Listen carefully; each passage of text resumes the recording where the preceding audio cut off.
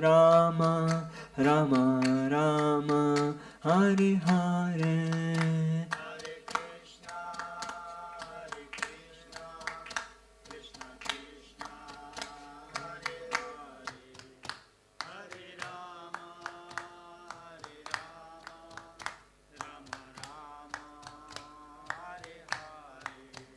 Hare Krishna, Hare Krishna, Hare Rama, Hare Rama, Rama Rama, Hare Hare.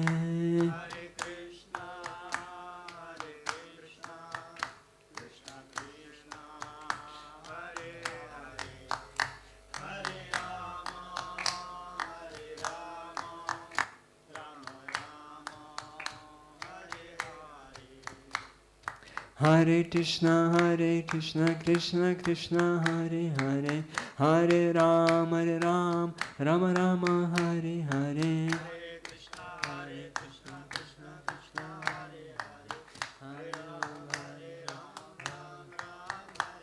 Hare Krishna, Krishna Krishna, Hare Hare, Hare Ram, Rama Rama, Hare Hare.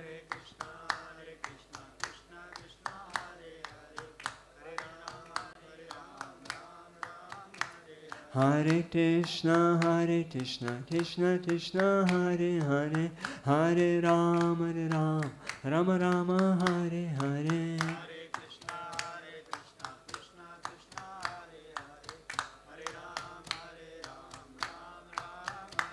Hare Krishna, Krishna Krishna, Hare Hare, Hare Ram, Rama Rama, Hare Hare.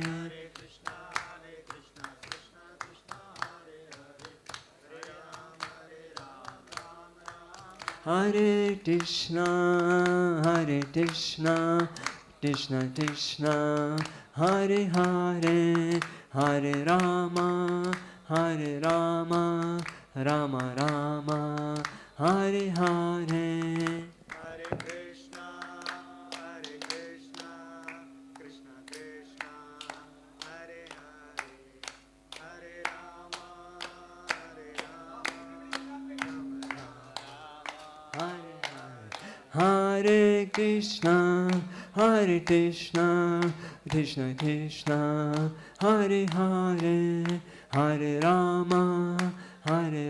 Hare Krishna, Krishna Krishna, Hare Hare, Hare Rama, Rama Rama, Hare Hare.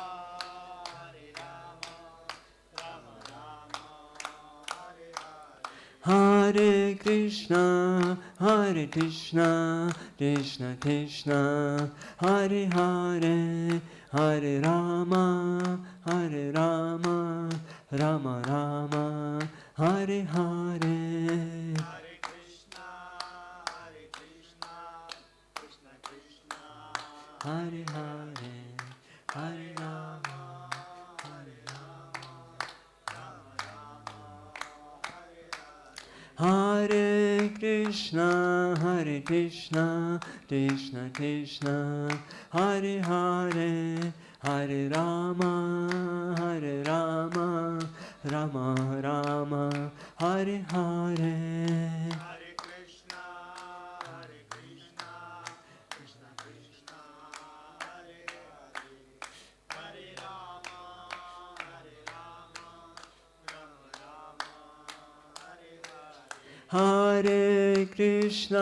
Hare Krishna, Krishna Krishna, Hare Hare, Hare Rama, Rama Rama, Hare Hare.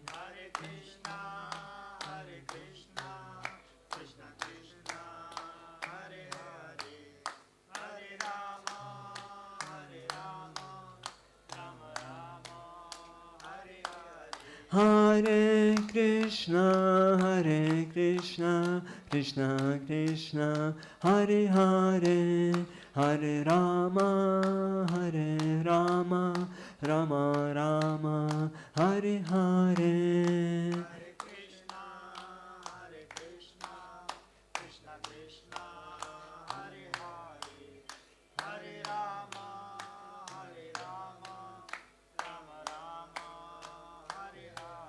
Hare Krishna, Krishna Krishna, Hare Hare, Hare Rama, Rama Rama, Hare Hare.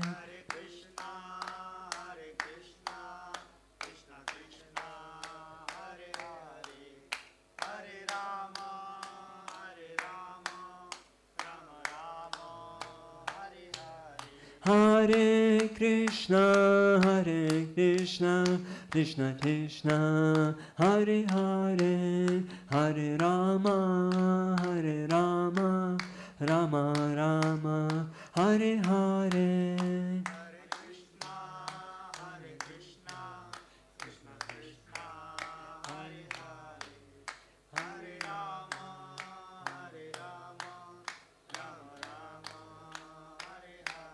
Hare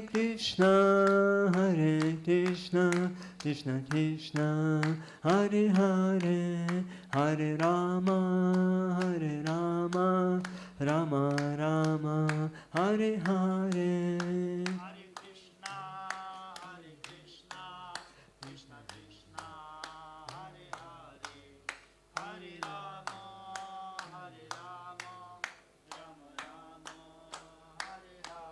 Hare Krishna, Krishna Krishna, Hare Hare, Hare Rama, Rama Rama, Hare Hare.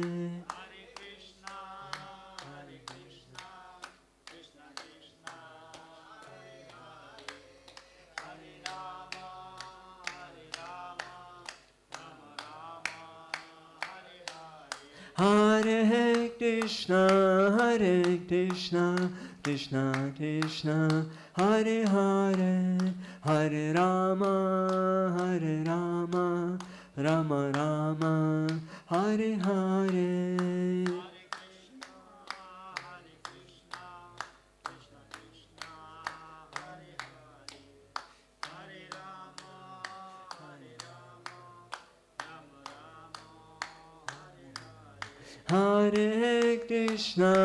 Hare Krishna, Krishna Krishna, Hare Hare, Hare Rama, Rama Rama, Hare Hare.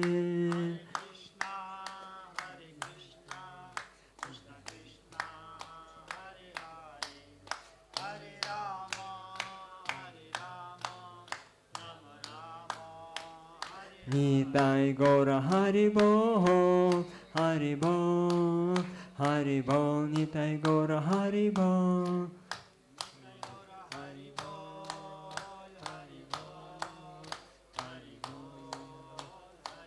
Nitai Gora Haribo, Haribo, Haribo, Nitai Gora Haribo.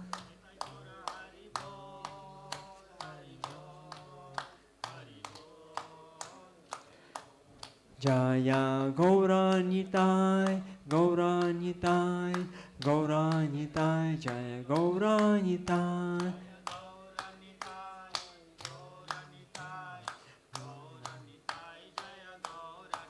Gaur Nitai, Gaur Nitai, Gaur Nitai, Jaya Jaya Gaur Nitai.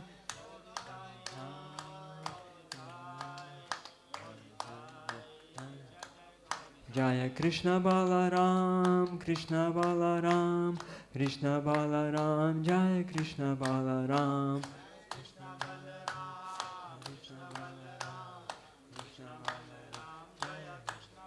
Jaya Krishna Balaram, Krishna Balaram, Krishna Balaram, Jaya Krishna Balaram.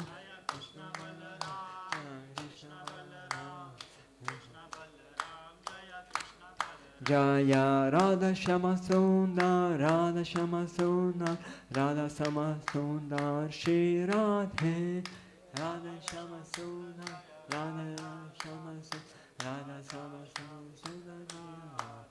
Jaya Radha Shama Sundar, Radha Sama Sundar, Radha Shama Sundar, Radhe. Radha Shama Sundar, Radha Shama Sundar, Jaya Prabhupada, Prabhupada, Prabhupada, Jaya Prabhupada.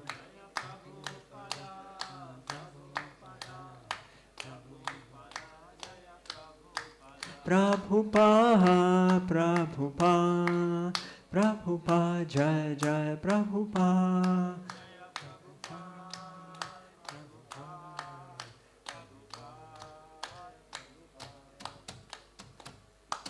Hare Krishna, Hare Krishna, Hare Krishna, Krishna Krishna, Hare Hare, Hare Rama, Rama Rama, Hare Hare. Jai. Thank you.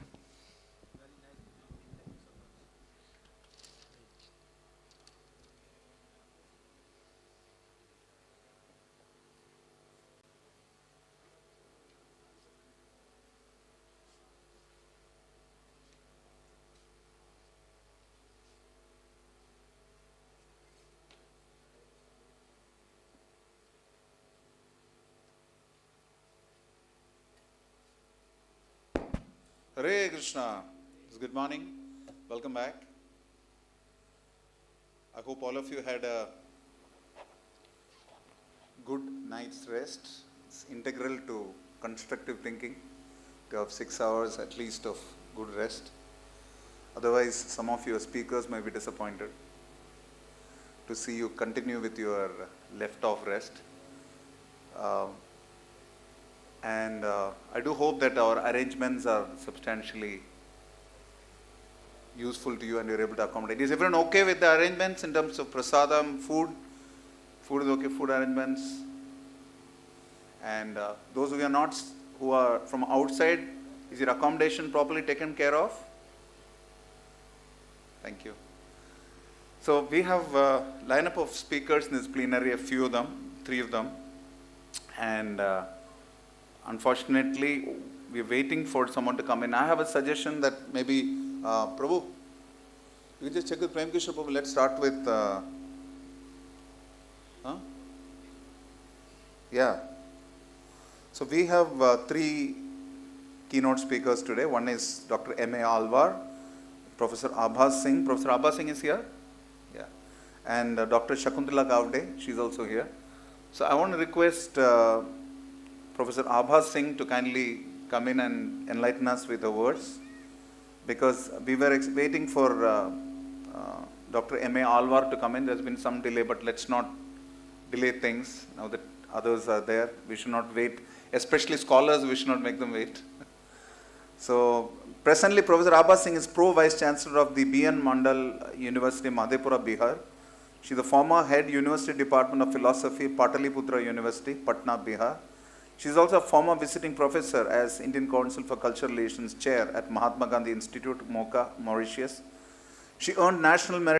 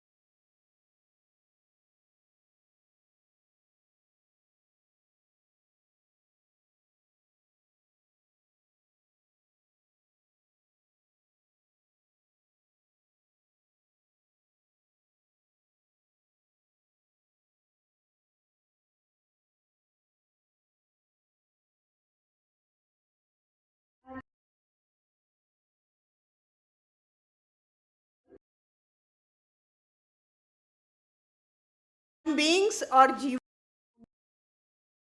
do the undesirable actions and avoidance of that which is desirable. And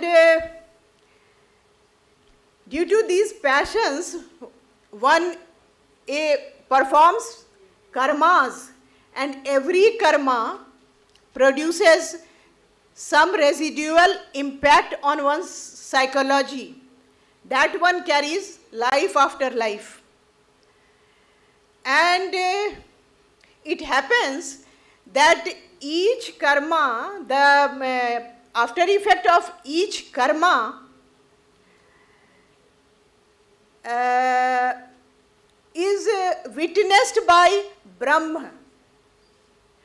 Brahma is witnessing all the karmas of all the entities, and individual is the knower of one's own body only.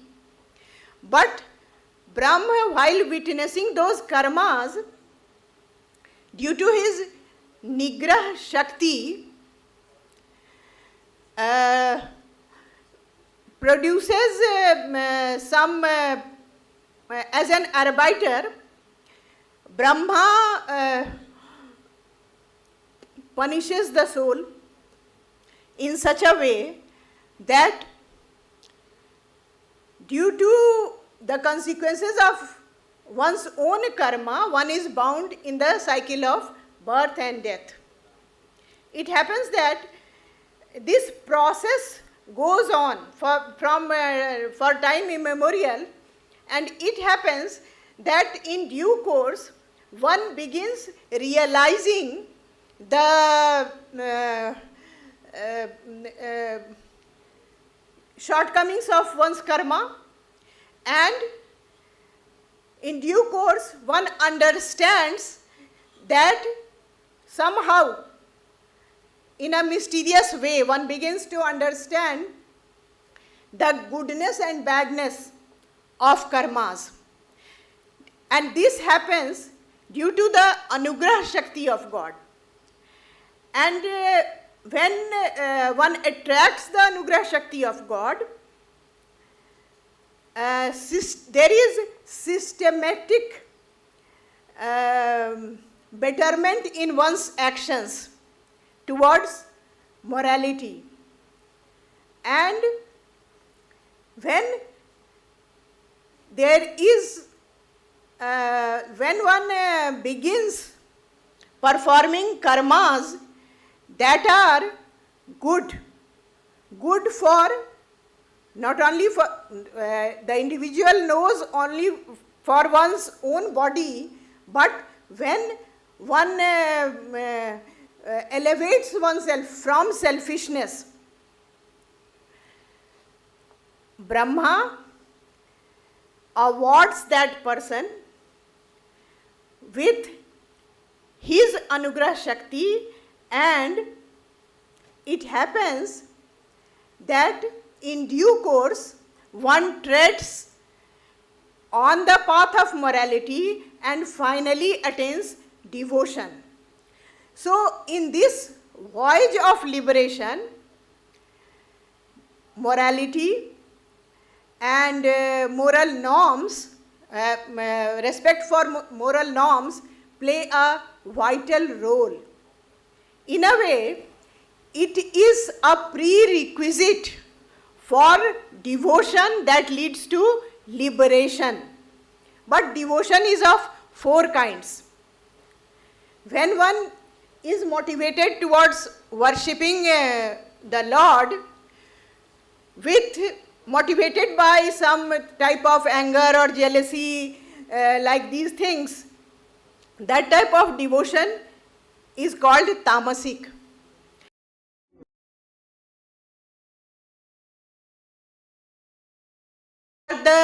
For some worldly gains like fame or wealth or some like those things, that type of devotion is known as rajasic.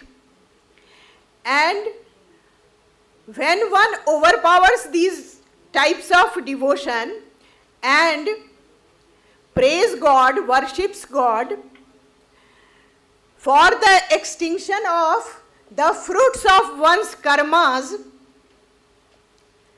so that he may perform duty for duty's sake. That type of devotion is known as sattvic devotion. But all these three types of devotions are secondary. The ultimate variety of devotion is that which is unmotivated, unconditional, and immediate. And a devotee praying God, or the devotee motivated with this type of devotion,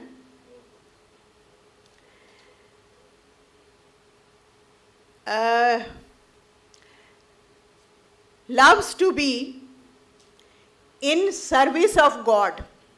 He is delighted in performing service to God, and this type of devotee does not care for either samipya or sayujya or salokya or even being a srashta like God.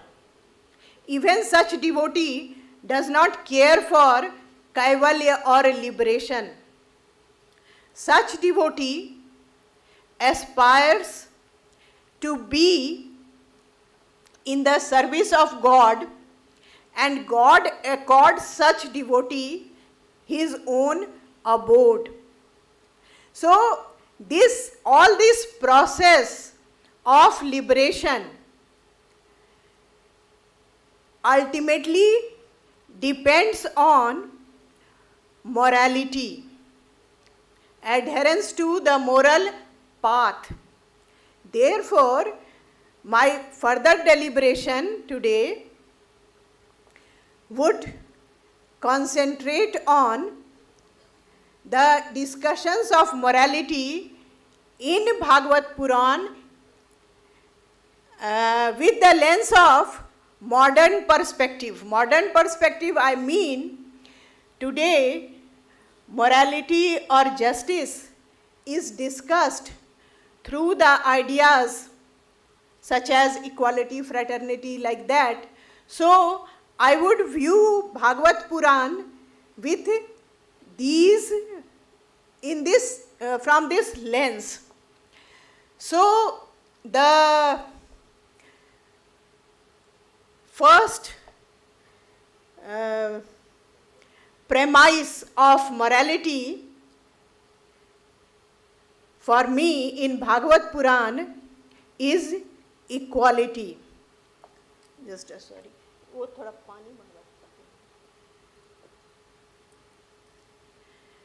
You know that the individual souls are covered by modes of nature that are known as gunas, and gunas are of three kinds: sattva, rajas, and tamas.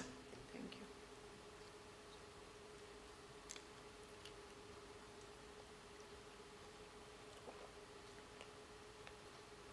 These gunas shape the inclinations of the devotee, and one performs pious or impious deeds or good or bad actions as per these inclinations.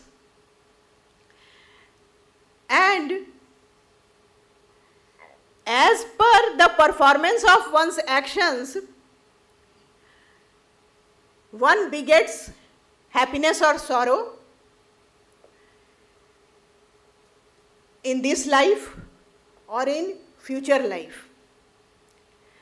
So Bhagavad Purana is the scheme of rewards and punishments, and here everyone is enveloped with divinity. Therefore, everyone has equal status, equal worth, and that is the primary premise of morality. everyone is free to tread on the virtuous path, and as soon as one is able to overpower tamas and rajas gunas, and as soon as sattva gun predominates in one's mind, one becomes able to attain devotion in the proper way. And when one attains devotion, one is tread on the mark, one attains liberation. Another important feature in the Bhagavad Purana is fraternity. From the moral point of view, you know that Bhagavad Purana presents a very high example of world and life affirming ethos. And in Bhagavad Purana, the concept of perfect man pertains to a householder. A householder is expected to earn wealth so that he can practice charity. This concept of charity does not mean giving some gifts to someone only, but it means sharing one's food and wealth as well. And this charity has been looked upon in such a broad canvas that it has been held that an individual recognizes his indebtedness to the society and fellow beings through the concept of charity, and it is one's responsibility to look after those who cannot maintain themselves, such as celibates, mendicants, teachers, and those of the weaker sections of society. And Bhagavad Purana puts emphasis on the fact that an able-bodied person should not have wealth more than that is required for the maintenance of one's body and soul. And if one captures or hoards more than that, then they are just doing evil deeds. It has also been said that a householder should look upon one's fellow being as one's son, because there is hardly any difference between one's own sons and fellow beings. And a householder performing one's duties properly attains liberation in the scheme of Bhagavad Purana. The next important feature of the ethics of Bhagavad Purana is universality.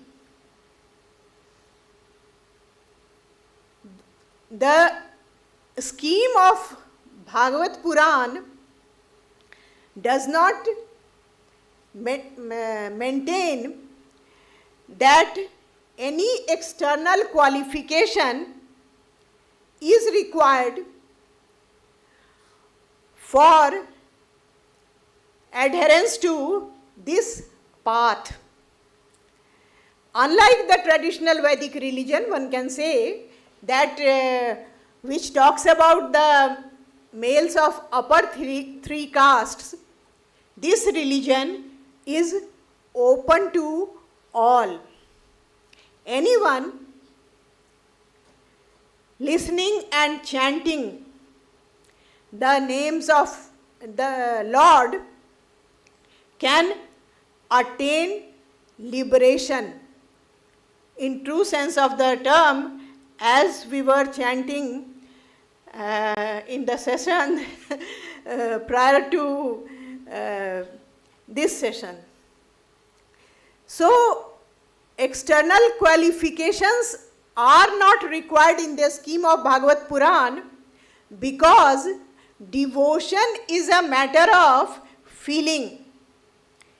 It is the matter of inner experience, and in the internal world everyone is same. Therefore, everyone is same means divinity envelops everyone. That's why there is no internal difference between any entity in this world. This Bhagavad Puran recognizes that individual souls are independent from other souls and from God as well. Although it recognizes essential divinity of all. So the specific feature of Bhagavad Puran in Hinduism that catches one's eyes through the lens of Hinduism is that it was for the first time that the individuality of souls was accepted, and the ultimate oneness of soul was also the basic feature of Bhagavad Puran that it defends thoroughly. Ultimate reality or soul is one, although it does not transgress the freedom of individual souls. So, in the scheme of Bhagavad Puran, there is no value of worshipping God unless it is translated into practice. And Bhagavad Puran is not concerned only for devotees, meaning human beings. It is concerned for all the beings. It embraces the entire universe. And Bhagavad Puran could do it because it did not construe all these things on the level of thought, but on the level of practice. And the last feature of morality in Bhagavad Puran for me is liberty. As we all know that this path is open to all. Anyone can adhere to this path. And on that state, when the individual minds is engulfed with tamas guna, the individual performs the actions that are full of, you can say, the lust or envy or undesirable traits like that. And Bhagavad Puran suggests that these should be checked by marriage or good deeds or avoidance of bad actions like that. So, because any person, anyone is free to adhere to this path of morality and attain liberation through morality. And you know that liberty is the key to all success. and abuse of liberty causes devastation. And liberty in Bhagavad Puran means ascending towards the infinite energy of God, ascending towards divinity, and love and compassion as well. Liberation in Bhagavad Puran does not mean aloofness of the soul or transcendence of the soul. Liberation doesn't mean merger of the soul into God. Liberation means realization of the soul of its creatureliness, karpanya. It means dependence of the soul on Lord. And you know that this feature, realization of dependence of the soul on Lord, puts before us the volitional character of the soul, and thereupon opening the vista of ethics in this scheme. As I have said, in this path, no one is exempted from moral norms or moral values.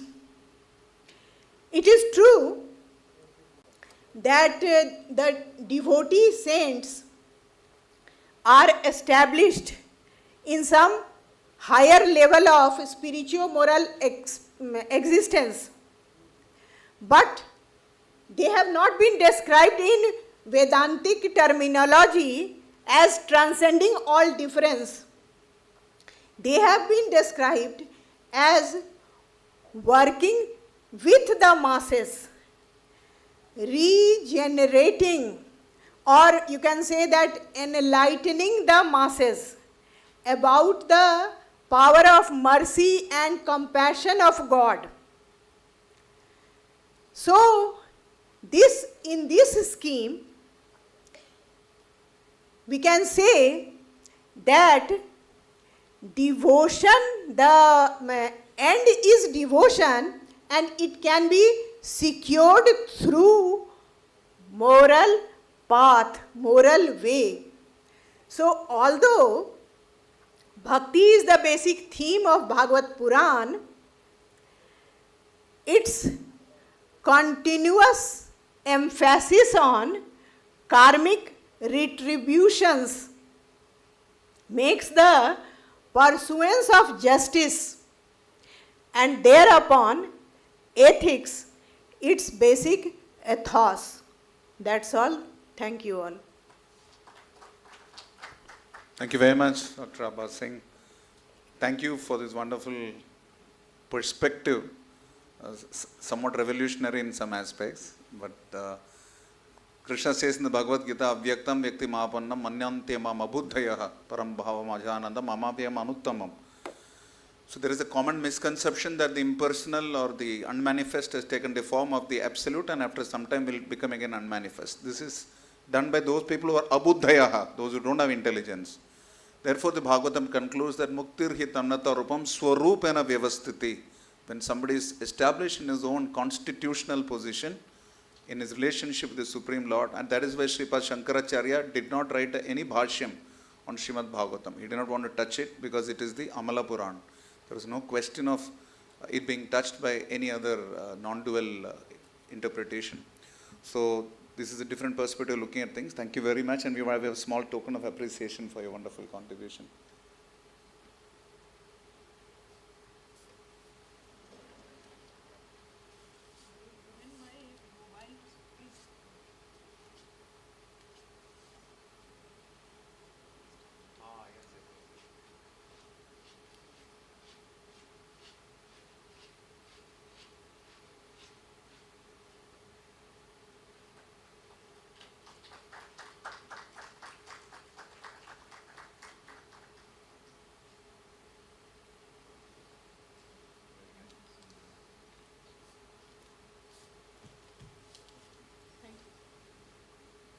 So we have two other keynote speakers, and it's a good fortune and immense privilege that Dr. M.A. Alvar, who was supposed to have been the first speaker today of the day, he is here. He is a professor of Prachina and Navya Nyaya at the Karnataka Sanskrit University, Mysore. He is a native of Tirunarayanapuram or Shrimanarayanapuram, Melkotte. He descends from a family noted for his dedication to scholarship in Sanskrit and philosophy. He is the son of the veteran scholar Sri M.A. Lakshmi Tatachar.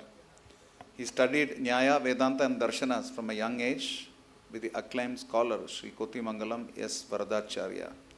He has published several books including Sri Ramanuja, Life and Philosophy, Essentials of Vishishtadvaita, Perception, Perspectives of Artificial Intelligence and Indian Philosophy, etc. He is also actively involved in development of multimedia packages for various aspects of Indian culture and heritage like Sandhya Vandanam, Panchasuktam, ancient scripts, etc. Without much delay, I want to request to come onto the stage and enlighten us Dr. M.A. Alvar. Once again, thank you very much, Dr. Abbas Singh, for your kind time.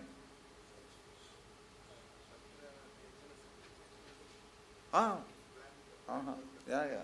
Why don't you please, both of you can please grace the stage. Yeah, but there is no chairman, so I am the table man. So we are requesting Professor Abbas Singh as well as Dr. Shakuntala Gavde to please come onto the stage. They are the speakers.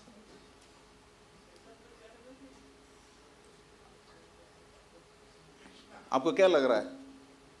Does that question merit any answer? No, does that question merit any answer when you are asking that there is no chair? There is no chair. But on another sense, as per Achinta Veda, there are a lot of chairs.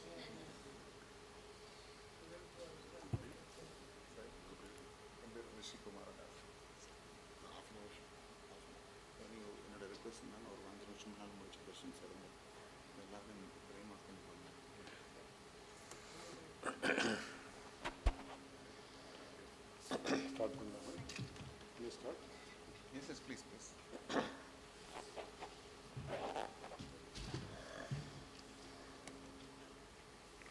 Vishnum bhasvatkireetāṅgadavalaya-gadākalpaharoज्ज्वलाङ्गम् Shronī-bhūಷā suvaksho manimakutamaha-kundalairmanditāṅgam Hastodyat-shankha-chakrambujagadamabalam pīta-kausheyavāsam Vidyotadbhasamuddyat-dinakara-sadrisham Padmasamstham namāmi Kāshāya-shobhikamanīya-shikha-nivesham Dandatrayojjvalakaram vimalopavitam Udyad-dinesha-nibhamullasadurdhvapundram Rupam tavastu yatiraja-drishormamagre.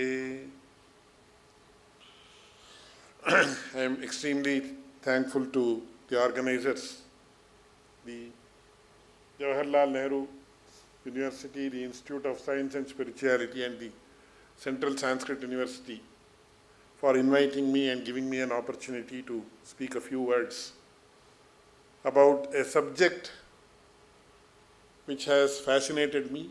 It's not only fascinated me, it is a subject in which I have been immersed for the last several or few decades. And I hope I learn more and more as time progresses.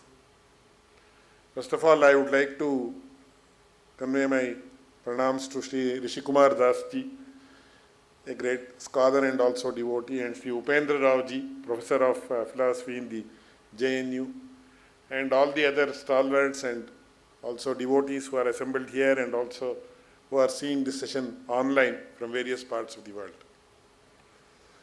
So the focus of my talk is the unique contribution of Ramanujacharya to the philosophy of Vaishnava Vedanta, as the theme has been very beautifully coined in this context. And as we all know, when we see from a chronological order, it is Sri Ramanujacharya who was the first philosopher among the Bhashyakaras to specifically mention that bhakti is the path to moksha. So what is the difference between what Shankaracharya said and Ramanujacharya said? Can we understand it in a nutshell? Because there are several hundreds of works that propound this particular topic. But is it possible for us to understand it in a nutshell? The answer is yes. And there is a very beautiful anecdote which I would like to mention here so that people can really understand the nuance between the Jnana Marga and Bhakti Marga, and what Shankaracharya told and the other Vaishnava Acharyas told. And we can just revel upon what has been mentioned in this anecdote. So once there was a spiritual aspirant, a sadhaka, who wanted to engage in the path to moksha and ultimately attain liberation, which is ultimate goal of human life. So he went to an Advaita Acharya and said, "Oh Acharya, kindly let me know how I should engage in worship." Then the Acharya said, "You need not do anything. All you have to do is just keep on meditating upon two letters. Soham. Saha aham. I am that." As we all know, is the philosophy which is enshrined in Advaita philosophy, also mentioned in the text like Chandogya Upanishad, according to them, where they say Tattvamasi is the ultimate thing. So he was meditating Soham, Soham, Soham.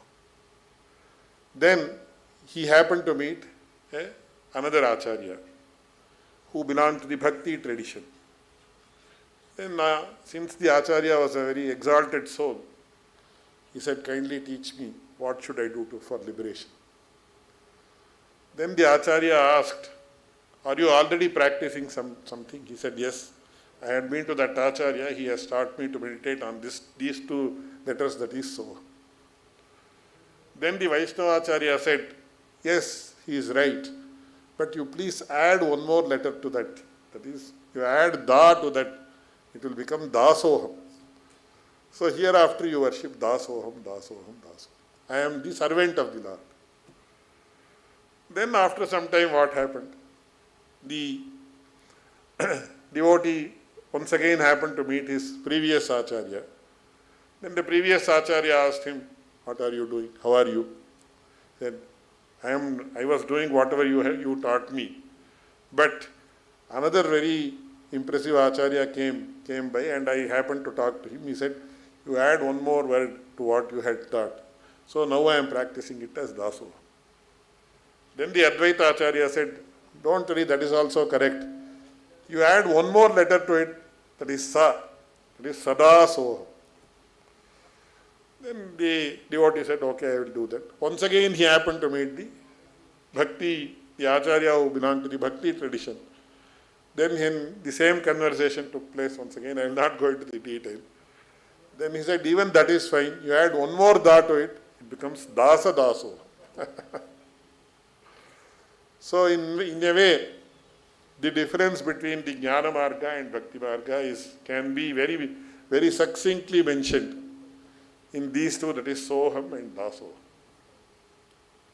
So this is basically the crux of the matter, because when we see all the subsequent Acharyas, whether it is Ramanuja Acharya, Madhvacharya, Vallabhacharya, Chaitanya Mahaprabhu, and all the other traditions, they all owe their allegiance to the Bhakti path of knowledge. So that is why I was very happy to see philosophy of Vaishnava Vedanta. But one more aspect I would like to add here. There is a very, very profound school of thought among the Shankara school also, that Shankaracharya also was a Vaishnava only. Though when arguing with the Buddhists, he propounded the Advaita school of philosophy. When we see the text of Bhagavad Gita Bhashya of Shankaracharya, he begins with saying, "Narayanah paro vyakta dandam avyakta sambhavam andasyantastvime lokaha saptadvipachami." And in the commentary on the shloka, "Ishvara sarvadeye bhutanam hriddeshe arjuna tishtati," he comments by saying, "Ishvaraha Ishanashilaha Narayanakhyaha." And there are enough evidences to show that Shankaracharya also was a Vaishnava only, and he accepted the supremacy of Vishnu in the Gita Bhashya itself. So I will not go into that aspect now, whether Shankaracharya was this or not, because today we are not focusing on that. But ultimately there is only one path, that is Bhakti path. And ultimately there is only one Lord, that is Lord Vishnu or Krishna or Narayana or whatever it is. That is acceptable across the spectrum of Acharyas. That much we can say. This is the first aspect. The second aspect is, why not Jnana, why only Bhakti? This is also very beautifully enshrined in the Bhagavad Gita itself. Because Lord Krishna says, Kleshaha adhikataraha tesham avyakta sakta chetasam avyakta hi gatir dukkham dehavadbhiravapyate. And then he goes on to explain the greatness of Bhakti when compared to Jnana. And in the Sri Vaishnava tradition, of course, the analogy is used in other traditions also. But in the Sri Vaishnava tradition, it was first mentioned. There is a beautiful analogy which is called as Markata Kishoranyaya and Marjara Kishoranyaya. So, the Jnana Marga is akin to the Markata Kishoranyaya, or the analogy of the young monkey and its mother.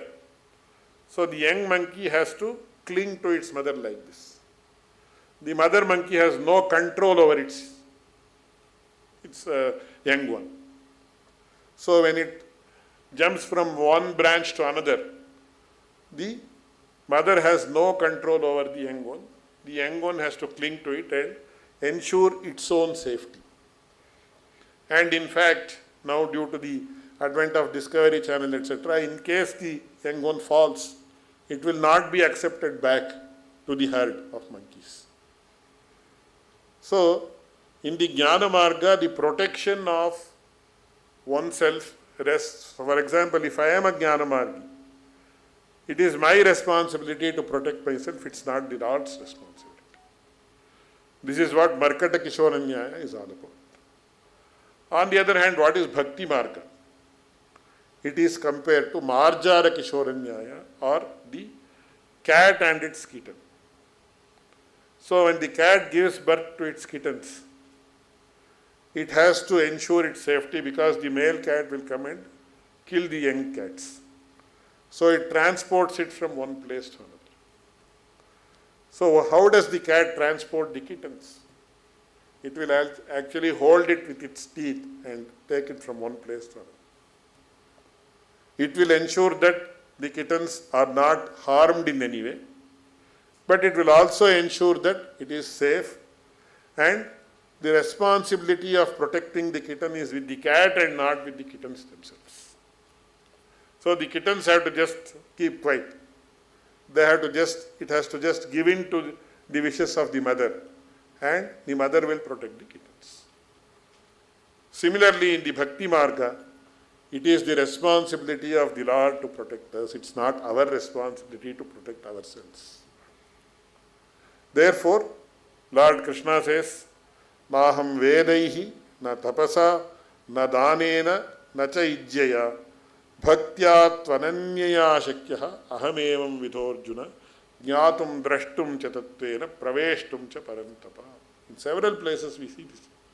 And he also ultimately says, Bhaktya mam abhijanati yavan yaschasmi tattvataha tato mam tattvato jnatva vishate tadam. So in a way, the entire Bhakti, the entire Bhagavad Gita, in unison states that Bhakti alone is the path to attain moksha. That is why Yamunacharya says, Swadharma Jnana Vairagya Sadhya Bhaktyeka Gochara Narayana Param Brahma Gita Shastre Satyam. So Ramanuja was the first among the Vaishnava Vedantists to openly mention and defend the theory that Bhakti alone is the path to attain moksha. Further, what is the contribution of Ramanuja? I will speak a few words and conclude my presentation. So as we study the Bhagavad Gita in a chronological manner, finally what does Lord Krishna say? He talks about Jnana Yoga, he talks about Karma Yoga, he talks about Bhakti Yoga, he talks about several other things like Sattvika, Rajasa, Tamasa aspects. Finally, what is his verdict? Or what is the final say of Krishna in the Bhagavad Gita?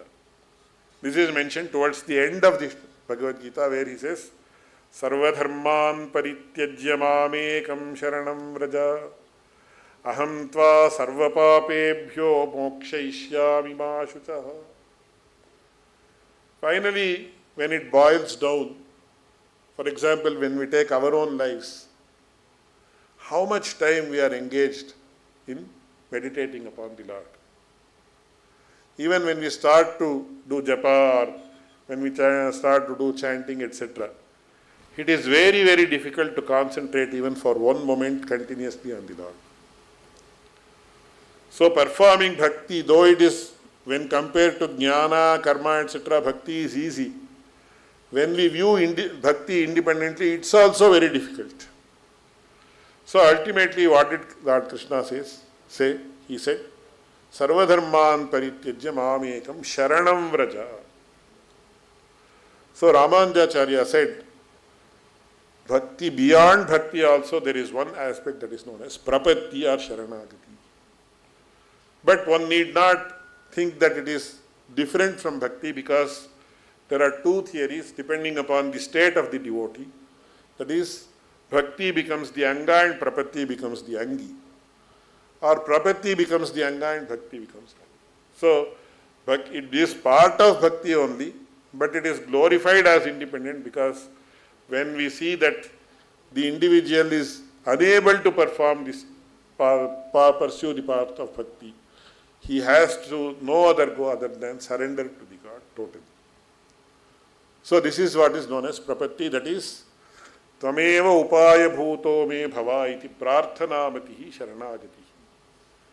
What is the crux of sharanagati? What is the crux of prapatti? It has been very beautifully mentioned by Ramanujacharya when he says, Tvameva upaya bhuto me bhava iti prarthanamati. Even I am unable to pursue the path of bhakti because it is so difficult. I am unable to concentrate. I am having so many things to do in this life. I want to earn money, I want to earn name, I want to earn fame. So we are drawn in so many directions. The family members draw us in different directions. The boss draws us in a different direction. Or we are given to so many other weaknesses, etc. When this is the situation, there is only one aspect which says, Sarvadharman parityajya mamekam sharanam vraja. So ultimately, we give that responsibility of engaging in bhakti also to the Lord himself. So you alone are my upaya. Tvameva upaya bhuto me bhava iti prarthanamatihi sharanagati. This is the first aspect.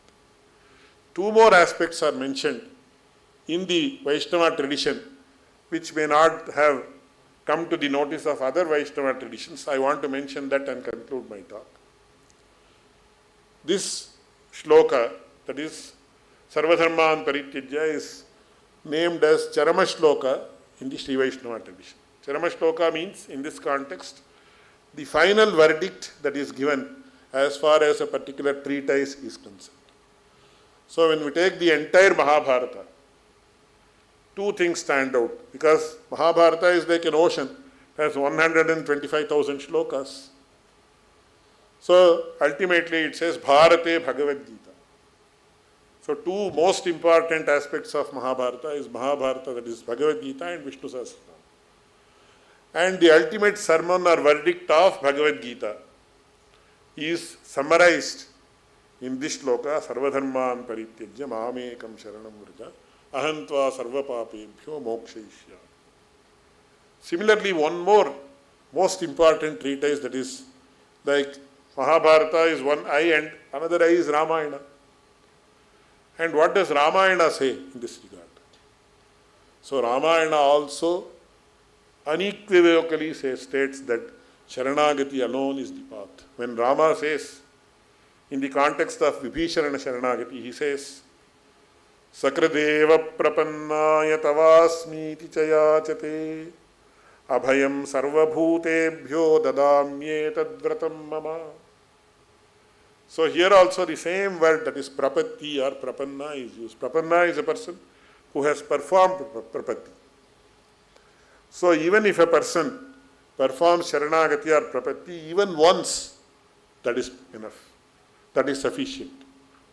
So, Sakradeva Prapannaya Tavasmiti Chayadita. One more very important aspect is that individual soul should say, I belong to you.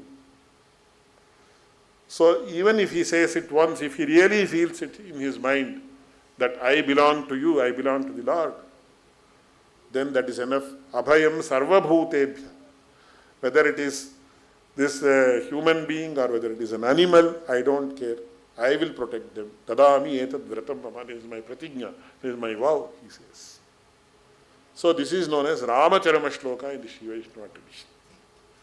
And one more very important combination of two shlokas.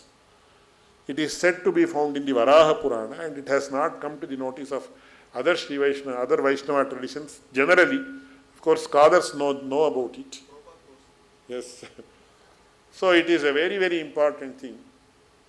It is Varaha Charama Shloka, which goes as follows.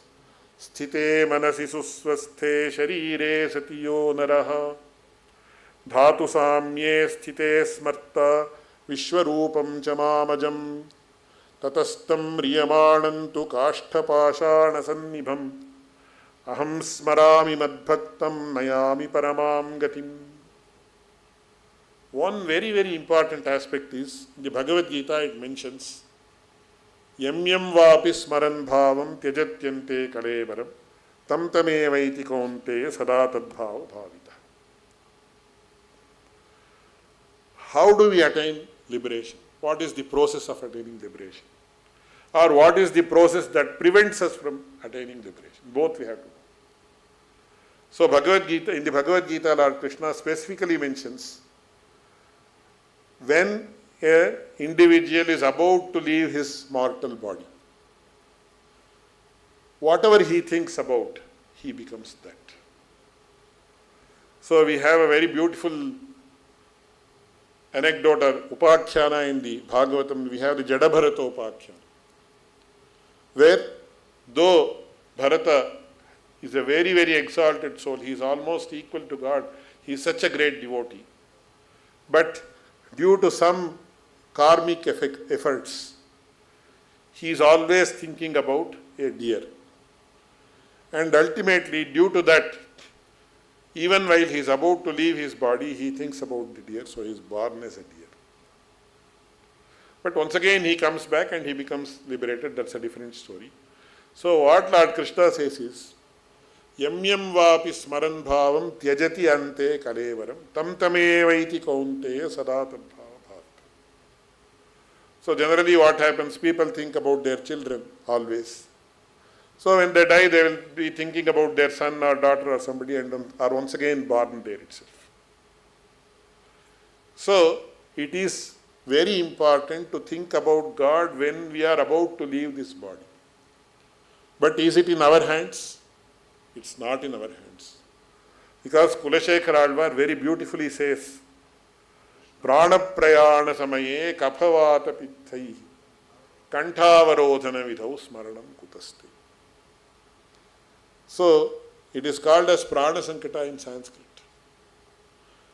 Even when we are having some cold or some very severe fever, etc., our mind is not under our control. Even otherwise, it's not under our control. But specifically, it's not under our control when we are having some disease. But when the individual soul is about to leave the body, it undergoes a huge amount of pain because prana prayana samaye kaphavata pittaihi kantavarodhana vidho. So there is a severe pain because so many years this jivatma or individual soul has lived in the body, and it is very difficult for it to give up the body. So when we are in a house and if we have to leave it, somebody says you vacate the house immediately, how bad we feel. So he says it's almost impossible for a person to think about God when he is leaving the body. So how does one think about the God when he leaves the body? That is the biggest challenge that all of us face, because all of us have to leave the body one day. And what to do? And the answer is given by Lord Varaha during his Varaha avatar, which is as follows. So, sthite manasi susvasthe, sharire sati yonara. So, of course, it is very difficult to ensure that we will think about God when we are about to leave this body. So, don't worry about it. But now, are you all right? Is your mind in a state of equilibrium? So, sthite manasi susvasthe sharire. So now you are having, are you all right now? The God asks. Yes. Then dhatu samye sthite. So dhatu means the tissues of the body. Or are you not having any major disease? No. So what you do is, now you start thinking about me and remembering me. Dhatu samye sthite smarta. As what should you remember me? Vishwarupam cha mamajam. I am the person who manifests in the form of this world. So I am the cause of this world. So meditate upon the cause of this world, that is me, that is Lord Vishnu or Krishna or Narayana. So that is why in the Upanishad also it says, Karanam tu dhyeya. Ultimately we have to worship the root cause of this world. Then what happens? Tatastam riyamanantu kashtapashana sannipam. When the person is about to die, he becomes almost like a stone or like a log of wood. Then what happens? Aham smarami madbhaktam. I will remember that devotee who has remembered me earlier, and I will ensure that he gets liberation. Aham smarami madbhaktam nayami paramam gati. So this is the vow or pratigna of Lord Varaha, who is none other than Lord Krishna or Vishnu. And we all have to think about this, because he ensures that we get liberated if we think about him when we are all right, when we are happy, when we are having good health, etc. Because generally nobody thinks about God when he is happy. Most of us think about God only when we have some misery. That is why even in the Mahabharata, there is a very beautiful anecdote where Kunti, the mother of the Pandavas says, Vipadas santu nashashvat. So, whenever we are having any problem, oh Lord Krishna, you come to rescue us. So, I want to say that we should have problems again and again and again, because only then you will come here to rescue us and you will give us the privilege of your company. So, it's not like that ultimately, that is from a different point of view. So we have to think about the Lord, we have to chant his names. So Navavidha Bhakti is all very well explained in Srimad Bhagavatam. So ultimately everything boils down to Sharanagati according to Ramanuja Acharya. And finally, the final verdict is Sharanagati also ultimately culminates in what is known as Acharya Bhakti. So everywhere in all the Vaishnava traditions, the most importance is given to Acharya, because he is the one who leads us to the path of moksha. So I am not going to that, but that is the ultimate aspect of Sri Vaishnava tradition propounded by Ramanujacharya. And as the time progressed, as we had different acharyas, Vaishnavacharyas across the spectrum, everybody has mentioned the same thing, because that is the reality. It is not repetition. So one may think, why the same thing has been repeated again and again and again. It's not the repetition, it is the truth. And the truth, when it is repeated again and again and again, it becomes strong. It becomes embedded in our mind. And we all try to start to follow it gradually. So this is the unique contribution of Ramanujacharya. First thing is, he was the first Acharya chronologically to very openly say and defend the path that bhakti alone is the path to attain liberation. Second thing is, he stressed upon Sharanagati, which is very beautifully enshrined in these three Charama Shlokas, that is Krishna Charama Shloka, Rama Charama Shloka and Varaha Charama Shloka, and gives us a very, very practical path, because most of the times we talk about theory, what should we do in practice? Of course, Nama Sankirtanam, etc. are given, which are very important. Along with that, the mindset of Sharanagati is also very important. So, Ramanujacharya propounded these aspects for the first time, and since they were very logical and also very much appealing to the heart, all the other acharyas carried forward the same tradition. So that way, every acharya has propounded with minor changes in the terminology, the same tradition of bhakti. And I think it has been a very beautiful concept of philosophy of Vaishnava Vedanta, which has been propounded here. And I am extremely thankful to the authorities for inviting me and giving me an opportunity to speak in this very prestigious conference. Though there are relatively less number of people in the audience, it is not how many listen. So even if the deliberations can positively impact 2 or 3 people or 4 people or 5 people, the conference should be taken as it is successful. So I thank Shri Praveen Kumarji and all the other office bearers of ISKCON, and also Professor Upendra Raoji from JNU, and also Shri Rishikumar Dasji for this opportunity. Namah Paramarishibhyo, Namah Paramarishibhyaha. Please have a seat, please. Thank you, Dr. Alvar. Just a very, very small token of our immense gratitude in this form.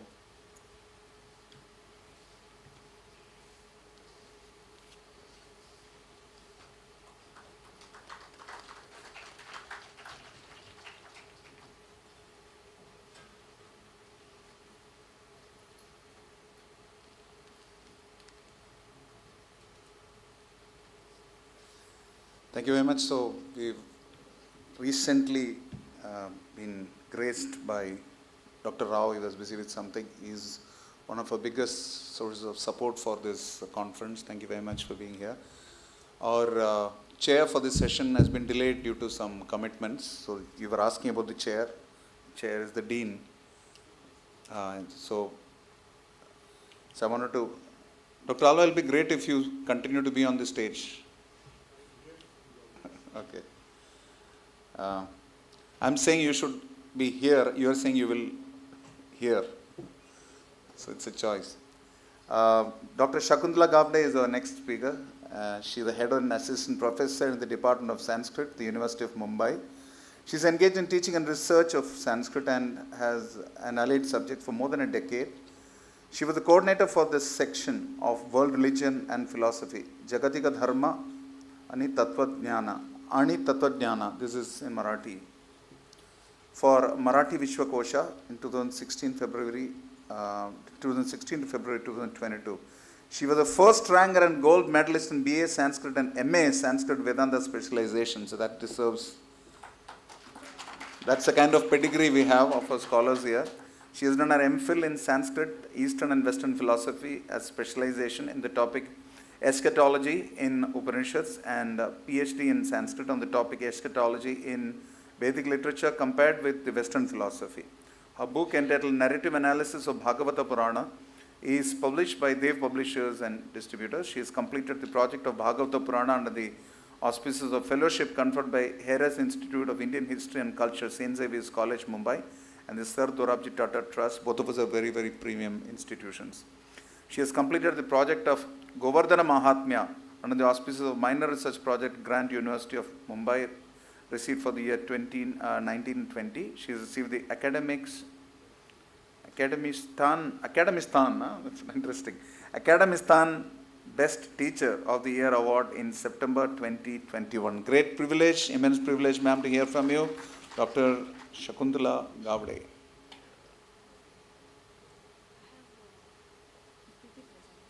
You already shared it with them? Presentation?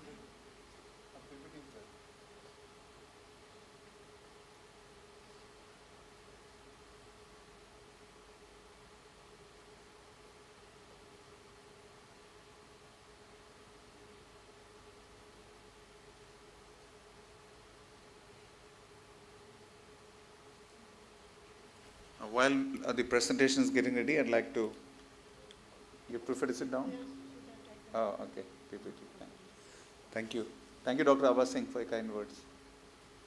So we'll have just a couple of announcements here. One is that there's a very special offer for the proceedings book, which we were having there at our stall outside.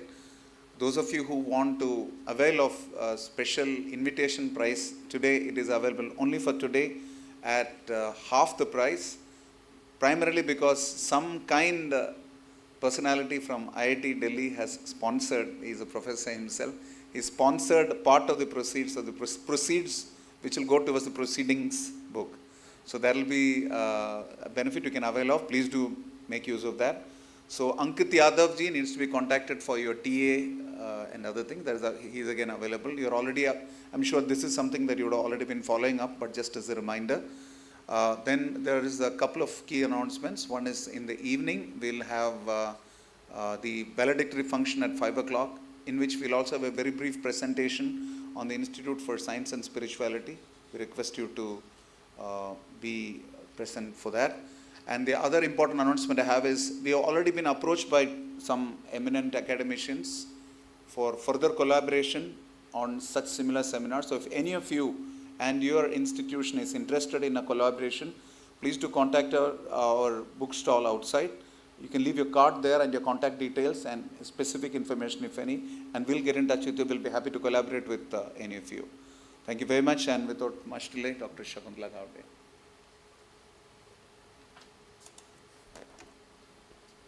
नमो नमः वसुदेव सुतं देवं कंसचाणूरमर्दनं देवकी परमानन्दं कृष्णं वन्दे जगद्गुरुं.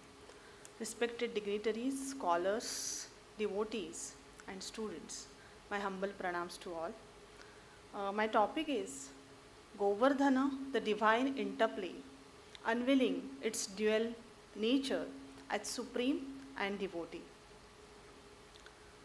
Govardhana Leela of Krishna is popularly known by all. This Leela is sung in different Vaishnava Puranas, including Bhagavata. Krishna uplifted the Govardhana mountain to protect Gopas and Gopis of Vraja from the torrential rains, which was the outrage of Indra. Govardhana is considered a sacred mountain in Vaishnava text as well as traditions. Govardhana is considered Lord Krishna and also the best devotee by Bhagavata. Texts influenced by Bhagavata elaborate on this point. Living Vaishnava traditions have many rituals and belief practices associated with this. So this paper explores the dual nature of mountain Govardhana as a supreme god and devotee from Gaudiya Vaishnava and Pushtimargiya perspectives. Next please. So the narrative of Bhagavata Purana is explicit to state the identity of Govardhana mountain and Krishna. Govardhana is the physical or embodied form of Lord Krishna. This has an explicit mention in Bhagavata Purana where Krishna manifests himself in large form, eats the food which was offered by Gopas and Gopis. Where it is said, Krishnastu anyatamam rupam gopa vishrambhanam gataha shailosmi iti bruvan bhuri balim adadat bruhad vapuhu. It is highly probable that Krishna has assimilated mountain worshipping cult in his own pantheon. This is indicative of the identification of Krishna with Govardhana. Next. So let us see Pushtimargiya accounts. According to Pushtimargiya accounts, there are Adi Bhautika, Adi Daivika and Adhyatmika forms of Govardhana. This is the terminology drawn from the Siddhanta Muktavali of the Vallabhacharya. Adi Bhautika form of Govardhana is a physical form comprised of 5 elements. Adhyatmika form is a divine form of the mountain which connects it with the aspects of divinity encountered by pilgrims when they come to perform worshipful activities such as parikrama of the Govardhana, etc. So Adidaivika Swarupa, which is that which provides the basis for ultimate reality. Adidaivika Swarupa is the supreme personality of Krishna that is encountered in the intimate realms of the divine relationships. Govardhana's form is understood in a way Brahman is understood in Vedanta, that is Satchidananda. Mountain Govardhana is the ultimate reality in which The Adibhautika element is the particle of the Parabrahman's physical existence, that is Sat Ansha. Adhyatmika form is the particle of highest consciousness, that is Chit Ansha. And Adi Daivika form is a particle of supreme bliss, that is Ananda Ansha. Om Prakash Yadav identifies twofold Adi Daivika Swarupa, Bhagavata Swarupa, that is God, and Haridasa Varya, that is best of the devotee of Hari. As noted by David Heberman, this twofold identity is based on Bhagavata Purana. In addition to these two personalities, Shyam Manohar Goswami ji adds a third one, that is Swamini Swarupa, that is a form of Radha, which is based on Garga Samhita. Thus, Adi Bhautika, Adhyatmika and Adi Daivika are three forms of Govardhana, and Adi Daivika is again threefold. Mountain Govardhana as an embodied form of Krishna, that is Sakshat Bhagavan Krishna, as the best of Krishna's devotee, that is Haridasa Varya, and Radha, that is Swamini Swarupa. Next, please. We have the its narrative sign in Bhagavata itself, where it is said, Shailosmi iti Bruvan. Subodhini commentary of Vallabhacharya gives an elaborate explanation of this verse. He says that tu in the verse, Krishnas tu anyatamam rupam. Here tu in the verse removes the doubt about whether this form was Adidevika form of Govardhana mountain. It's connote that this is the supreme Lord, Krishna. It is not that mountain deity manifested, but it is the supreme Krishna who manifested. He clarifies that. Now, Pushti Sampradaya considers Govardhana as the manifestation of Sri Govardhana Nath Ji or Srinath Ji. There are narratives about the appearance of Srinath Ji in Pushti Margya and Gaudiya Vaishnava scriptures. The iconography of Srinath Ji is very peculiar in the posture of lifting Govardhana. Therefore, Srinath Ji also is referred as Govardhana Nath Ji. From this commentary, we come to know that Lord Krishna established the identity with Govardhana, that is presiding deity of the mountain. Lord Krishna manifested his own form and not Govardhana Nathji, which is the presiding deity of the mountain. Further, Lord Krishna prayed to Govardhana along with Gopas and Gopis.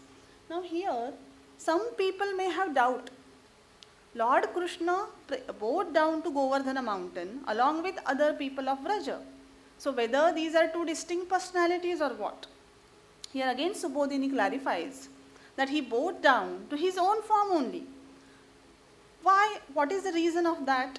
He says that the Lord is Sarvatmaka. He is the seed of the original cause of this universe, Ananda Swarupa. Subodhini Lekha also endorsed the same saying that every name denotes the Lord only. Anandadhi eva ityadi shrutehe anandamayaha sarva bijam.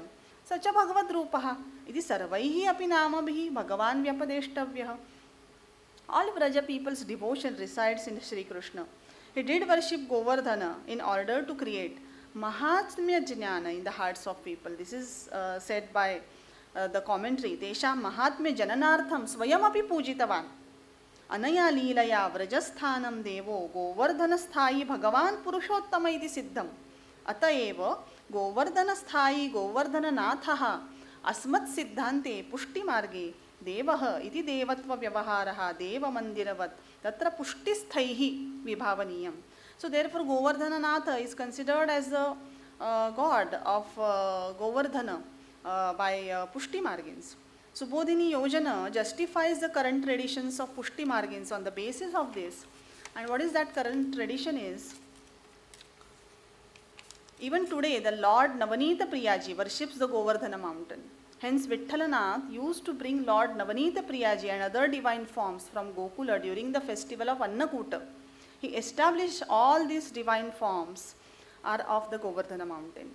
It is said, Nandaraja Kumarasya Govardhanastha Swarupasya Sahabhojanat Gokulastha Govardhanastha Swarupayoho Ekatra Bhojani Leelam Pradarshaitum Bhagavadadnyam Prapya Shri Vittaleshwaraihi Shri Navanita Priyadi Swarupaha Shri Gokulataha Samaniya Shri Govardhana Dharena Mahanna Kutotsava Samaye Sahasthapitaha Sahaiva Bhujyate. So the form of Navanita Priyaji is also brought at the time of Annakuta festival.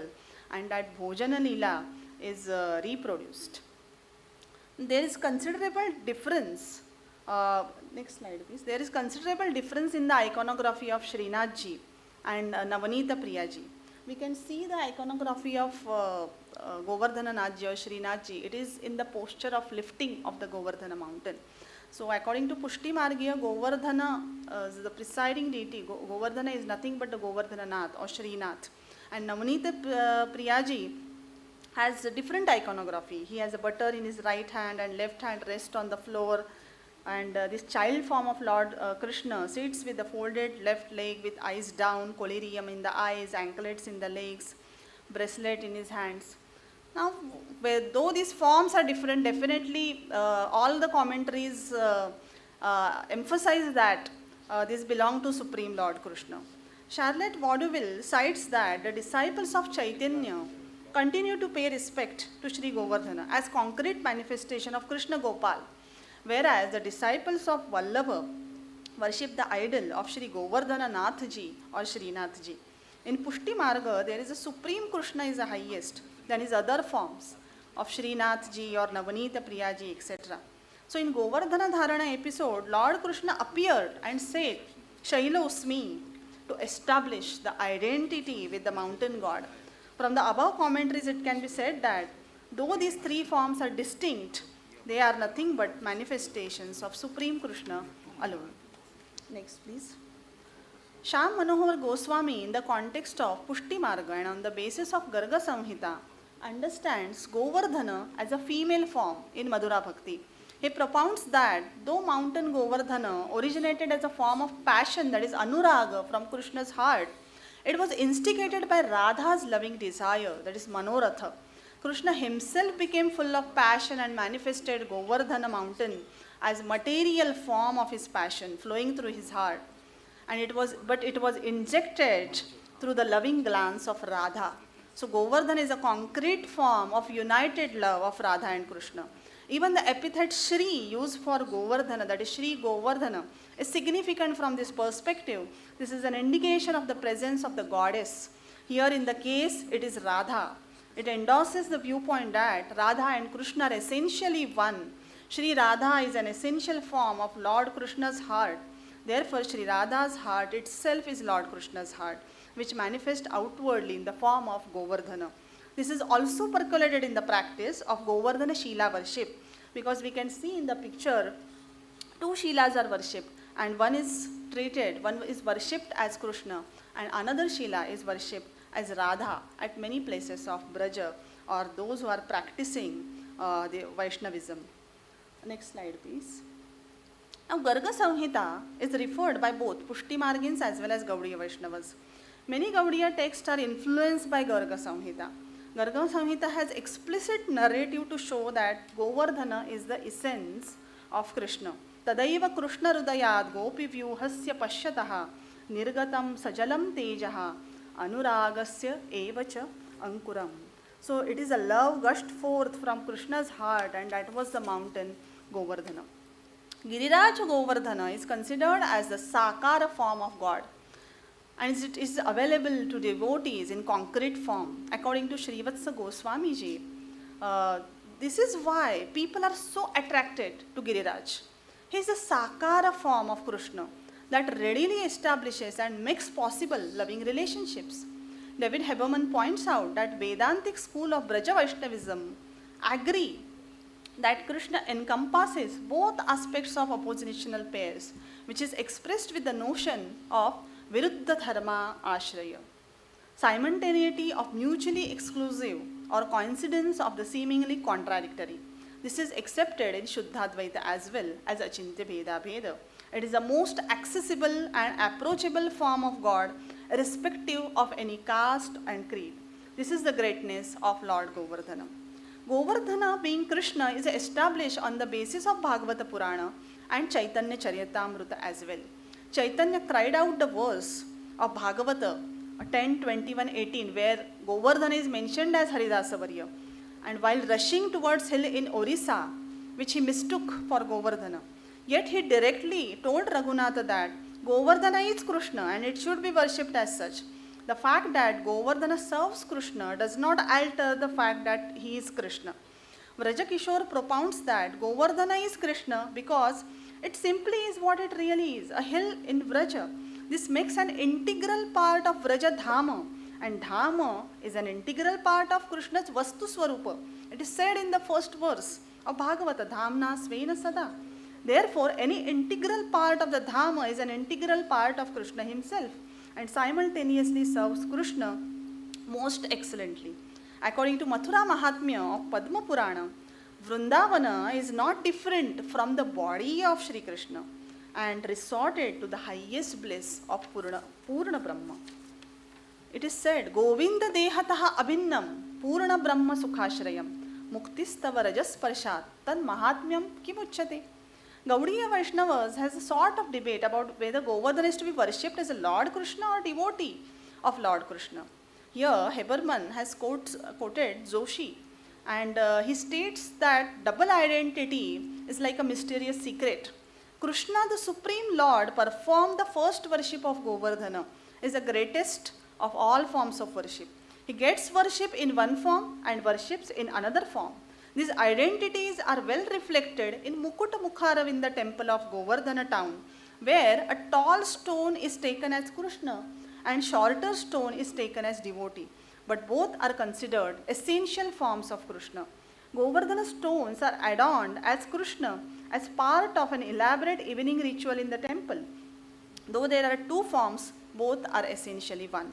As mentioned by Jiva Goswami in Preeti Sandarbha, Govardhanascha Bhagavan Yatra Govardhano Drutaha Rakshitaha Yadavaha Sarve Indra Vrushti Nivaranat. Here also two forms gets reflected.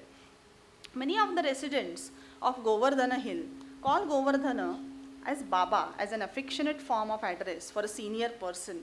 So even this suggests that they are revering Govardhana as their Guru, their Lord. In Stavamala of Rupa Goswami also, Govardhana is referred as Tata. He has presented the prayers spoken by the people of Vraja while Krishna was holding up the Govardhana hill. The word Tata in the verse means father. Therefore, the conception of Giriraja as Baba is widespread among Vrajavasins residing near Govardhana. Next, please. Annakuta festival is performed in northern India to revere Govardhana. Worshipping Govardhana Shila is also common practice in temples and houses of Braja. Govardhana Shila worship is of special significance in Gaudiya Vaishnavism. Chaitanya Charitamrita describes the origin of Govardhana Shila worship. It was practiced by Chaitanya and passed on to his follower Raghunatha Das. A stone at home gives an opportunity to develop a personal relationship with Govardhana mountain. Just as a part, it is easier to grasp than a whole. A single stone provides an accessible devotional handle on the entire mountain. A stone from Govardhana mountain, that is Govardhana Shila, is often tied by devotees round one's neck. It symbolizes the presence of Krishna Govardhana with one's own self. It is known that Chaitanya himself used to wear such a stone around his neck. This is nothing but making the deity more concrete, that is saguna, and accessible for devotion. Thus it can be said that Govardhana is revered as Lord Krishna, who is not distinct from Radha. Govardhana is worshipped as Srinathji in Pushti Sampradaya, whereas Gopala Krishna in Gaudiya Vaishnavism, but these are considered as a form of Supreme Krishna. Next, please. Now the next part, that is Govardhana as the best devotee. Govardhana is referred to as Haridasa Variya, that is great among the servants, that is devotees of Hari. In Bhagavata Purana itself, it is said, Hanta ayam adri abala Haridasa Variyo yat Ramakrishna Charanasparsha Pramodaha Manam Tanoti Sahago Ganayoho Tayoho yat Paniya Suyavasa Kandara Kandamulaihi. It derives the highest delight from the touch of the feet of Balarama and Krishna. It receives them with great respect. It suffices the need of their cowherd friends and cattle by offering fresh water, good grazing ground, caverns for shelter and edible roots. In Adhyaya 21 of Bhagavata Purana, known as Venu Gita, gopis describe the glory of the Lord Krishna and also of those having a close association with him as devotees. River, birds and animals are all devotees incarnate in various forms. and they serve Lord Krishna in various ways. Sridhara in his commentary, Bhavartha Deepika, says that Ayam Adrihi Govardhano Dhruvam Haridaseshu Sreshtaha. He gets ecstatic bliss due to the touch of Rama and Krishna. Trunadi Udgama Nibhena Roma Harsha Darshanat. Or he says Atidhanyaha Ityartha. He is most blessed. As Vamshidhara commentator points out in Bhavartha Deepika Prakasha, people from distant receive grace just by taking the name of the Lord. If one serves the actual God, then definitely deserves being most blessed. So he uses the word Dhanyatamatvam Uchitameva iti. Dhanyatamatvam. So he is most blessed according to Vamshidhara.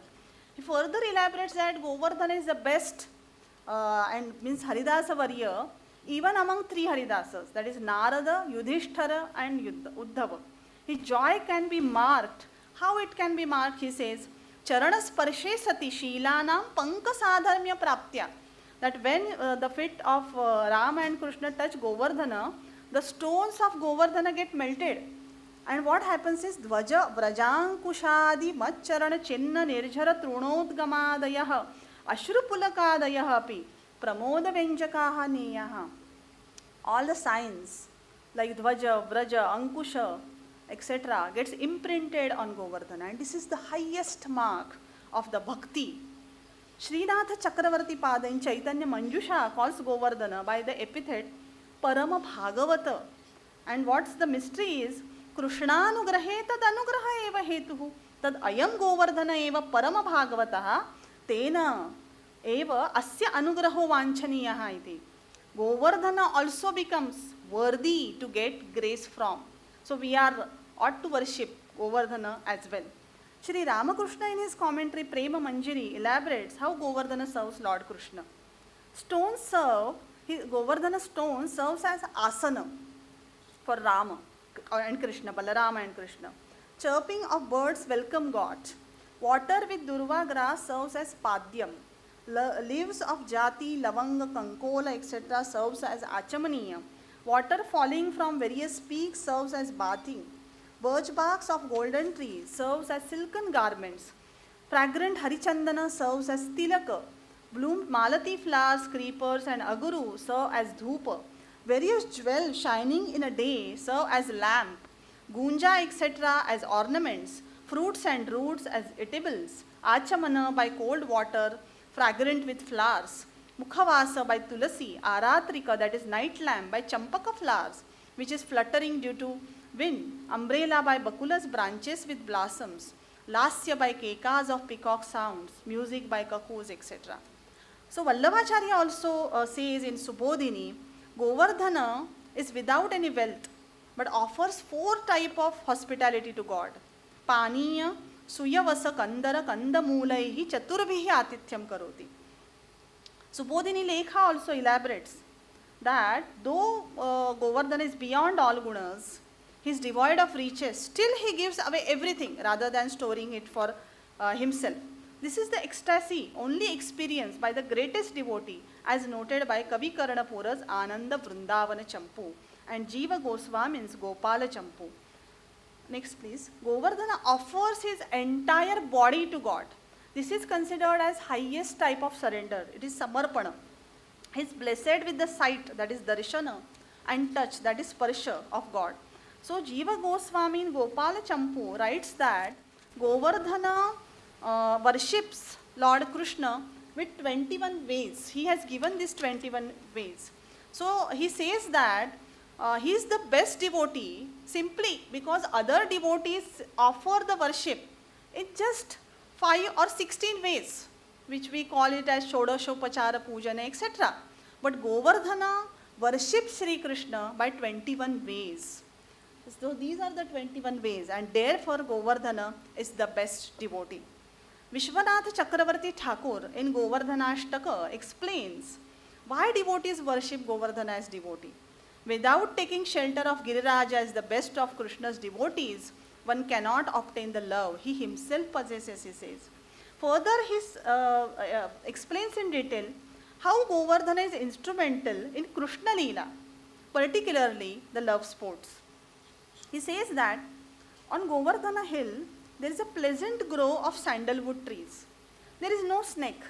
But even if it comes, it is the poison, there is no poison. And even if there is a poison, it is counteracted. As the best servant of Hari, Govardhana just gave pleasures to him. Snakes are useful in the divine love sport of Radha and Krishna. When Gopi gets frightened by seeing the snake, then takes the shelter of Krishna and embraces him. When certain Gopi is enraged, then Krishna says, I am bitten by snake. Then she comes to Krishna with apologies. Thus, the best devotee of Lord, that is Haridasa Varya, Govardhana, is helpful in making arrangements for love sport. As the best servant of Lord Hari, he has made such wonderful arrangements for Lord. Stones of Govardhana has precious gems like sapphires, emeralds, rubies or crystals. They provide the backdrop for Krishna Leelas. If while walking on Govardhana, Balarama sees a series of golden stones, then he understands that Radha must have walked before him. So he changes the course.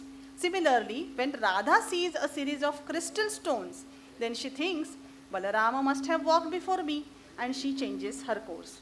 So Govardhana offers his entire body to Krishna. He is blessed with the sight. Next please. He is blessed with the sight, that is darshana, and touch, that is sparsha of God. This is the highest form of devotion, highest form of surrender, which is the essential mark of any devotee.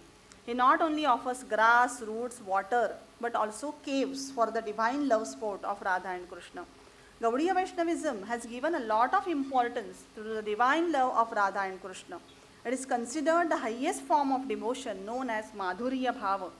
So, the role of Govardhana as a god and devotee is in tune with the philosophy of Veda Veda. Krishna becomes the very best devotee Haridasa Varya to experience the joy of worshipping himself. There is no difference between God and devotee. And yet to experience love, there has to be a difference between the lover and the beloved. Krishna assumes the form of lover and the beloved to enjoy all rasas. Devotion towards devotee is also considered to bear the highest fruit in almost all traditions. Therefore, devotion towards Govardhana is also considered as giving of moksha in these traditions.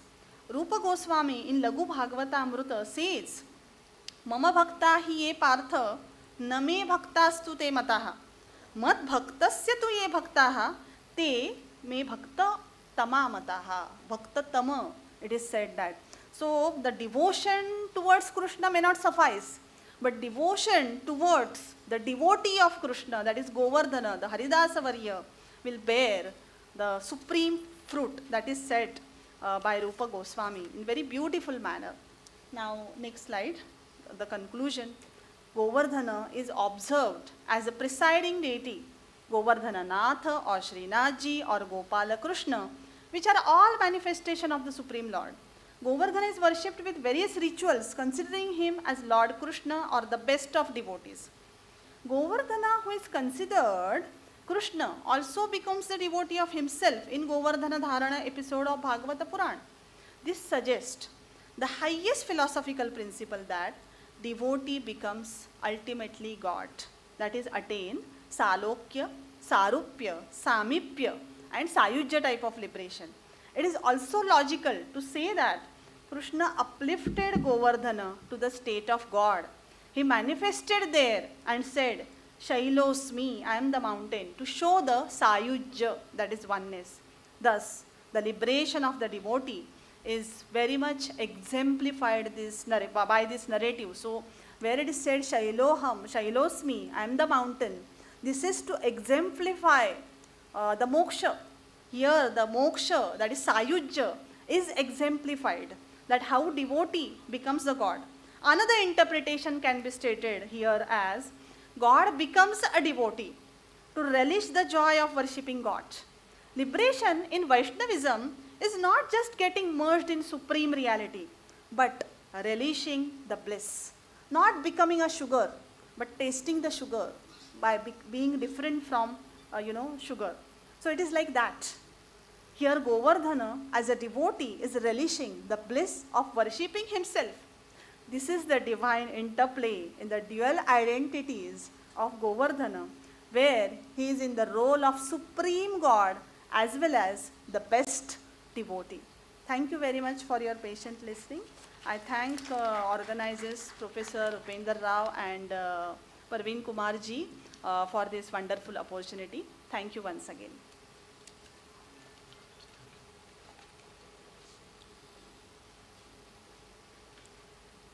Thank you very much, Dr. Shakuntala Gaude.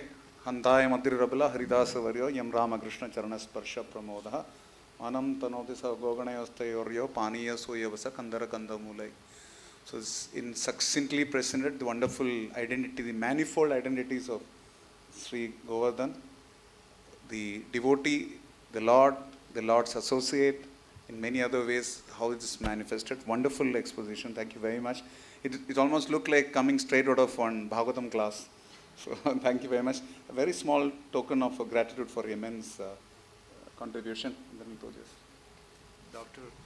So we want to request Professor Kashyap Dubey, the chair. He is an Honorable Dean, School of Biotechnology, JNU. Thank you very much, Dr. Gaude. And I want to request our Honorable Chairman, Professor Kashyap Dubey, is the Honorable Dean of the School of Biotechnology, Jawaharlal University, to give his concluding remarks on these sessions, although he was a little late, but he's been briefed.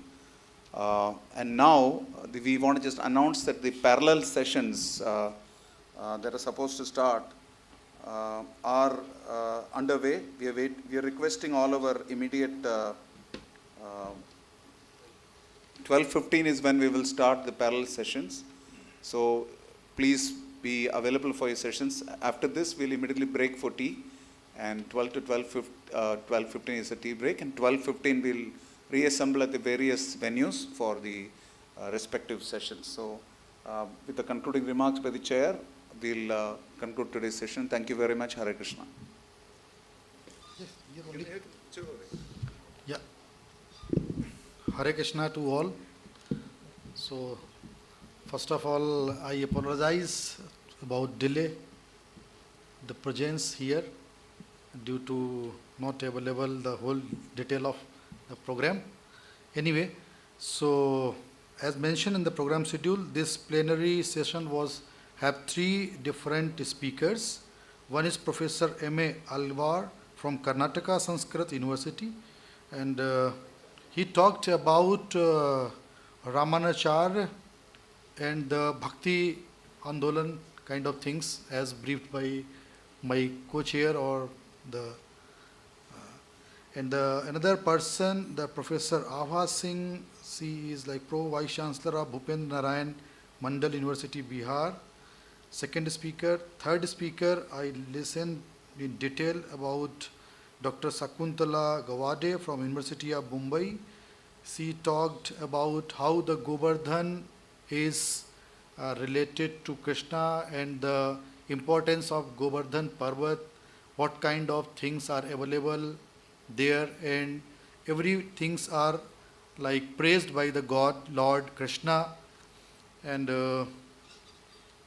she also talked about how in northern India, specifically the Govardhan Pujas celebrated after Diwali in most of the Hindus' houses, and we celebrated like how the Govardhan can, like about Govardhan Parvat, there are a lot of myths and things are there, but you know that everybody knows that is for the Krishna God. So my other colleagues are already briefed about. I'm not much aware about this. So thank you so much. So now I can conclude this session. Thank you all. Hare Krishna. Thank you very much to our Honorable Chair, and thank you very much to all the wonderful speakers today. Like we said, we are breaking for tea right now, and we want to give a small token of appreciation for our Honorable Chair.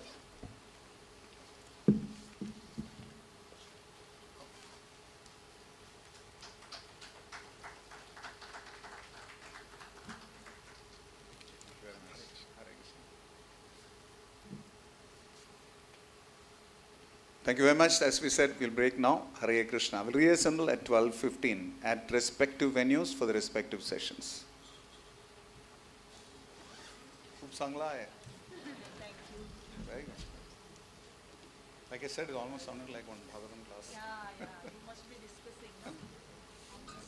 Haridas Variya's position is always discussed. ये इनको दे देना, इनका pen है शायद. No, इनका यहाँ का pen. Your pen.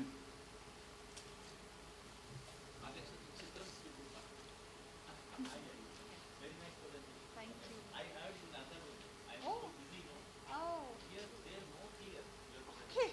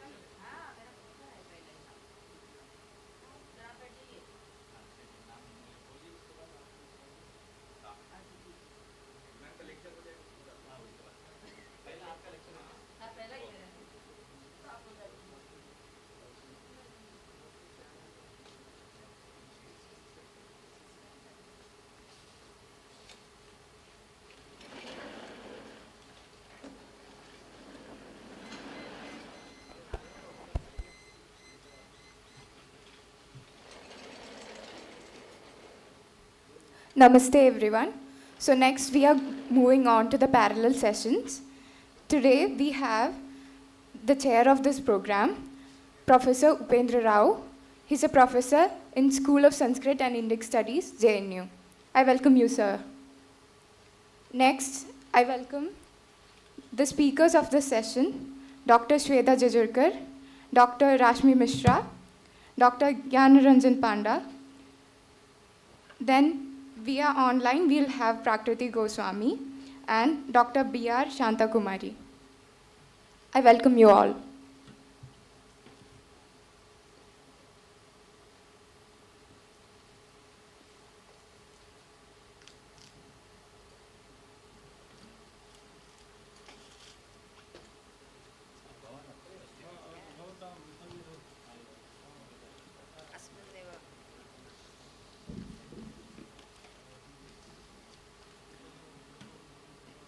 Now, we will begin the session with a welcome address by Professor Upendra Rao.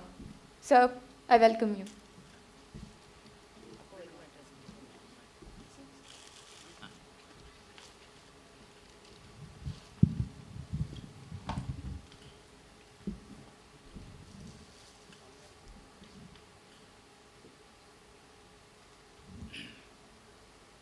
Krishnaya Namaha. अहम् अद्य संस्कृते वदामि यतोहि प्रारम्भिकसत्रे अहं संस्कृतेन उक्तवान् महदिदं प्रमोदस्थानं यत् वयमद्य द्वितीयदिने पूर्वं प्लीनरी सेशन् आसीत् तदनन्तरं चायपानं तदनन्तरं वयम् इदानीं सत्रारम्भं कुर्मः वस्तुतः सर्वे सन्तुष्टाः सन्ति JNU परिसरे एतादृशं सम्मेलनं भवति वैष्णवधर्म वैष्णववेदान्तविषये इति सर्वे मां वदन्ति वस्तुतः एषः कश्चन विलक्षणः विषयः अत्र ये उपस्थिताः ते सर्वेपि अत्यन्तप्रधानं प्रभूतं ज्ञानं ते प्राप्नुवन्ति यतोहि वैष्णवधर्मस्य कीदृशी आवश्यकता अस्ति अद्यत्वे भवन्तः सर्वे प्रातः प्रभृति भवन्तः ह्यः अपि भवन्तः सर्वे श्रुतवन्तः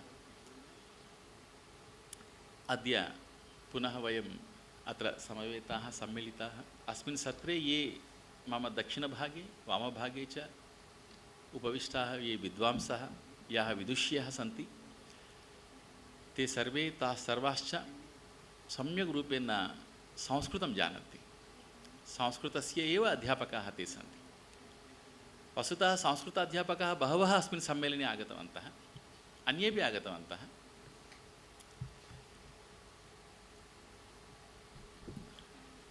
यदा अहम् उक्तवान् अस्माकं ह्यः उक्तवान् मन्ये भवन्तः सर्वेपि ह्यः आसन्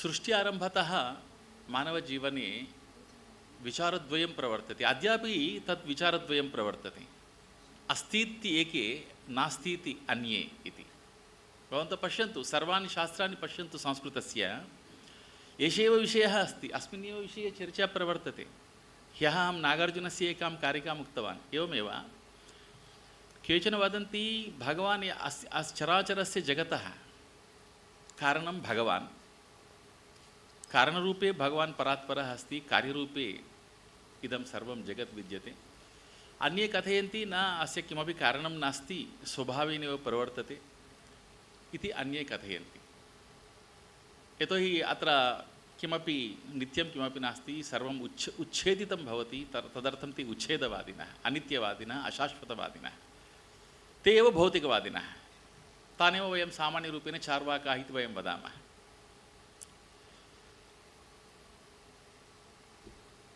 एतत् विचारद्वयं प्रवर्तते सृष्ट्यादित अद्यापि स एव विचारः अस्ति भवन्तः पश्यन्तु केचन कथयन्ति भगवान् अस्ति भगवतः स्मरणं कर्तव्यं प्रतिदिनम् उपासना कर्तव्या यतोहि भगवान् एव सर्वेषां वस्तूनां कारणं तदर्थं सगुणोपासना अस्माभिः कर्तव्या अर्चना कर्तव्या जीवः परमजीवः अर्थात् परमेश्वरस्य प्राप्त्यर्थं किं कर्तव्यं तेन एषः मार्गः अस्ति भक्तिमार्गः अस्ति इति तदर्थमेव प्रतिदिनमपि भगवतः उपासना कर्तव्या इति केचन कथयन्ति। न भगवतः आवश्यकता नास्ति, वयं यादृच्छिकतया वयम् अत्र आगतवन्तः इति बहवः चिन्तयन्ति। परन्तु क्लेशः किमर्थम् अस्माभिः एतद् आयोजनं कृतम् इत्युक्ते क्लेशः कुत्र अस्ति इति उक्ते, ये वदन्ति भगवान् अस्ति इति, परन्तु तेषां मनस्यपि विश्वासः नास्ति, सम्यक् रूपेण विश्वासः नास्ति, तेपि पूजां न कुर्वन्ति। ये नास्ति इति कथयन्ति ते नास्ति इति सम्यक् रूपेण कथयन्ति, ते किमपि पूजां न कुर्वन्ति, अर्चनां न कुर्वन्ति, मन्दिरं न गच्छन्ति। परन्तु ये हिन्दवः विशेषरूपेण कोटिशः हिन्दवः प्रतिदिनमपि ते कथयन्ति वयं केवलं धर्म अनुयायिनः इति, परन्तु किमपि न कुर्वन्ति। न, वयं विश्वसिमः परमात्मा अस्ति इति कथयति। परमात्मा अस्ति चेत् भवता भक्ति प्रदर्शनीया अस्ति। यथा अस्माभिः ह्यः मन्मित्रेण उक्तं, भक्तिः कर्म, एतद्द्वयमपि आवश्यकं। भक्तिरपि आवश्यकी, कर्मापि आवश्यकम्। एतत् सर्वं कर्तव्यं। तदर्थम् अस्मिन् विषये अस्माभिः अद्यापि एषः विषयः अस्ति। तदर्थम् अस्माभिः एतादृश सत्सङ्गोष्ठीभिः, याभिः अस्माकम् आध्यात्मिकविचाराः प्रबलाः भवन्ति। बहवः बहुभ्यः प्रदेशेभ्यः आगतवन्तः। अस्माकं गोपालाचार्य महोदयः पवित्रस्थानात् उडुपीतः आगतवान्, प्रसादं स्वीकृत्य आगतवान्। एतत् सर्वम् अस्माकं सङ्गोष्ठ्याः सौभाग्येनैव सर्वैरपि प्राप्तुं शक्यते। अन्ये केचन पुरीतः आगतवन्तः। एते सर्वेपि भगवतः स्थानानि भवन्ति। तिरुपतितः तु मम एषा पुरीतः इत्येव मम मनसि भवति। परन्तु एवं मम पिता कथयन् आसीत्, अहं यदा कनिष्ठः आसम्, अरे दिल्लीं किमर्थं गच्छति, तत्र सर्वाः समाधयः सन्ति केवलम् इति। अत्र किमस्ति, मन्दिरं किमपि, सर्वाः समाधयः सन्ति अत्र। पूर्वप्रधानमन्त्रिणां वा सर्वेषां समाधयः सन्ति। अस्ति चेत् किमपि बहु विशाला मस्जिद् सन्ति, परन्तु एवं प्रकारेण अद्यत्वे मन्दिराणि सन्ति, परन्तु एवं प्रकारेण ऐतिहासिकमन्दिरं सामान्यरूपेण अत्र न दृश्यते। तादृशरूपेण विख्यातं नास्ति, अत्रापि सन्ति मन्दिराणि सन्ति। परन्तु तानि स्थानानि भिन्नानि भवन्ति। यत्र भगवतः जगन्नाथस्य क्षेत्रं भवति, भगवतः वेङ्कटेश्वरस्य स्थानं भवति तिरुमला इति। महाराष्ट्र अपि तत्र किम् अस्ति, तत्र विठ्ठलस्य पण्डरीपुरमिति एकं स्थानमस्ति, उडुपि इति स्थानमस्ति।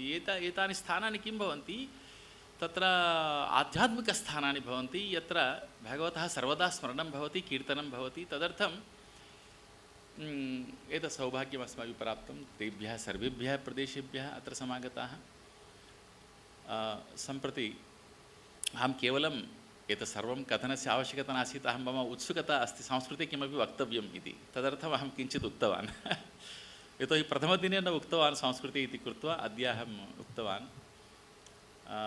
इदानीं वयम् अस्य सत्रस्य प्रारम्भं कुर्मः। अस्मिन् सत्रे प्रथमपत्रं भविष्यति श्वेता जजुर्कर् इति एषा महोदया। तत्र वडोदरानगरे वडोदराविश्वविद्यालये संस्कृतविभागस्य अध्यक्षा अस्ति। संस्कृतप्रिया, अत्यन्त सम्यक् रूपेण तस्याः विचाराः, तस्याः आचरणम् अनुकरणीयं भवति। तादृशं प्रसन्न व्यक्तित्वं तस्याः भवति। सा इदानीं कृष्णोपनिषत् इत्यस्मिन् विषये तस्याः पत्रं समर्पयिष्यति। आङ्ग्लभाषायां संस्कृतेपि वदति, परन्तु आङ्ग्लभाषायां लिखति। तदनन्तरं पत्रं कस्य अस्ति भवतः? तदनन्तरं तस्याः भवत्याः नाम किं? लिस्ट् कुत्र? तस्याः परिचयः अस्ति, लिस्ट् आनयतु भोः। सा तस्याः परिचयः, एतत् अप्डेट् नास्ति, तस्याः परिचयः अप्डेट् अस्ति। अच्छा, यतोहि तस्याः नाम वक्तव्यं किल? कुत्र अस्ति?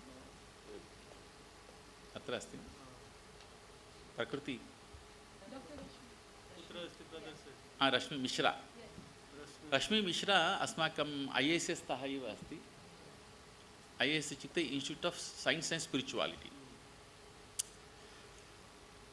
तस्याः यया संस्थया वयं मिलित्वा कार्यं कुर्मः, तस्याः संस्थायाः अस्ति। सा गौडीय वैष्णव आचार्यास् ड्यूरिङ्ग् कोलोनियल् पीरियड् इत्यस्मिन् विषये सा करिष्यति। तदनन्तरं ज्ञानरञ्जन पण्डा अस्ति, डाक्टर् ज्ञानरञ्जन पण्डा। ज्ञानेन रञ्जनं करोति एषः तदर्थं ज्ञानरञ्जनः तदर्थं सः सेण्ट्रल् संस्कृत यूनिवर्सिटी नास्ति national Sanskrit university central Sanskrit अत्र अस्ति दिल्लीनगरे अस्ति इति तत्र सङ्कल्पसूर्योदये विशिष्टाद्वैत तत्त्वोपस्थानम् इति एकस्मिन् ग्रन्थे विशिष्टाद्वैतसिद्धान्तः कथं सन्ति इति ते कथयिष्यन्ति सर्वेभ्यः स्वागतं भवद्भ्यः सर्वेभ्यः सम्प्रति अहं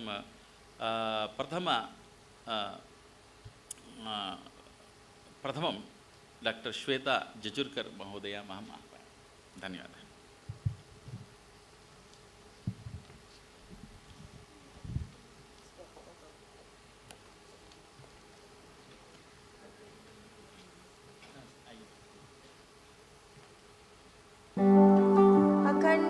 अखण्डमण्डलाकारं व्याप्तं येन चराचरं तत्पदं दर्शितं येन तस्मै श्रीगुरवे नमः.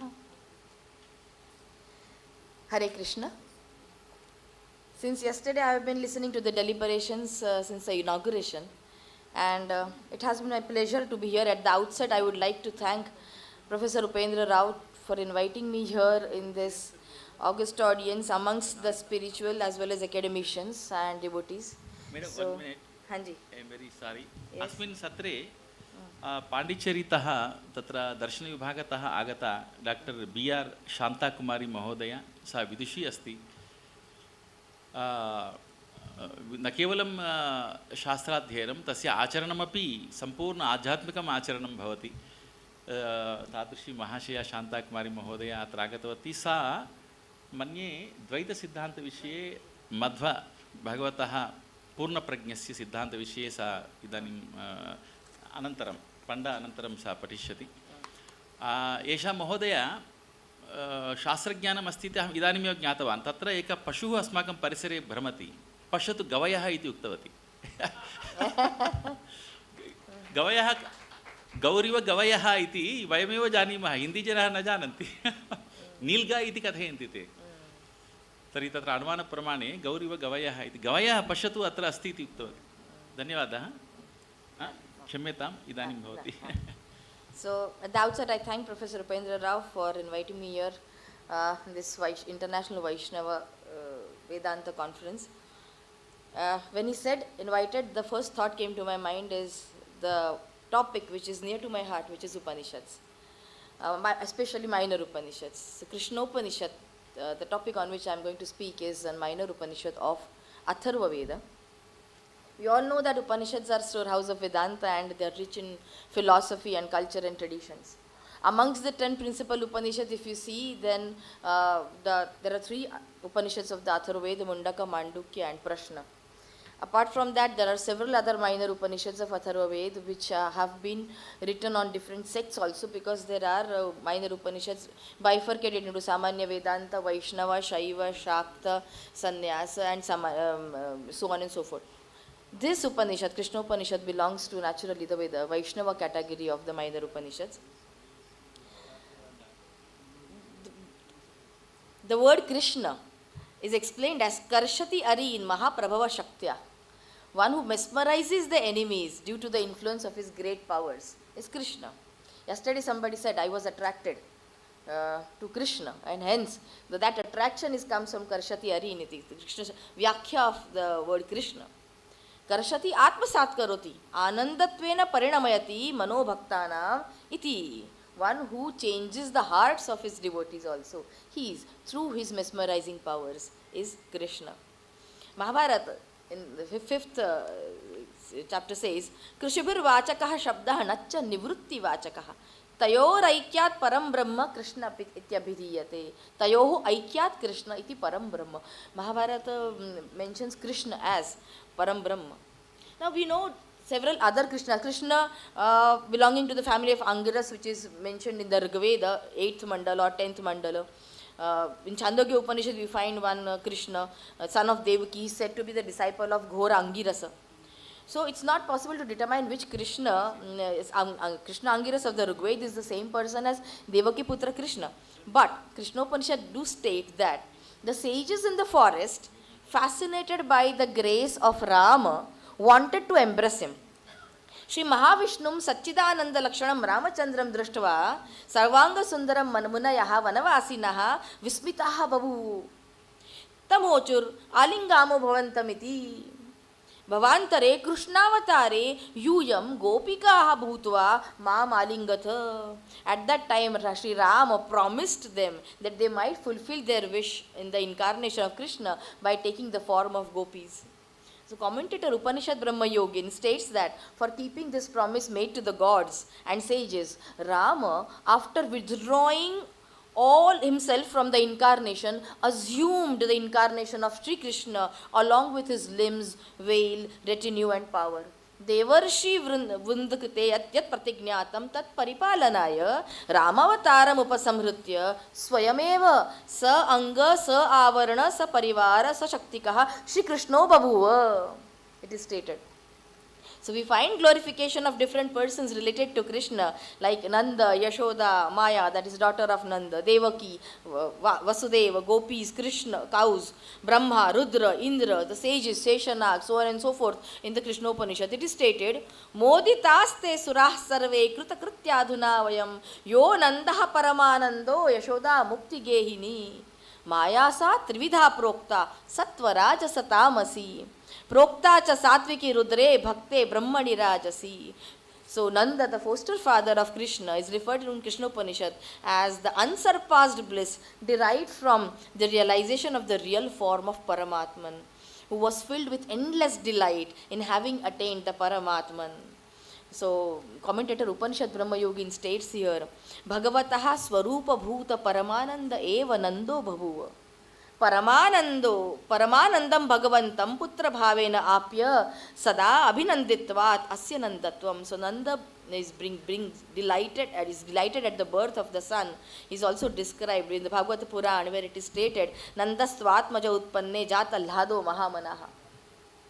Then Krishna Upanishad refers to Yashoda as the exquisite Brahma Vidya, wherein abides the liberation from the delusion of worldly existence. How? Stated there through the bestowal of knowledge of the Brahman on its votaries. So Yashoda is Nanda's wife, the bestower of fame, distinction, knowledge unto her devotees. It is stated, Swabhaktanam yashakhyati jnanam dadati di Yashoda. Nirvishesha Brahma Vidya Swavishnishtanam Swa Atirikta Astitva Brahma Mukte Avasa Geha Rupayamiti Mukta Gehavati Mukti Gehini Bhavati Vidyayaha Mukta Prapya, as stated by Upanishad Brahma Yogin in his commentary. Then the Maya, which is arising out of the preponderance of rhythm, mobility and inertia, which is told as threefold being Satviki, Rajasika and Tamasika. The rhythmic variety is said to be vested in the devoted Rudra, the mobile variety in the Brahman, where it is stated that Brahman, he is engrossed in the work of creation, and the inert variety in the Daitya faction possessed of demoniacal proclivities. So the Maya of Vishnu, who appeared or manifested as the daughter of Nanda, is even unconquerable by the muttering of the chants or mantras. Devaki is mentioned as the daughter of Brahman, bursting out of the vocal organ as the Turyonkar, whose glories are sung by the Vedas. That Pranava became Devaki, the radiant resonance. So commentator Upanishad Brahma Yogin states that Turiya Omkarena Rupena ya Upagiyate Saiyam Brahmaputra Brahmaputri Brahma Pranava Vidya Devaki Bhavati. See how different deities are mentioned as or personified or are identified with other objects.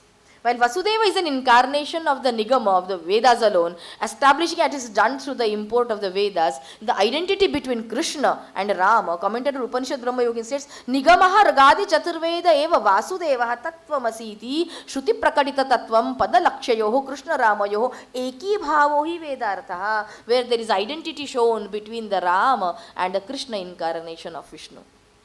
The Ruchas, the hymns of the Vedas, became the cowherdess gopis. The lotus-seated Brahma formed the staff of the Lord used for directing the heads of the cow. It is stated, Gopya bhavo ruchastasya yashtika kamalasana. Vangshastu Bhagavan Rudraha Shrungam Indra Sagosuraha. The Lord Rudra became bamboo flute, Vaishnava Vedanta, and Indra became the bugle horn, Shrunga. The sages assumed the form of trees. Tapasas tatra te dhrumaha. The serpent Adishesha assumed the form of Balaram, and the eternal Brahman became Krishna. So it stated, Balam Jnanam Suranam Vai Tesham Jnanam Ritshanat. Sheshanago Bhaved Rama Krishno Brahmaiva Shashvatam.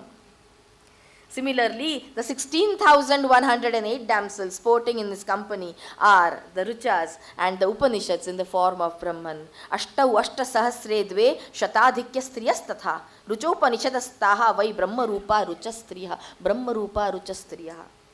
Bhagavad Purana states that Krishna, who observed the dharma as the householder, had 1,108 consorts. But here it is stated that these are the Ruchas of the Vedas.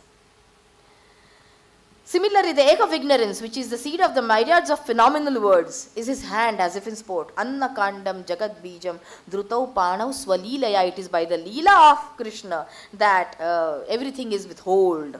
And Garuda Vatabhandi Raha Sudama Narado Muni. Garuda becomes a lofty banyan tree on the Govardhan hill in the Vrindavanas. And sage Narada becomes the Sudama, who is the Krishna's schoolmate. We find this allegorical description in Krishna Upanishad. We know this term allegory has been derived from a Greek word which means to imply something else. It refers to a form of art which presents a second meaning beneath the surface meaning. This allegory is commonly found in the Vedic literature. In the Rig Veda, various passions like moha, krodha, matsarya, kama, mada, lobha are represented as animals: pig, wolf, wild lizard, garuda, vulture, respectively. Even in the Rigveda, we find this beautiful analogy of the two birds sitting on the same tree, where it is stated, Dva Suparna Sayuja Sakhaya Samanam Vruksham Parishasvajate Tayor Anya Pippalam Swaduvati Anashtananya Vichakashiti, where two birds which are likened with the Jivatman and Paramatman. One is the witness, Sakshi Bhavena Yaha Pashyati. Dva Suparna Sayuja Sakhaya Samanam Vruksham Parishasvajate. They are sitting on the same branch of the tree. Tayo Anya Pippalam Swaduvati. One of the words enjoys the fruits of this mortal samsara, which is the Jivatman. Anashtan Anyaha Abhichakashiti, and another one is just witness to the situation, who is the Paramatman. So this Manas is personified and its various powers are described belonging to human being. Again, the dialogue between Vang Manas illustrates a comparative superiority of various senses. Even we find Yaska's Nirukta Vidya is personified being went to Brahmin to seek refuge in his imperishable treasure. So all such allegorical description is found in Bhagavad Purana, in Yaska's Nirukta, in Rigveda. Similarly, we find in Krishna Upanishad also. Yes, we find in Bhasa's Duta Vakyam, where we find all his ayudhas personified into beings. Similar allegorical description of Chakra, disc, Gada, mace, Dhanushya, and Shankha, Chamara, and Khadga is found in Krishna Upanishad. Kruparte sarvabhutanam goptaram dharmamatmajam yat srashtumishwarena asit tat chakram brahma rupadrak. The chakra of the phenomenal world, which was created by the omnipotent Brahman, the self-same Brahma chakra, assumed the form of the Brahman and is Brahman alone, Brahma vidbhavati. Gadacha karika sakshat sarva shatru nivarini danu sharanga swamaya cha sharat kala subhojanaha. Similarly, the actual occasion for killing all the foes of the Paramatma, that alone takes shape as his mace. The Maya, investing the Atma of the Lord, become the bow known as the Sharanga. The seasons, such as the autumn and the others, become the nourishing food on which he feeds. Ya Shankha Sasvayam Vishnur Lakshmi Rupo Vyavasthitaha, Krishna Upanishad states. So the conch known as Panchajanya, born of the ocean of milk and next of the kin to Lakshmi, with a blast resembling thunder, is Vishnu himself. Jayanti Sambhavo Vayush Chamaro Dharma Sangnitaha Yasya Asau Jwalana Bhasa Khadga Rupo Maheshwara. The chief vital air that takes its rise at the time of the Lord's birth, the same is Chamara, the name of Dharma. Agni forms the reflection of the radiance of the Lord. Maheshwara Rudra is his sword. Kashyapolu Khalakyato Rajjumata Aditistata Chakram Shankham cha Samsiddhim Bindum cha Sarva Murdhani. Kashyap, who is the progenitor of gods, assumes the form of mortar to which the child Krishna was fastened by means of a rope to keep him away from mischief. Mata Bhantiya Krishna ko. And Aditi, the mother of the gods, assumed the form of that rope. The Shankha and the Chakra, which became his weapons, are respectively the Siddhi in the form of Nirvikara Samadhi, the direct perception of the Turiya. In the Sahasrar Chakra over the crest of all beings, which all the yogins attain or yearn to attain. So tranquility is Sudama and a comrade of Krishna. Upright conduct took the shape of Akrura, and self-control assumed the form of Uddhava. Dayasa Rohini Mata Satyabhama Dhareti. Compassion became Rohini, the reputed mother of Balaram, and the earth goddess became Satyabhama, the consort of Krishna. See how Krishna Upanishad brings forth all the paraphernalia and all the people associated with Krishna in his incarnation.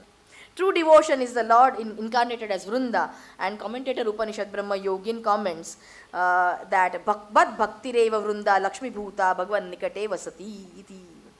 So thus, if we see different vices, they're taking the form of different, but personified in the Krishna Upanishad. Not only that, it is stated, Gokula is eulogized as becoming the forest Vaikuntha, and Gokulam Vana Vaikuntham. Similarly, vices like Lobha, Krodha, Matsara, Darpa are also Tiraskritaha. They are considered to be shunned. Similarly, Krishna Upanishad eulogizes Krishna finally as Krishna Kristuvate Satatam Yastu Sovatirno Mahitale Vane Vrundavane Kridan Gopi Suraihi Saha.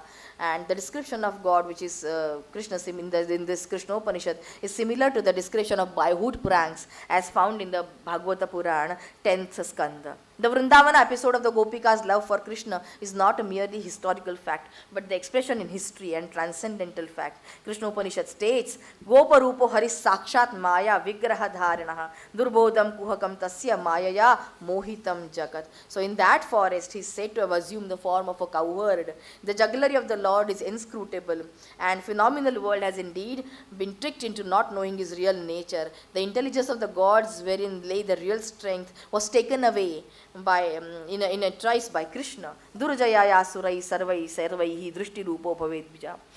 Similarly, if we conclude now what Krishna Upanishad wants to say, this important text on the Vaishnava sect, which portrays Krishna as a supreme God, creator and sustainer of this universe, it helps us to view Krishna cult in a different light, along with his paraphernalia. The Upanishad, in its unique way, points out the significance of the Vaishnava Vedanta, making it a prominent text of the Vaishnavas. The Upanishad justifies its title by discussing the concepts of Vedanta and highlighting Krishna as the supreme.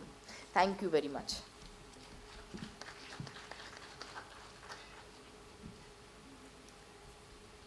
Thank you, ma'am, for the wonderful session. Next, we have Dr. Rashmi Mishra from ISS Delhi. She'll be talking about Gaudiya Vaishnava Acharyas during colonial period with a special reference to Bhakti Vinoda Thakur. I welcome you, ma'am.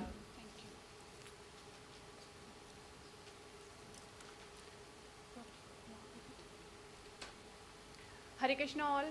Namaste everyone.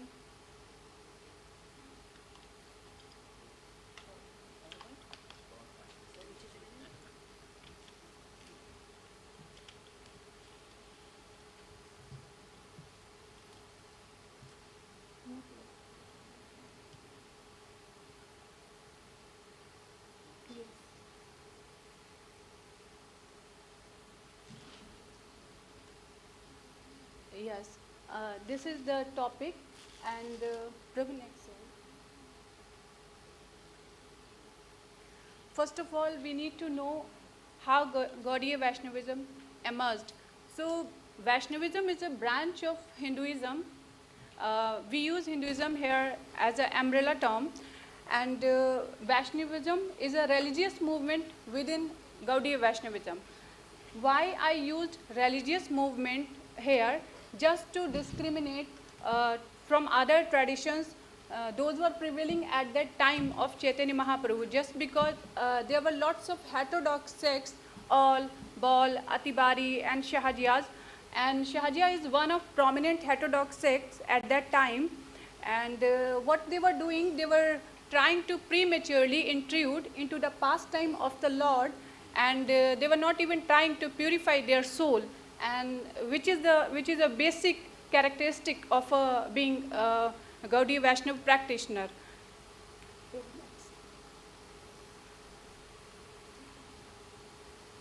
Yes, so I am just taking here the 16th century to mid 19th century. That was the time of Mughal dynasty, and what were being happening at that time, like if you go to the history, everything was lost at that time. At the time of Chaitanya Mahaprabhu, he sent his Goswamis, there were 6 Goswamis, he sent them to Vrindavan to establish and to re-articulate the tradition in a very sustainable way. Then at that time, Mughals were demolishing temples and deities. So they preserved deities by shifting those vigrahas from Vrindavan to Jaipur. And there are 2 names are written, Baldev Vidyabhushan and Vishwanath Chakravarti Thakur. I took these 2 names just because Baldev Vidyabhushan was a prominent Acharya, prominent Vaishnava Acharya, and when the deities were being shifted from Vrindavan to Jaipur, that time the king of Jaipur, Savai Raja Jai Singh II, was a vigorous follower of Sri Ramanandacharya. And after being shifted those deities, he became inclined towards Gaudiya Vaishnavism. Then what happened? This was literally unacceptable for Ramanandacharya. Then he asked Gaudiya Vaishnavas to come forward and debate with him. And unfortunately, at that time, nobody could come forward, but Baldev Vidyabhushan took this initiative. He came forward and he debated with him. Unfortunately, that time he couldn't win, but Ramanandacharya gave him a chance to produce some significant and academic work, which is a kind of commentary on Vedanta Sutra. Then he produced Govinda Bhashya, which is a commentary known on Vedanta Sutra, and he produced that commentary in Govinda Devji temple premise only. And he proclaimed that he could do that just because the mercy of the Lord. And after that time, Vishwanath Chakravarti Thakur, he took initiative to shift the deities from Vrindavan to Jaipur. And after this, the British ruled the Indian subcontinent from the 18th century to mid-19th century.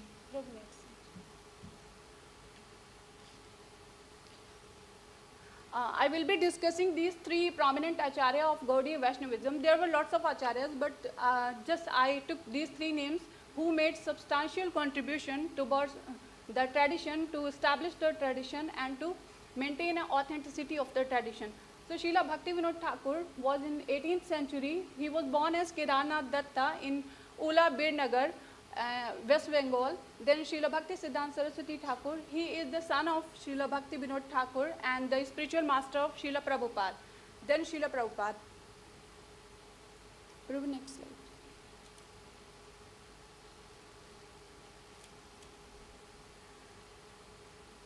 Yes, Srila Bhakti Vinod Thakur wrote more than 100 books. Actually, the purpose is to present these slides here, how great he was and how did significantly he contributed, academically he contributed towards the maintenance of the tradition, just because tradition was lost entirely.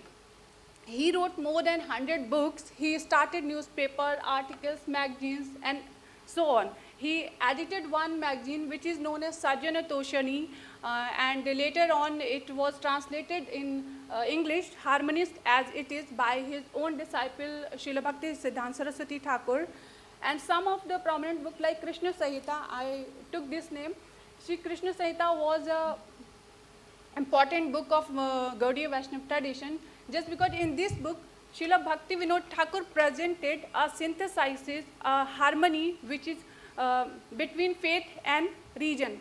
Like faith, he did not compromise at all with the scriptural statement, with the essence of the scriptures, and he maintained the authenticity of the tradition, and he presented this knowledge in a modern technique, in a modern technology of the education which was prevailing in the colonial era. And like Jaiva Dharma, it is known as the eternal characteristics of Jiva. So there are some prominent books. Sri Chaitanya Shikshamrita is based on Srimad Bhagavatam. Srila Bhaktivinoda Thakur tried to illustrate the Lord's pastime in this particular book. There are some other books like Datta Vamshamala, which is a genealogy of successful disciple of the Dattaj family. Then Srimad Bhagavad Gita, the Vishwanath Chakravarti. So those are some names. I'm just taking one book, Sri Amneya Sutra, which is a concise book, and Srila Bhaktivinoda Thakur presented those scriptural facts which is already present in our scripture Bhagavatam. He wrote a concise book known as Dashamula Tattva, and he gave 10 esoteric fundamental truths over there, just to maintain that he tried to show that the entire philosophy of Chaitanya Mahaprabhu is articulated in only one verse.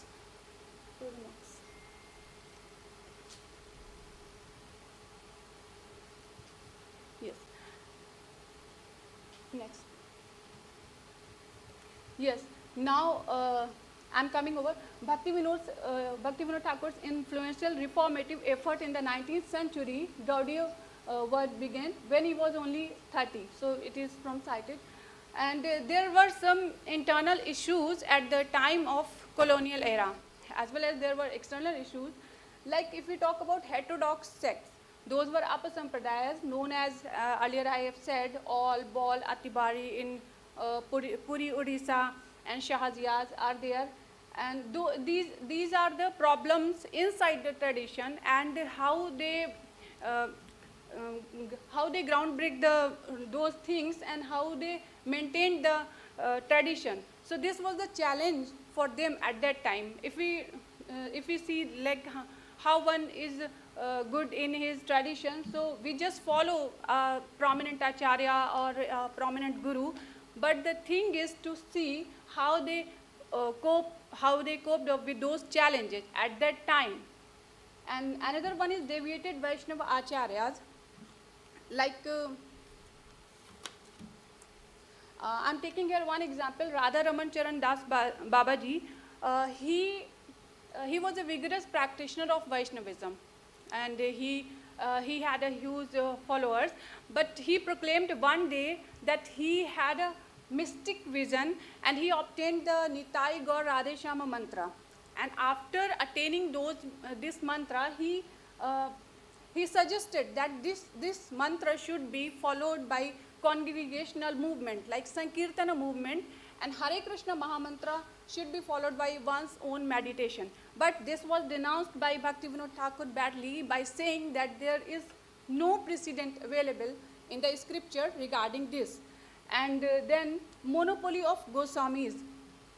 Like there were caste Goswamis at that time, and they were proclaiming that they are the only authoritative person to initiate a new devotee. But Srila Prabhupada and Bhaktivinoda Thakur did did significantly work to break this ground-breaking rule, and they opened the tradition to the entire humanity by breaking this rule, like the monopoly of Goswamis. So after those acharyas, anyone can enter in this tradition, and anyone can practice the bhakti path. Then Varnashrama system. As we all know, it was the great challenge at the time of colonial era, as well as only Chaitanya Mahaprabhu took sannyas, just because the rituals, due to customs, only Brahmins were permitted to take sannyas at the time. And it has a socio-religious life. Like many sannyasis, Babaji were there, but before Bhaktisiddhanta Saraswati Thakur, like Ishwar Puri, Madhavendra Puri are there. But what happened at that time, I have mentioned in second slide, Vishwanath Chakravarti Thakur and Narottam Das Thakur. They were not Brahmins, but they took initiative to initiate new devotees. Next. And now we have external issues, like other philosophical and theosophical sects and traditions. If we talk about the Advaitavad, in the late 18th and early 19th century, Advaitavad get resurgence, and its followers proclaimed that there is only one way to unify the nation, and that is Advaitavad. So Advaitavad people were saying that Bhaktisiddhanta Saraswati Thakur imitating Swami Vivekananda, but this was untrue. Like if I take an example of theosophical sects of Bhaktivinoda Thakur, So he wrote a book which is known as Dashamula Tattva, which is a concise book, and there is a verse given in the support of the scriptures that Amne Praha Tattvam Harim Iha Paramam Sarva Shaktim Rasa Bhedim Tad Bhinna Amsam Cha Jivan Prakati Kevali Tamsa Tad Vimuktam Cha Bhavat Bheda Bheda Prakasham Sakalam Api Hare Sadhanam Shuddha Bhaktim Sadhyam Tat Pritim Eveti Upadishati Harid Gauri Chandra Bhajetam. So Amne Praha Tattvam, that means Amne is the scriptural statement, is the only valid source of knowledge. Harim Iha Paramam, Hari is the only absolute truth. Sarva Shaktim, he possesses all the energies and all the potencies. Rasa Bhedim, he is full of all mellows. Tad Bhinna Amsam Cha Jivan. So Bhinna, which is separated, Amsa, particle. So Jiva is eternally separated part and particle of the Lord. And Prakati Kevali Tams, some are conditioned with material energies. Tad Vimuktams Cha Bhavan, some are eternally free, like Mother Yashoda, Nanda Baba, and the Brajavasis at the time of Lord Krishna. Bheda Bhedas Prakasham Sakalam Apihare. So this is the relation of Jiva with the Lord. Bheda, there is difference. Abheda, there is non-difference. Simultaneously, there is non-difference. Sadhanam Shuddha Bhaktim, which is the means of attainment, and that is known as Abhideya. And then Sadhyam Tat Pritim Avet, which means the ultimate goal of life, that is to attain the Lord's love. Then institutionalized the tradition. So Bhaktivinoda Thakur institutionalized the tradition. Actually, it was required at that time because everything, anything, what was prevailing at that time, like missionaries and other things, they were institutionalizing their tradition to maintain the tradition in a very well manner. So Bhakti Siddhanta Saraswati Thakur took this initiative and he institutionalized the tradition very well. And there were 64 centers popped up across the India at that time. And emphasis on educational system. Bhakti Siddhanta Saraswati Thakur emphasized Siksha Parampara, which is educational system, rather than Diksha Parampara. Just by saying, because Siksha is the essence of Guru-disciple relationship rather than any ritualistic practice. So for this he was severely criticized at that time, but and he was asked about precedent of Siksha Parampara. Then he established several precedents, like Krishna. Lord Krishna introduced Brahma and gave him knowledge. There is no mention of this actual ritual in the Bhagavatam. And also no ceremony was held when Brahma initiates Narad Muni. So knowledge is passed along, and the Diksha ceremony is the formalization of the knowledge transmission. So the ceremony itself is not the substance. And the method of initiation in Jaiva Dharma, which is a masterpiece of Bhakti Vinod Thakur, Bhakti Vinod Thakur illustrated, it is mentioned that when a guru initiates his disciple to reveal, he reveals to them his own Manjari Bhava and explains to his disciple what is Manjari Bhava as well. Quoted from Shukavak Das, yes, sufficient. Hindu encounter with modernity, according to Bhakti Vinod Thakur, this is only one method of initiation. There could be many more ways to initiate a new devotee. The purpose is to initiate later. Just a devotee, he or she is full of servitorship, which is a dasya ras, and it is a prominent one of prominent rasa out of 12 rasas. So until and unless one's heart is not full of dasya rasa, he or she cannot become a devotee at the advanced level. So Manjari Bhava, and we must all be Krishna's followers. So he did not reject it all, but it is for the advanced devotees. So in addition, Srila Prabhupada said, instead of downplaying the sadhana, the Manjari Bhava process, he standardized it by focusing on the chanting of the Hare Krishna Mahamantra, rather than some imaginary Manjari Bhava in the spiritual realm. And to conclude, I must say that Gaudiya Vaishnava offers a comprehensive explanation of the word. Adherents of this tradition do not require any other framework for organizing their knowledge or their daily lives, and it is unacceptable for them to question the inspiration and reliability of the scriptures. Yes, of course, during the colonial era, the Gaudiya Vaishnava tradition might disregard any knowledge based on another person's kind of rationality. But if we talk about the present situation, this mindset is extremely prevalent today, and actually it prevents Gaudiya Vaishnava and representatives of other cultural traditions from engaging in interreligious and scientific debates.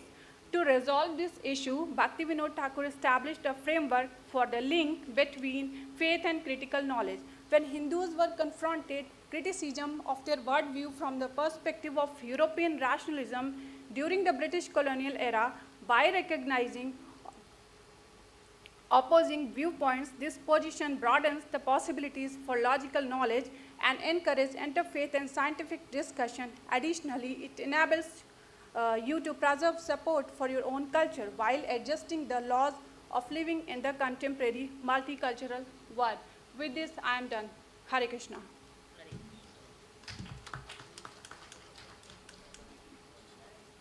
Yes.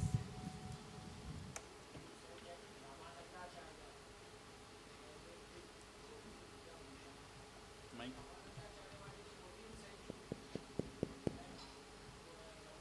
वहाँ तक नहीं जाएगा वहाँ तक No, no problem. Baldev Vidyabhushan was not in 18th century. Bhaktivinoda Thakur was in 18th century.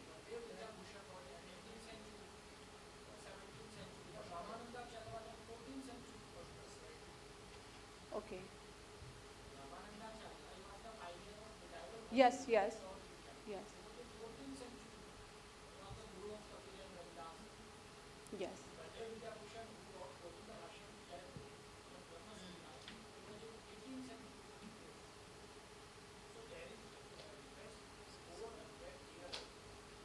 Okay. Yes, yes. Okay. Thank you very much. धन्यवादः. सम्यक् रूपेण सा कथं वैष्णवधर्मः कथं प्रसरितः सर्वत्र तस्य इतिहासः कः इति सम्यक् उक्तवती. एका सूचना अस्ति. एकः भक्तः मां लिखितवान् सर्वेभ्यः सूचयतु इति.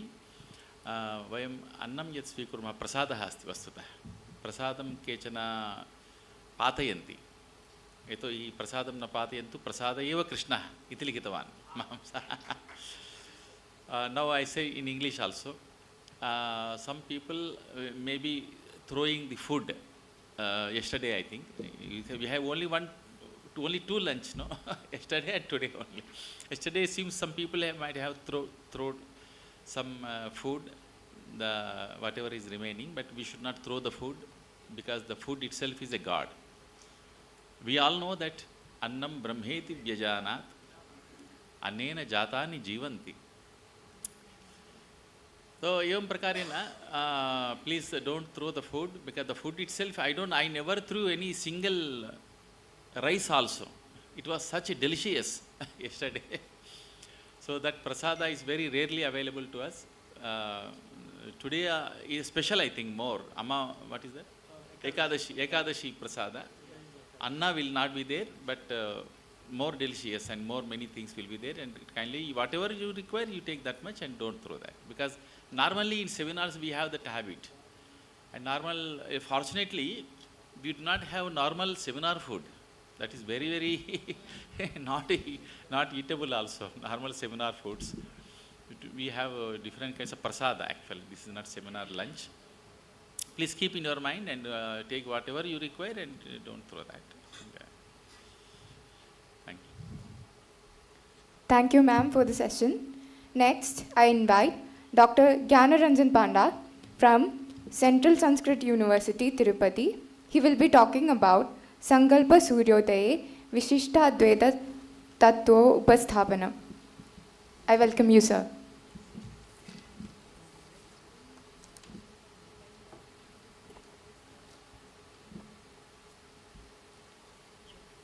हरि ओम वंशे विभूषितकरान्नवनिरदाभात् पीताम्बरादरुणबिम्बफलाधरोष्ठात् पूर्णेन्दुसुन्दरमुखादरविन्दनेत्रात् कृष्णात् परं किमपि तत्त्वमहं न जाने कृष्णात् परं किमपि तत्त्वमहं न जाने। नीलाचल निवासाय नित्याय परमात्मने बलभद्र सुभद्राभ्यां जगन्नाथाय ते नमः। अधिमञ्चं विराजमानः अध्यक्षमहोदयः जवाहरलाल नेहरू विश्वविद्यालयस्य संस्कृत विभागस्य आचार्यः उपेन्द्रराववर्यः एवं च पत्रवाचका श्वेता महोदया, रश्मि महाभागा, शांता कुमारी महोदयाश्च उपमञ्चेऽपि विराजमानः विद्वांसः तथा अस्य विश्वविद्यालयस्य प्रेयांसः छात्राः छात्राश्च। वस्तुतः अंतर्जातीय इयं संगोष्ठी या भवति वैष्णवदर्शनम् उररीकृत्य यह विषयः मया स्वीकृतः संकल्प सूर्योदय नाटके वैष्णवतत्त्वम् उपस्थापनमिति। यद्यपि नाटकमिदं साहित्यशास्त्रं लक्ष्यीकृत्य लिखितमस्ति, परन्तु यैः कविवरैः लिखितं निगमान्तदेशिकैः इति। सः कविवरः काञ्चीपुरस्थः लब्धजन्मानः एवं च भगवतः श्री रामानुजस्य अनन्तरं यदि वैष्णवदर्शनस्य विशिष्टाद्वैतदर्शनस्य प्रचारः केनापि सम्यक्तया कृतोऽस्ति तर्हि स एव निगमान्तदेशिकमहोदयः। तेनैव लिखितम् इदं नाटकं संकल्पसूर्योदय नाटकमिति। अस्मिन् नाटके कथम् अमूर्तस्य उपरि मूर्तस्य आरोपणं कृत्वा कथं जीवः मोक्षं प्राप्नोति इति शरणागति द्वारा स च विषयः अत्र आलोचितः लिखितः च। वस्तुतः अमूर्तस्य उपरि मूर्तस्य आरोपणं न केवलम् एतैः कृतो वर्तते न वा साहित्यिकैः कृतो वर्तते, दार्शनिकैः अपि च कृतो अस्ति। कथंचित् इत्युक्तौ यदा यदा दर्शनतत्त्वानां कष्टानां दर्शनतत्त्वानां सरलीकर्तुं जनेषु प्रचारयितुं तथा सुकरः न सञ्जातः सरलः न सञ्जातः तदा तदा अयं कश्चन प्रयासः तैः दार्शनिकैः अपि विहितः। अयं तु कवितार्किकसिंहः श्रीमन्निगमानन्ददेशिकः कविता दार्शनिकः एव, परन्तु तथापि स च महोदयः सम्यक्तया कालिदास इव अत्र उपपादि। वैष्णवदर्शनतत्त्वं साहित्यशास्त्रम् आधारीकृत्य इदं दर्शनम् उपपादि। वस्तुतः न केवलम् अद्य नवा दार्शनिकः अपितु एतद् वेदादि कालात् इदम् अमूर्तस्य उपरि मूर्तत्व आरोपणं कृतम् अस्ति। यथा भवन्तः यदि कालिदासमपि पश्यन्ति कथम् अमूर्तः भवति मेघः, तस्य मूर्तत्व आरोपणं कृत्वा प्रियानिकटे प्रेषयति, तत् पत्रं प्रेषयति, न वा सन्देशः मेघसन्देशः इति यद् भवति तद् आङ्ग्ले आलिगोरिकल् प्ले अपि इति उच्यते, यद् प्रतीकनाटकम् इति। अतः अत्र मम इदं यत् पत्रं भवति एतद् एवं प्रकारेण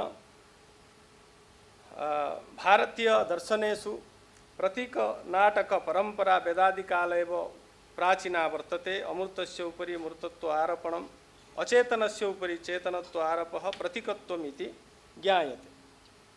श्रीभाष्ये अत्र अमूर्तभावः मूर्तप्राणिरूपतया कल्पितः इति उक्तं वर्तते।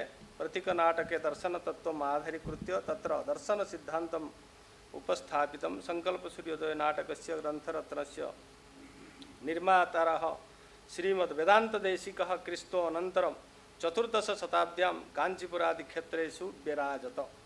अयम् आचार्यः कवितार्किकसिंहः यादव अभ्युदयः संकल्पसूर्योदयादि काव्यरचनया स्तोत्रादीनां ग्रथनेन नाना वेदान्तशास्त्रग्रन्थनिर्माणेन प्रथितोऽयम् आचार्यः संस्कृत प्राकृत द्राविड भाषासु प्रायः 50 ग्रन्थान् प्रणिनाय इति विशिष्टाद्वैत दर्शन मुररीकृत्य कवितार्किक सिंह सर्वतंत्र स्वतंत्र वेदांताचार्य विरुद्ध भूषिते श्री वेंकटनाथ देशिकै अनुगृहीतमिदं संकल्प सूर्योदय समाख्यम नाटकं तत्त्वहित पुरुषार्थान् प्रतिपद्य मतांतर दोषमपि संग्रहण उद्घाट्य मुक्ति उपाय प्रवृत्तिं विधाय प्रवृत्ति मार्ग प्रवर्तनेन पुरुषस्य संसार समुद्र समग्रता पादकानां काम क्रोध लोभादीनां दंभ दर्पादीनां च निवर्तन प्रकारम् उपदिश्य शुद्धेन हृदयेन समुचित स्थान विशेषे शुभाश्रय श्री विष्णु उपाध्यायेन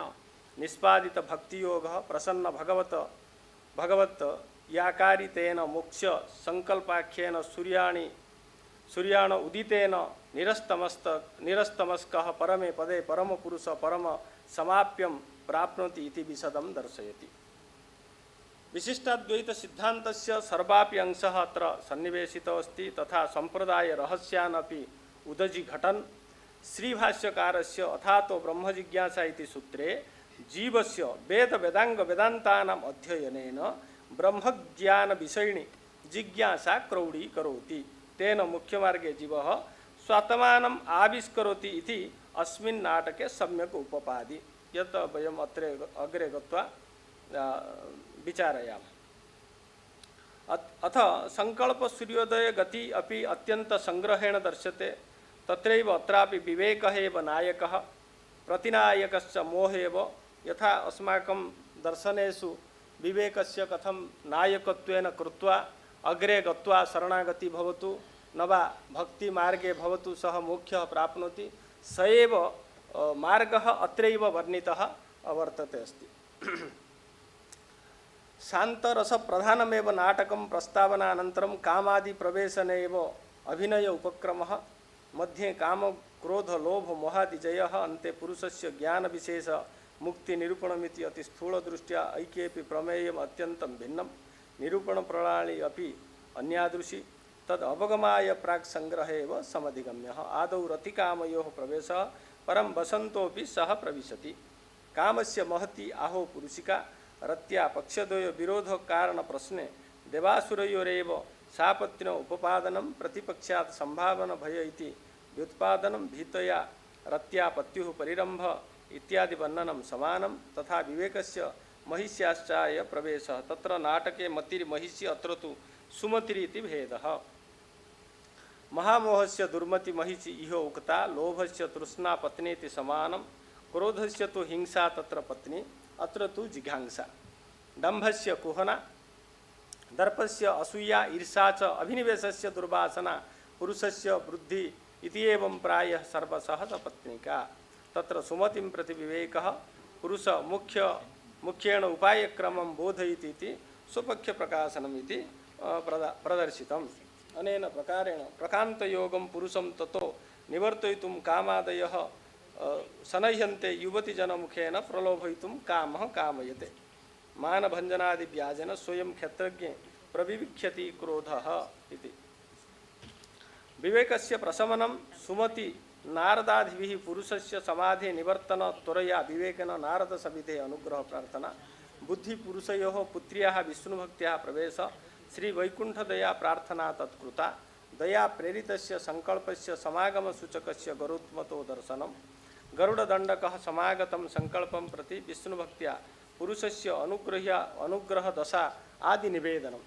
संकल्पनेपि पुरुष दर्शनं तेन संलापः तस्य पूर्वोत्तर पुण्य पाप विनाश श्लेष विधान अनेन अनुग्रह ईदृश पुरुष निरीक्षणाय विवेक विष्णुभक्त्यादि आगमनं पुरुषेण तेषां माननं परम पदं गतेपि स्वस्मिन् भवान् अस्मानपि पाठे श्रावयेत् भवान् आत्मनः कृते पठति वा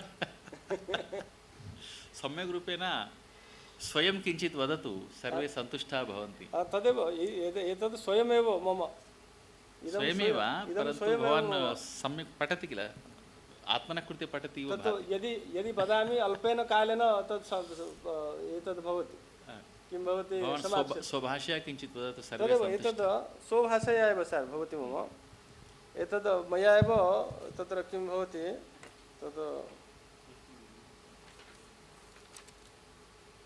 तर्हि ज्ञानमेव मोक्षसाधनम् इत्यत्र प्रमाणं भवति। तमेव विद्वान् अमृत इह भवति नान्यः पन्था विद्यते अयनाय इति श्रुतिः।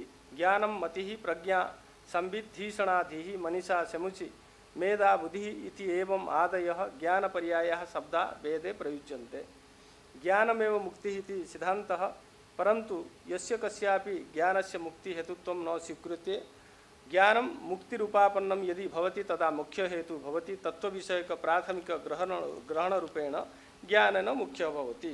यथा आचार्यैः उक्तं स्वभाषया वक्तव्यमिति।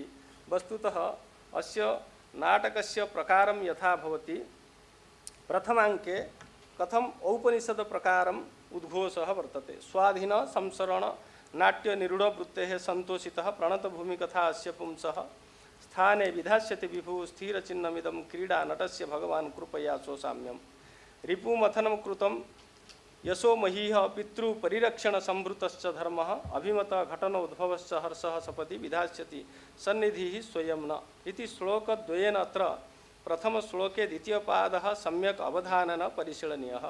स्थाने विधास्यति विभुः स्थिरचिह्नविदं क्रीडानटस्य भगवान् कृपया सोसाम्यम्। अत्र सोसाम्यं भगवान् स्थाने विधास्यति इति कथनेन निरञ्जनः परमसाम्यम् उपैति इति श्रुतिः स्मारिता। एवमेव प्रथमाङ्के कथं तावत् मुमुक्षुजनाः भविष्यन्ति इति मुमुक्षुचिह्नानि उपस्थापितानि।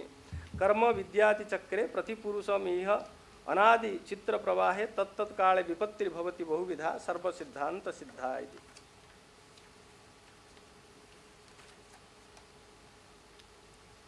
कश्चित् पुरुषः मुमुक्षु एवं कालान्तरे भविष्यति इति आचार्याः अत्र प्रतिपादयन्ति। सः कीदृशः मुक्तैश्वर्यान्त सम्पन्निधिः मुक्तैश्वर्य नाम मुख्यः।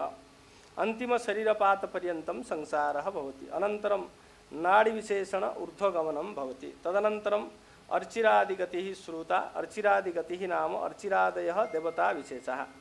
अमुं मुक्तियोग्यं पुरुषः श्री वैकुण्ठप्रतिं गमयन्ति इति अत्र उपासनास्य भक्तियोगः इति नाम। अस्य योगस्य यमनियमादि अष्टौ अङ्गानि भवन्ति। अस्य भक्तियोगस्य कथं सिद्धिः इति विव्रियते। अयं भक्तियोगः अष्टाङ्गयोगः इति उक्तम्। अस्य भक्तियोगस्य कर्मयोगः ज्ञानयोगश्च साधने भवतः। आचार्य उपदेशात् यथार्थ ज्ञानं सम्पाद्य स्वशक्ति अनुसारेण फलसंगरहित निषिद्ध काम्य नित्य नैमित्तिक रूप कर्म विशेष अनुष्ठानं फलत्यागः संगत्यागः कर्तृत्व त्यागश्च अत्र अपेक्षितः भवति।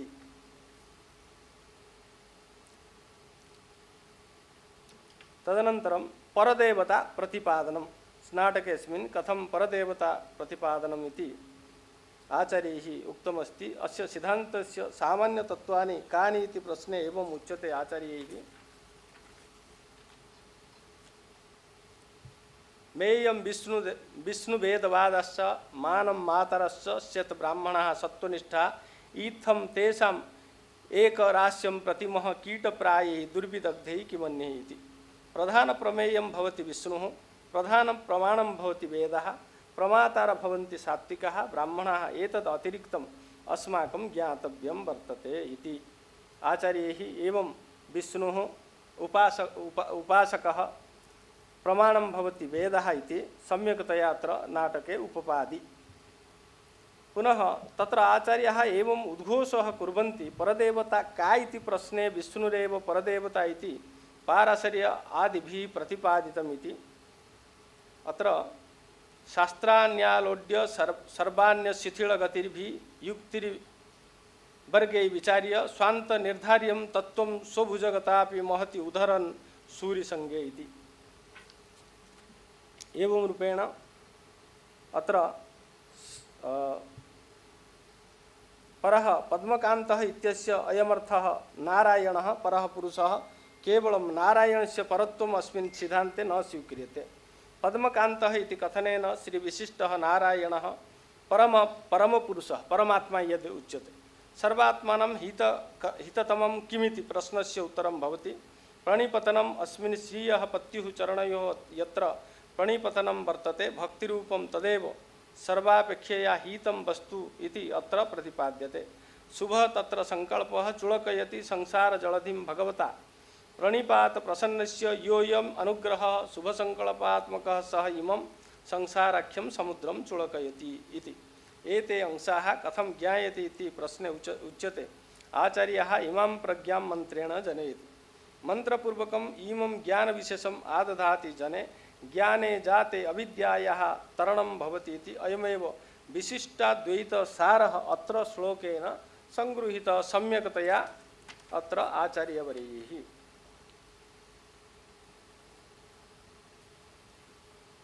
वस्तुतः 20-पुटात्मकम् अयं मम लेखः विशिष्टाद्वैततत्त्वं तावत् अन्येन श्लोकेन प्रतिपादितो वर्तते। अस्मिन् सिद्धान्ते श्रुत्यर्थ निर्णयः एव कृतो अस्ति। कश्चित् श्रुतयः चिदचित् स्वराणां परस्परं भेदं वदन्ति, कश्चित् श्रुतयः चिदचित् ईश्वराणां स्वरूपतः अभेदः भवति इति प्रतिपादयन्ति इव लक्ष्यते। अत्र भगवत रामानुज सिद्धान्ते शरीर शरीरी भाव प्रतिपादकैः वेदवाक्यैः सर्वेषां श्रुतिवाक्यानां निर्वाहः क्रियते। चिदचिद ईश्वराणां भेदः परमार्थिकः योऽयम् अभेदः श्रुतिभिः अभिधते सः अभेदः न स्वरूप इति रूपः, किन्तु शरीर शरीरी भावरूपा असत् सिद्ध संबंधकृतः तादात्म्य परपर्यायः न स्वरूपाभेदः इति निर्णयन्ति आचार्याः। जगत् अंतर्यामी भवति लक्ष्मीशः श्रियः पतिः परमपुरुषः परमात्मा विष्णुः निरीशः समाभ्यादिकरहित अयं विषयः श्रुतिभिः निर्णीतः इति आचार्याणाम् अत्र निर्णयः अस्ति।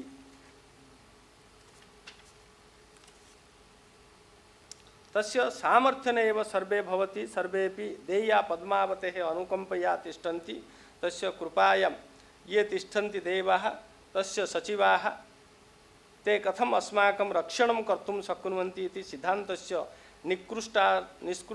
निष्कृष्टार्थः अत्र प्रतिपादितः दशमाङ्के परमैकान्त्यमिति काचित् गुणाभक्तस्य सिद्धान्ते स्वीक्रियते। यः पुरुषः विष्णु व्यतिरिक्त देवता परमत्वेन न मन्यते, यः पुरुषः मोक्ष व्यतिरिक्त पदार्थं पुरुषार्थत्वेन न मन्यते सः परमैककान्त्यम् इति उच्यते। तस्मै पुरुषाय भगवान् सर्वं ददाति, ज्ञाने तु आत्मैव मे मतमिति गीतायां भगवान् आह प्रकृत दशमाङ्कस्य श्लोक अत्र अपि चिन्तनीयः। इदानीं एतद् समाप्यते इति सूचना आगता इति हेतुः अत्र भगवान् विष्णुः अस्य संप्रदायस्य विशिष्टाद्वैत दर्शनस्य प्रकारं सर्वेषां स्वामी भवति, सः परमात्मा परम ब्रह्म विष्णुः इत्यादि शब्दैः वयं वक्तुं शक्नुमः। सः यः भगवान् भवति यतः स्वामी अतः सर्वे चेतनाः शेषभूताः भवन्ति, शेषनाम दासः। तथैव भगवान् सर्वेषाम् अन्तः प्रविश्य शासनं करोति इत्यतः सर्वेपि भगवता नियाम्यः इति उच्यते। एवमेव सर्वस्य अचेतनस्यापि भगवन्तं प्रति शेषत्वम्। तथैव भगवान् चेतनाचेतनम् इदं जगत् स्वस्य इच्छा विशेषेण धारयति इति भगवान् विष्णुः सर्वेषाम् आधारः भवति। सः भगवान् विभुः भवति, विभुः नाम सर्वव्यापकः भवति। सः भगवान् सकल कल्याण गुणानाम् आकरः भवति, अस्य कोऽपि हेयः गुणः नास्ति। भगवन्तं श्रीवैकुण्ठे जीवः यथा प्राप्नोति तदा मुक्तः इति उच्यते। संसारदशायां वर्तमानः बद्धः भवति, अनन्तः गरुडः विश्वक्सेन इत्यादयः श्रीवैकुण्ठे सर्वदा वर्तमानाः भगवतः दासाः भूत्वा भगवत्कैङ्कर्यं कुर्वन्ति, ते नित्या इति उच्यते। अस्य संसारिणः भगवत उपासनेन शरणागत्या वा मुख्यः भवति। अयं भवति अन्तिमः जीवस्य अन्तिम प्राप्तिः भवति, मुख्य प्राप्तिः शरणागति द्वारा मुख्य प्राप्तिः भवति इति। उपासना शरणागतिभ्याम् अस्य प्राचीनानि पुण्यपापानि नश्यन्ति चेत् श्रीवैकुण्ठ प्राप्ति भवति। तत्र भगवतः यावन् भोगः सावन् भोगः मुक्तस्य भवति। भोग नाम आनन्दवाप्तिः। तत्र भगवतः यावन् भोगः सावन् भोगः मुक्तस्य भवति। भगवान् सर्वेषां यतः शेषी नियामकः आधारस्य भवति, अतः सर्वेषां चेतनाचेतनानाम् आत्मा भवति। सर्वेपि प्रपञ्चः चेतनाचेतन स्वरूप भगवतः शरीरम् इति एतेषां सिद्धान्ते उच्यते। शरीर शरीरी भाव भगवतः चेतनाचेतनाश्च अस्मिन् सिद्धान्ते विशेषः।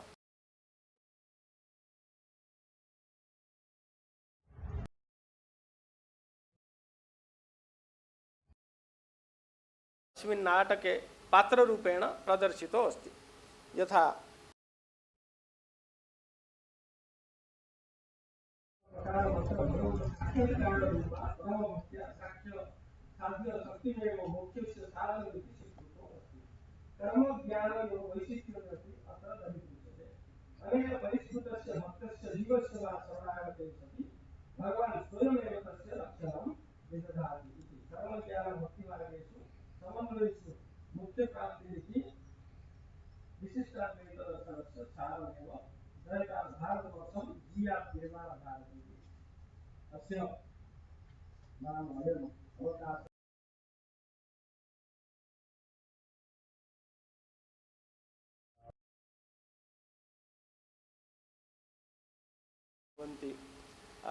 अधिकारिभ्यः अपि धन्यवादाः वितीर्यन्ते।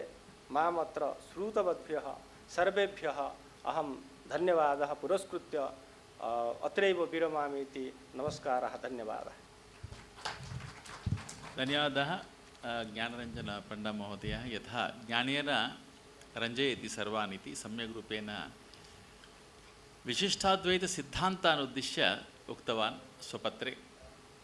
रामानुजाचार्यस्य विशिष्टाद्वैतसिद्धान्तः तस्मिन् सङ्कल्प सूर्योदये कथं सन्ति इति प्रतिपादितं ज्ञानरञ्जन पण्डा महोदयेन। एतत् सर्वं श्रुत्वा अहं पूर्वं रामानुजाचार्यविषये अहम् कांश्चन श्लोकान् लिखितवान्। I wrote few verses on Ramanuja. Please, this is a very good opportunity. Please listen what I wrote about Ramanujacharya. Dravideshu janim labdhva बाल्यादेव कृतश्रमः Vishnu तत्वं विशुद्धं यो लोके स्थापितवान् गुरुः स च रामानुज श्रेष्ठः तत्वं सात्विकमुत्तमं लोके प्रवर्तयामास श्रेष्ठमानन्दवर्धकम् मोक्षप्रदायकं मन्त्रं श्रुत्वाचार्य प्रबोधितं मोक्षप्रदायकं मन्त्रं श्रुत्वाचार्य प्रबोधितं लभन्तां मुक्तिपदवीं जना सर्वेपि भारते यथाधिकारः सुदृढः ब्राह्मणानां भवेदिह जनानाम् अन्यवर्णानां तथा मोक्षे भवेत् सदा इति चिन्तितवान् सः। गुरुणा मन्त्रः लब्धः रामानुजाचार्येण। तदनन्तरं किं कृतवान् रामानुजाचार्यः? बहिरागत्य सर्वेभ्यः उक्तवान् रामानुजाचार्यः, मोक्षप्रदायकं मन्त्रं श्रुत्वाचार्य प्रबोधितं लभन्तां मुक्तिपदवीं जनाः सर्वेपि भारते यदाधिकारः सुदृढः ब्राह्मणानां भवेदिह जनानाम् अन्यवर्णानां तथा मोक्षे भवेदिह चिन्तयन् इत्थमाचार्यः रामानुजयतीश्वरः बहिरागत्य सहसा करुणापूर्णमानसः मन्दिराग्रगतः सर्वान् नाहूय धर्मवित् सर्वान् संश्रावयामास मन्त्रं मोक्षप्रदायकम्। तदनन्तरं तस्य विचारः कः रामानुजाचार्यस्य? ब्रह्मसत्यं जगत्सत्यं गुणवान् हि परात्परः इति उक्तवान् रामानुजाचार्य। ब्रह्मसत्यं जगत्सत्यं गुणवान् हि परात्परः जीवेश्वरौ पृथग्भूतौ ब्रह्मणा व्यापृतं जगत् मोहाविद्या समुत्पन्ना बुद्धिर्बन्धनकारिणी भक्त्या विशुद्धया मुक्तिः साध्या भवति भूतले। भक्तिः तत्र प्रधानभूता इति उक्तवान्। मोहाविद्या समुत्पन्ना बुद्धिर्बन्धनकारिणी भक्त्या विशुद्धया मुक्तिः साध्या भवति भूतले विषयान् ईदृशान् सर्वान् उक्त्वा मोक्षप्रदायकान् लोके प्रवर्तयामास तत्वं रामानुजो गुरुः। रामानुजात् परं लोके मध्वाचार्य समागतः यैरद्वैतस्य सिद्धान्तः त्यक्त्वा द्वैतं समादृतं। रामानुजस्य महती विशालां गगनोपमां नरेन्द्रमोदिना राज्ये तेलङ्गाणे अतिविश्रुते तत्र रामानुजस्य मूर्तिः स्थापिता आसीत् तद् तेलङ्गाणाराज्ये तस्मिन् सन्दर्भे लिखिता। एवं प्रकारेण धन्यवादाः। अहं किञ्चित् मम चापल्यं प्रदर्शितवान्। इदानीं now I request madam Shantakumari from senior professor from Pondicherry University from philosophy department. I already gave the brief introduction about her. Now I request her, she will also present her views on Madhvacharya, the views of the Siddhanta Purna Prajna.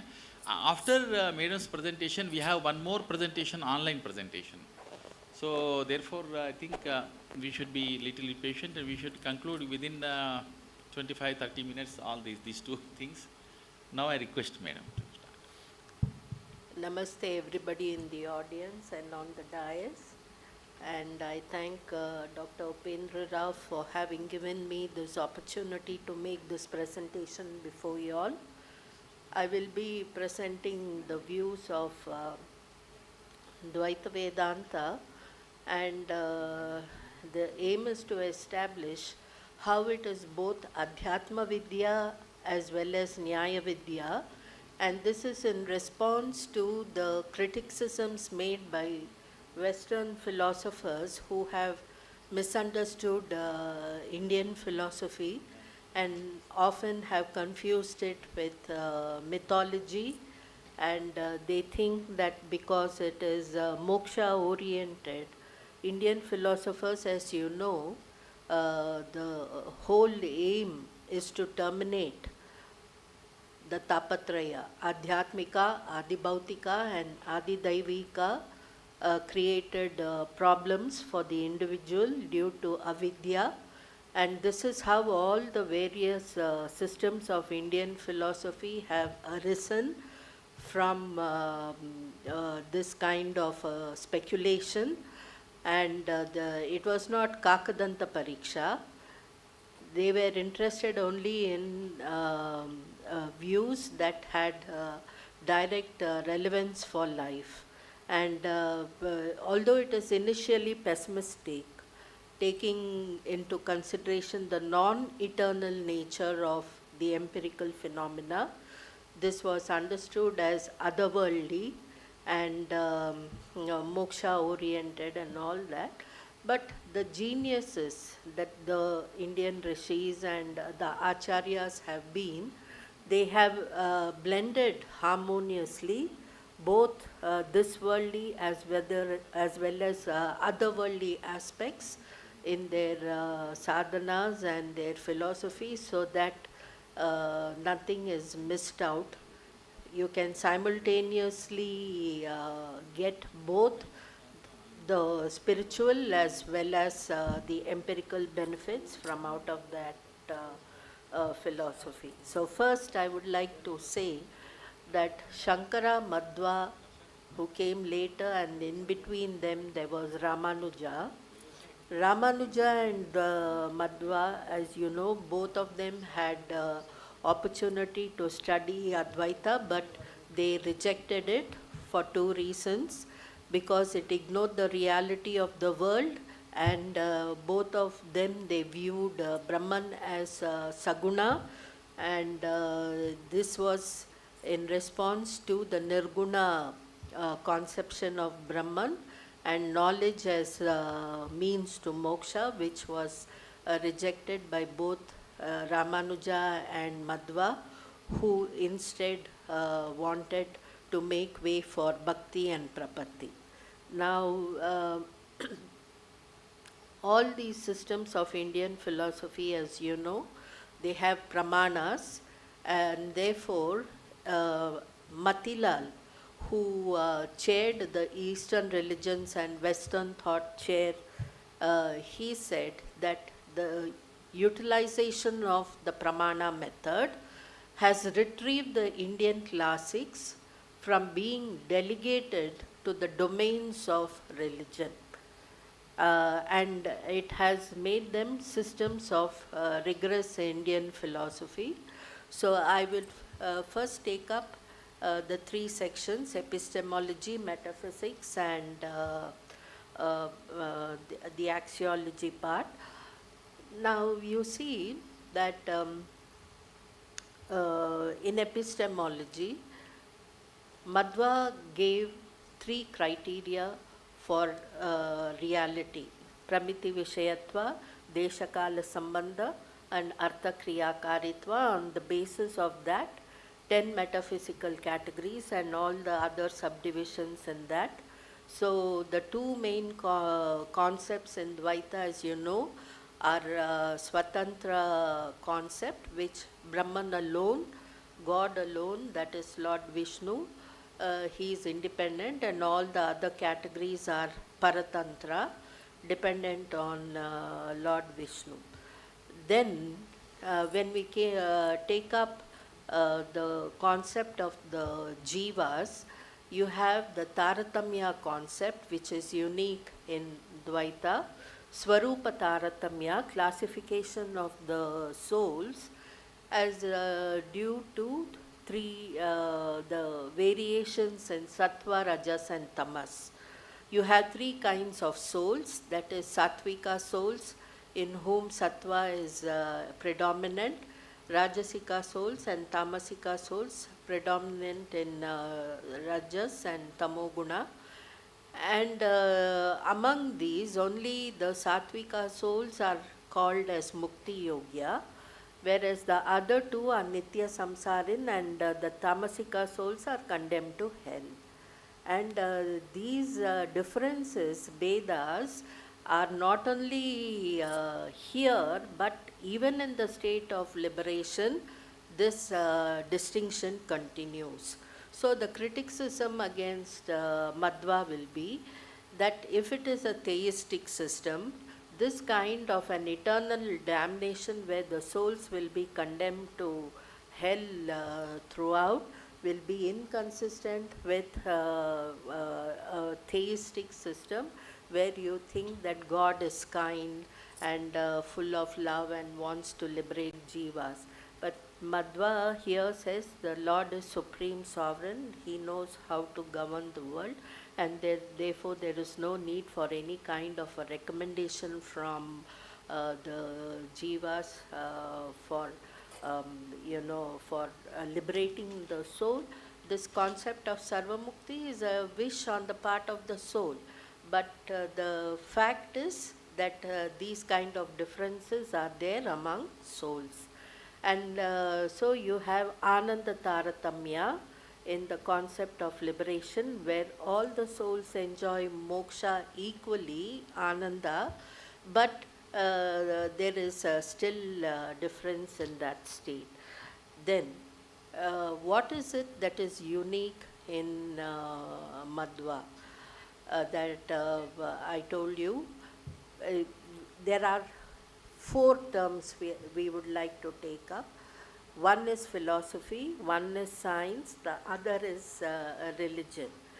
Now, every philosophy, if we take up, every religion has a philosophy, but philosophy need not be religious.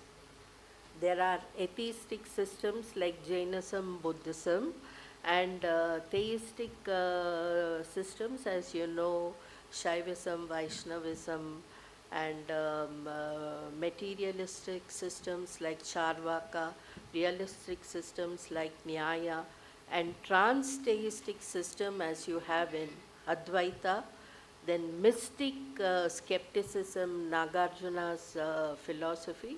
So there are different kinds of philosophy. And the methodology of philosophy is Tarka and Yukti.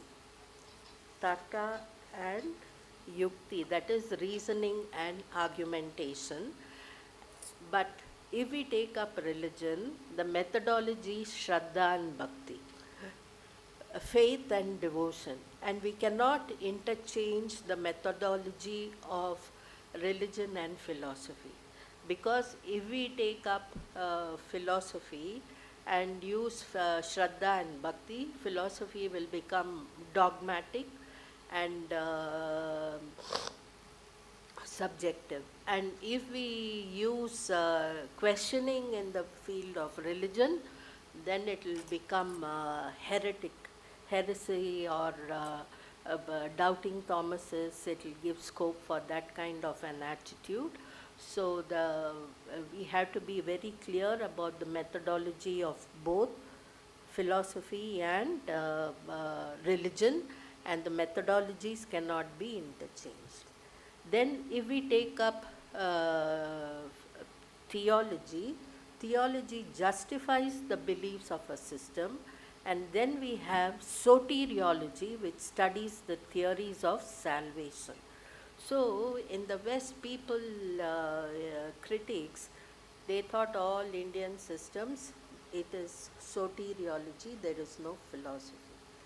But here once again, because of the pramana method and because we use viveka as the prerequisite in the sadhanas, and even in Jnana Yoga, we have Shravana, Manana, rational reflection, where there is place for questioning, argument and all that for the sake of clarity and for eliminating doubts.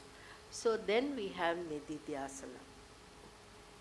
And soteriology, here they are all theories of salvation, because most of these are moksha oriented, and there is nothing to be apologetic about it, because the purpose of life, if we consider that human beings are the crown of creation, then the purpose of life is to attain that, and that is what everybody has been highlighting.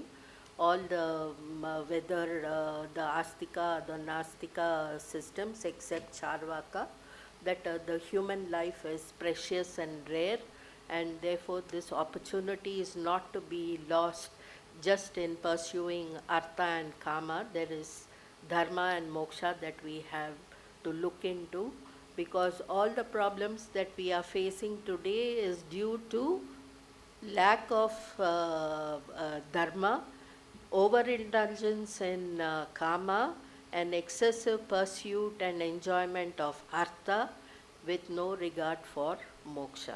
So these acharyas, as we find in the Dasa Sampradaya, the literature, the songs of devotion that have been composed by these Haridasas, they constantly remind us about how we have to make our minds Godward turned.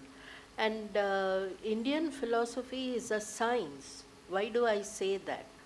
Because there are two kinds of knowledge, lower knowledge and higher knowledge.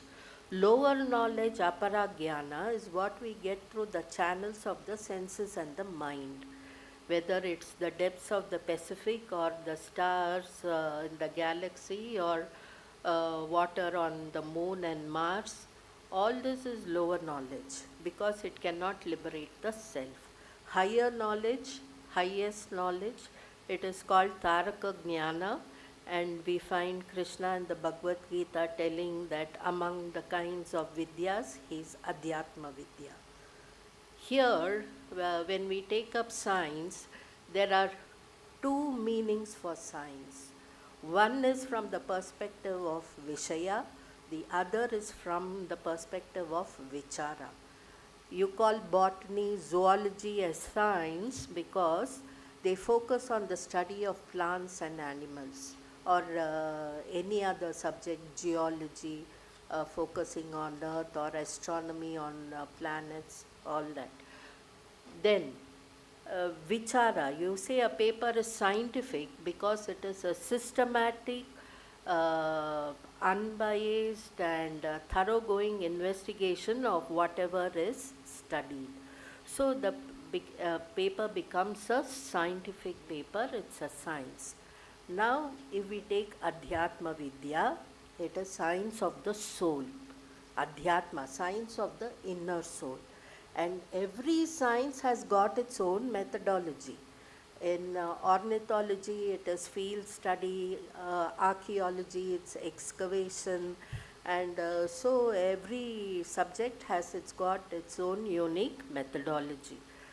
And when we say that this is science of soul, with regard to pramanas, you find Advaita making through pramana vyavastha a clear division between Shruti having Paramarthika Pramanya and other 5 pramanas, Pratyaksha, Anumana, Upamana, Arthapati, Anupalabdhi, being restricted to the Vyavaharika and accorded Vyavaharika Pramanya.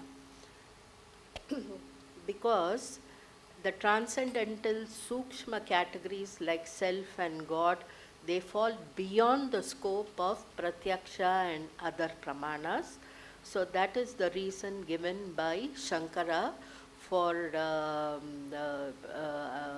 not giving all the Pramanas an equal status. But in Dvaita we find that because Shruti is based on Pratyaksha, Shruti cannot overrule Pratyaksha, and therefore Madhva gives equal importance to all the Pramanas, especially Pratyaksha, because it is the Jeshta Pramana. And so this is how each philosopher is giving rational arguments to justify his philosophy through systematic exploration of categories and other phenomena.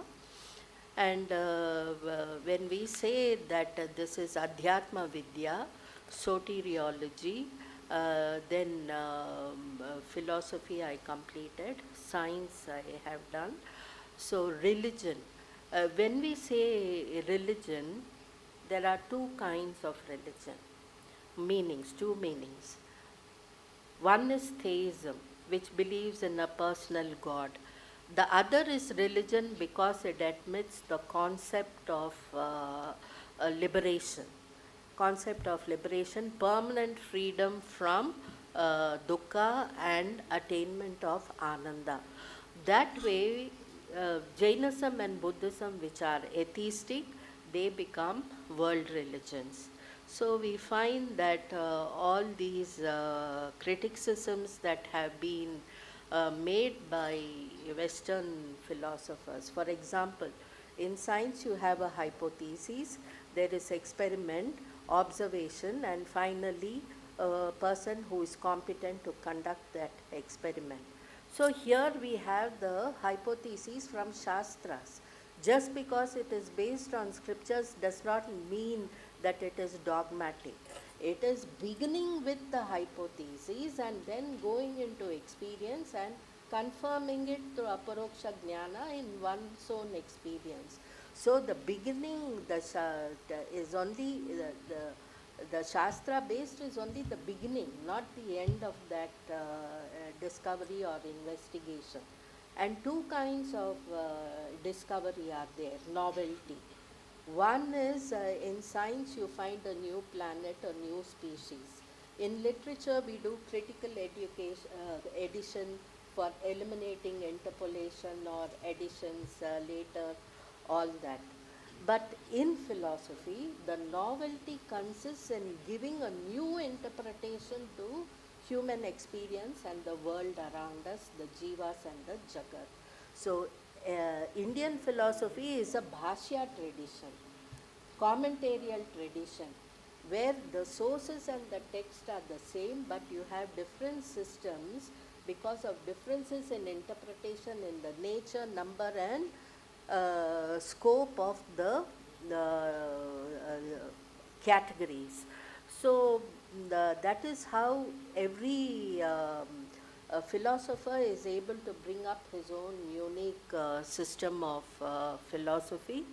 And here you find Kautilya. Kautilya gave a fourfold classification of knowledge: Anvikshiki, Trayi, Varta, Dandaneti. And he was very sensible not to confuse Anvikshiki with Trayi, which the West did.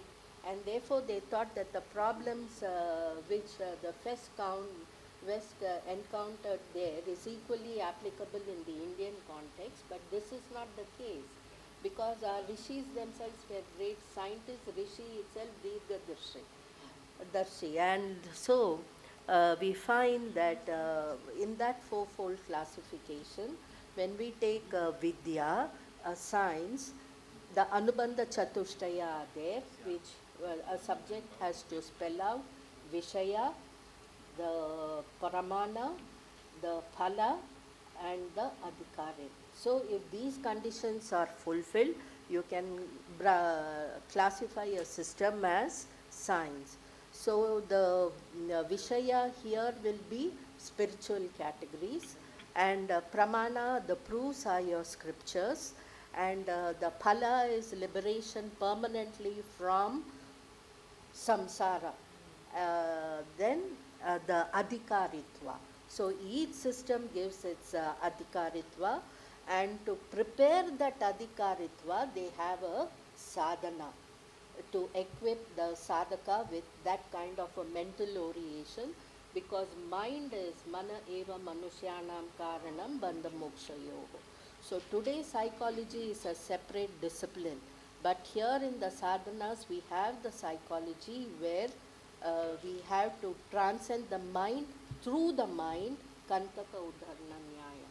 So this is how all the acharyas have been justifying themselves as a unique philosopher, and at the same time these are living philosophies and intended for practice. Just like only by eating food hunger is satisfied, philosophy has to be practiced. It is not for speculation, it is for realization. Thank you. Thank you so much, ma'am, for the session. Next, I invite Dr. Ulzit Lusunjev, Minister Counselor from the Embassy of Mongolia to the Republic of India. I invite you, sir. You will be presented with the conference book by Professor Rao.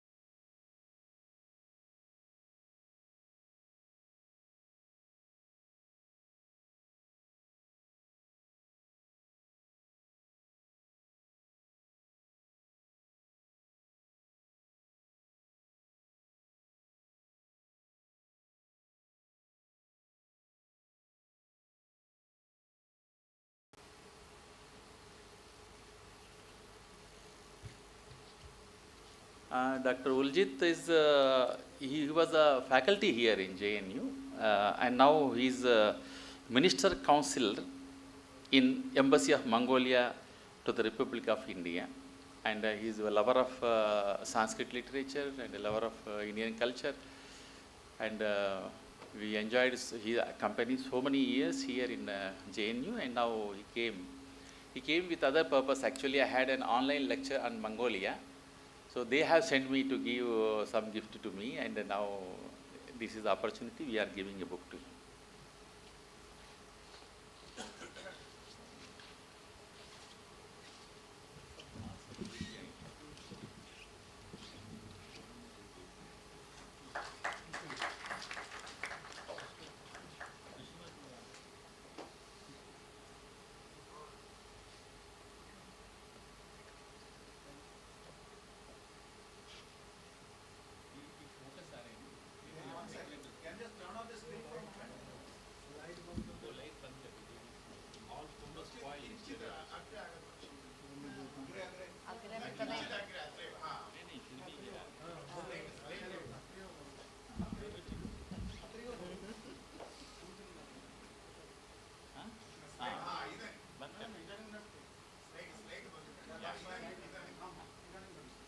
Just थोड़ा सा पीछे हटिए, और पीछे आ जाइए. Yes. इधर आइए.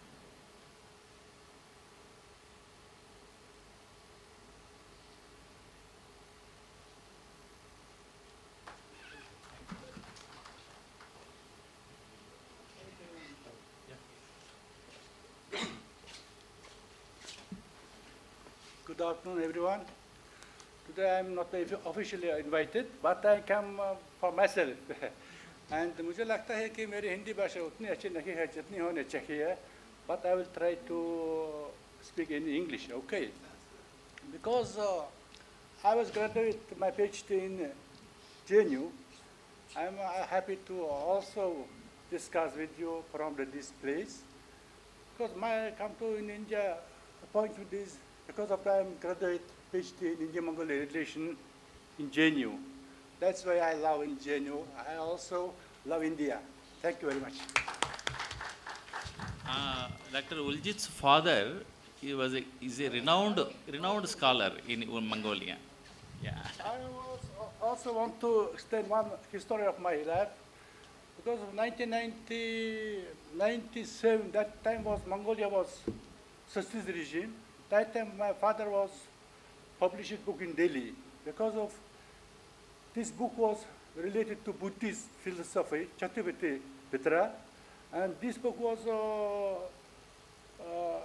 from Prague to India come because of the Mongolia is prohibited Buddhism that time, socialist regime was. That time 1979, my father was connected with the Lakshmandraji and he was published this book, 3 pieces only. That book was published only 3 books because of socialism, and my father gave these 3 books. One is National Library, one is Buddhist Temple of Mongolia, and one is my home, which my father was living, just staying there.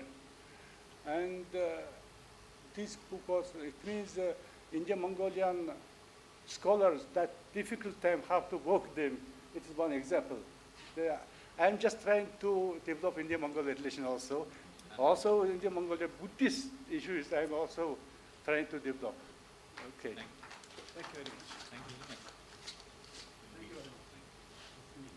Thank you, sir. Next, we have the last session. We will be joined by Prakriti Goswami, all the way from Indiana University, Bloomington. She'll be talking about emotional reciprocity and devotional aesthetics, Vallabhite perspectives on the Bhagavata Purana.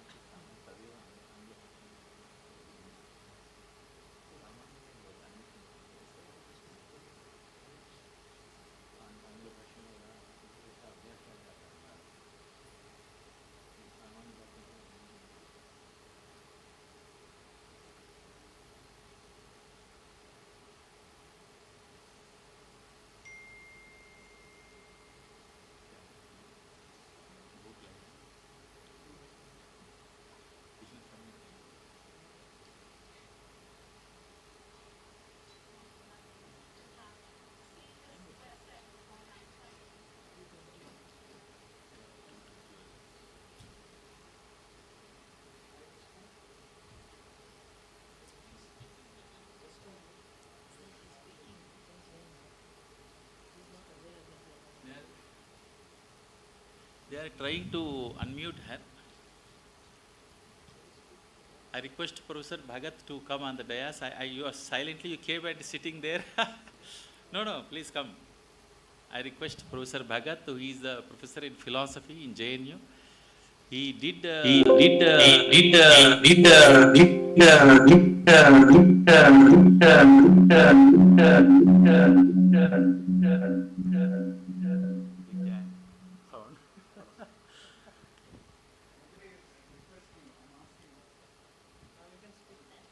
earlier he did. Are you sure?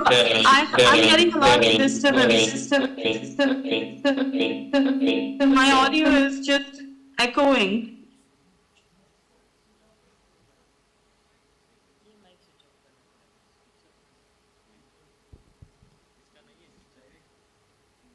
Can you hear me now?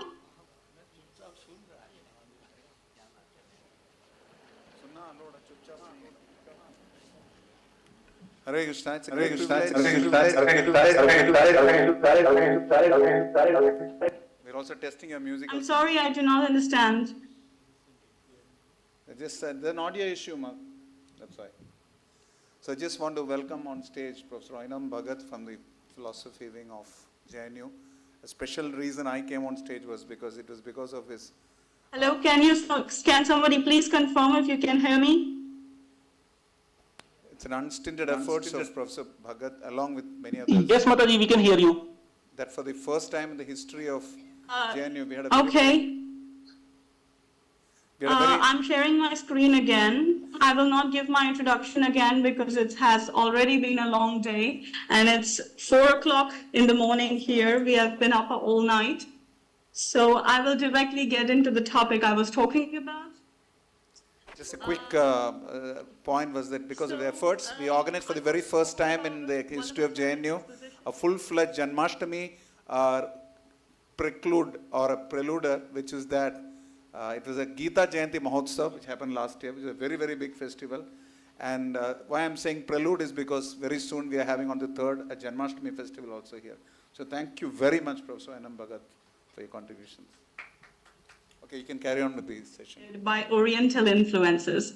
And that was because the whole academic scholarship of Sanatana Dharma was started during the colonial age. So we could not escape the Orientalism of it. And the un-Indian hermeneutical methods that has been used to study had a profound impact on the studies. And it is for this reason that we see that the philosophical traditions that propound formless conception of the supreme absolutes, such as the Advaita Vedanta philosophy, took precedence over the theistic Vaishnava traditions that we are talking about today. But in recent times, amazing work has been done by scholars in this field, many of whom I have been fortunate to hear in this sense. However, while the work has been done, we do need to define what the terms such as formlessness, attributeless, or undivided Brahman, Nirguna Nirakara Akhanda Brahman mean in Indian context. What do we mean by formlessness? This conference is a rare and excellent opportunity to further religious studies within Indian academia and the study of Vaishnava Vedanta in particular. So coming back to what formlessness means, I want to say that we all are aware of this, but using Indian hermeneutics, we come to this conclusion that formlessness includes the absence of form at both gross. As we all know that in this respect, even the sound of is giving a form to Brahman, because when you lifting Brahman to Omkar. So even that makes Brahman Saguna, because you're describing.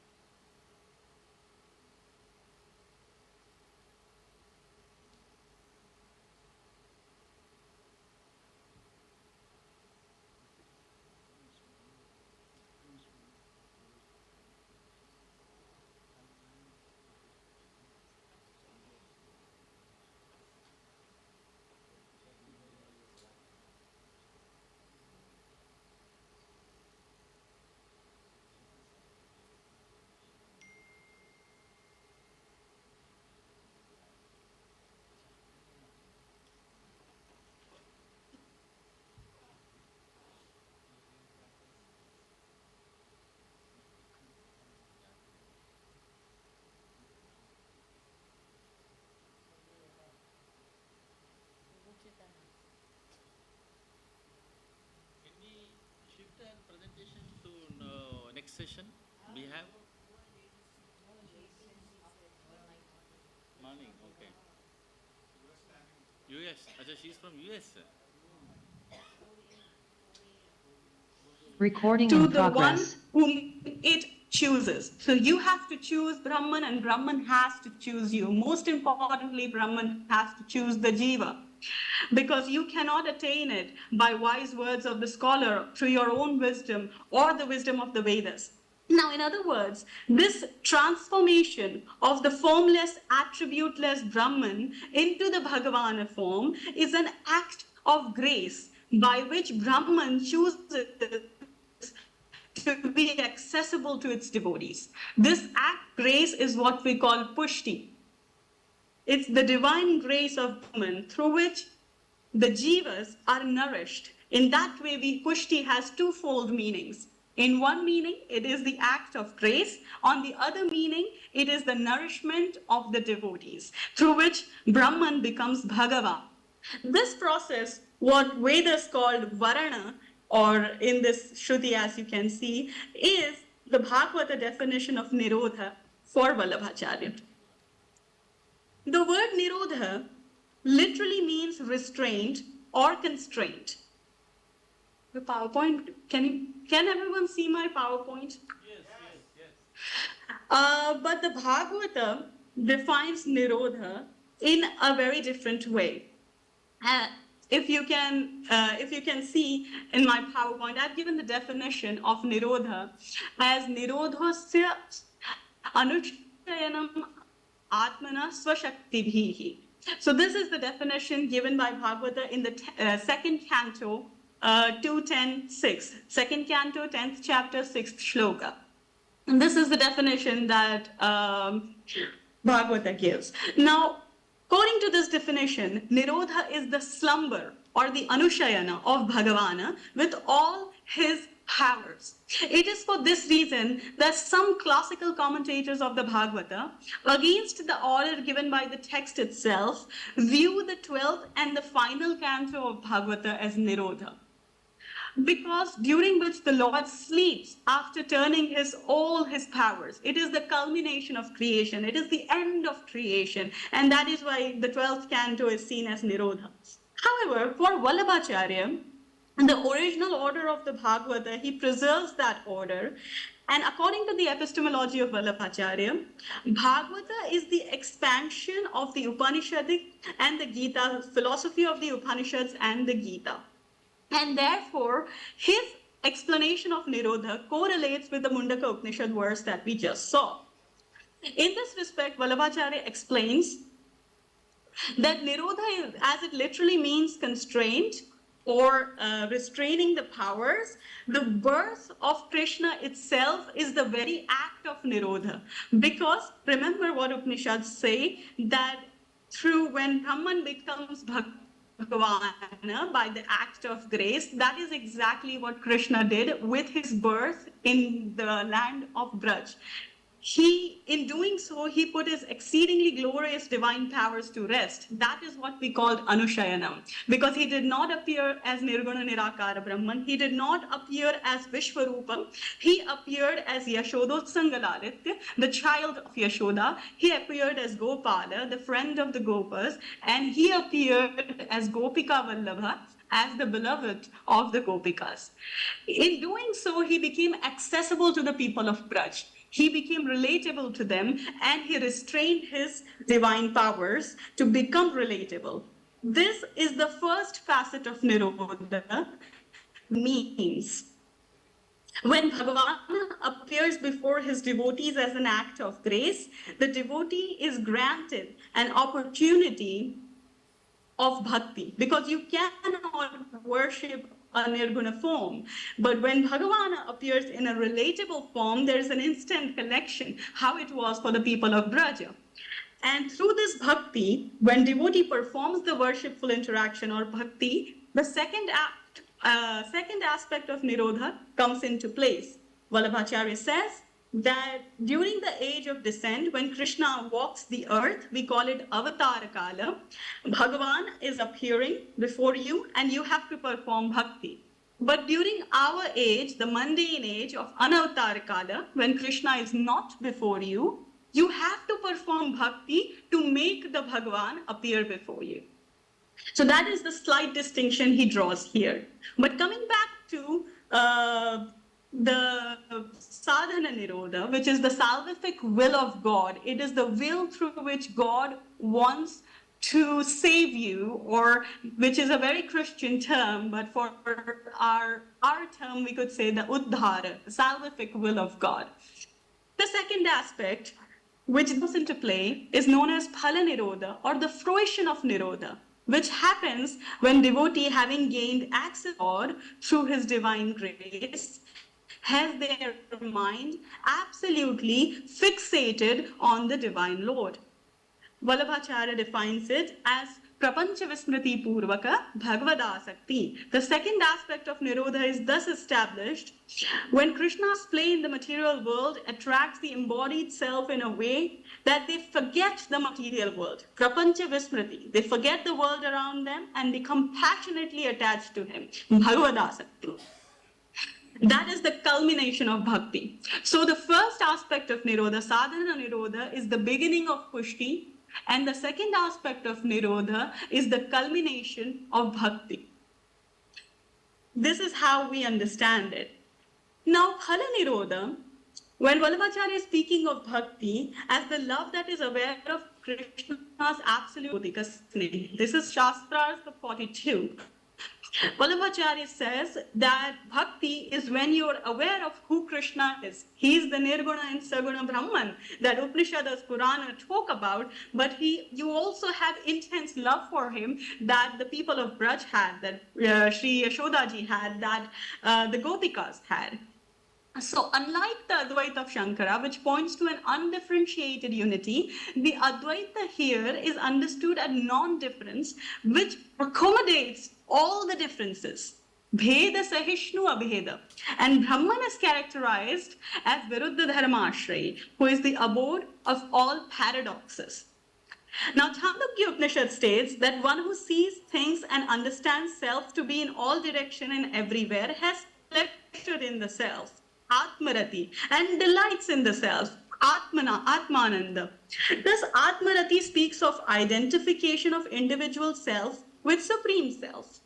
This self-delightment is the ontological basis of bhakti and is expressed by devotee through unconditional and unmotivated love for God. Nirupadi bhava.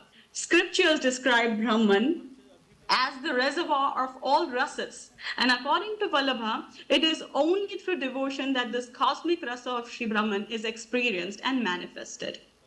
So non-duality in Vallabha's philosophy, therefore, does not limit the scope of devotion, but it is the very feature that separates the mood of bhakti from all other mood. Because bhakti rasa is the sentiment of love that is generated through the knowledge of the ontological non-duality and the playful duality, Tatvik Abheda and Leelatmaka Dvaita.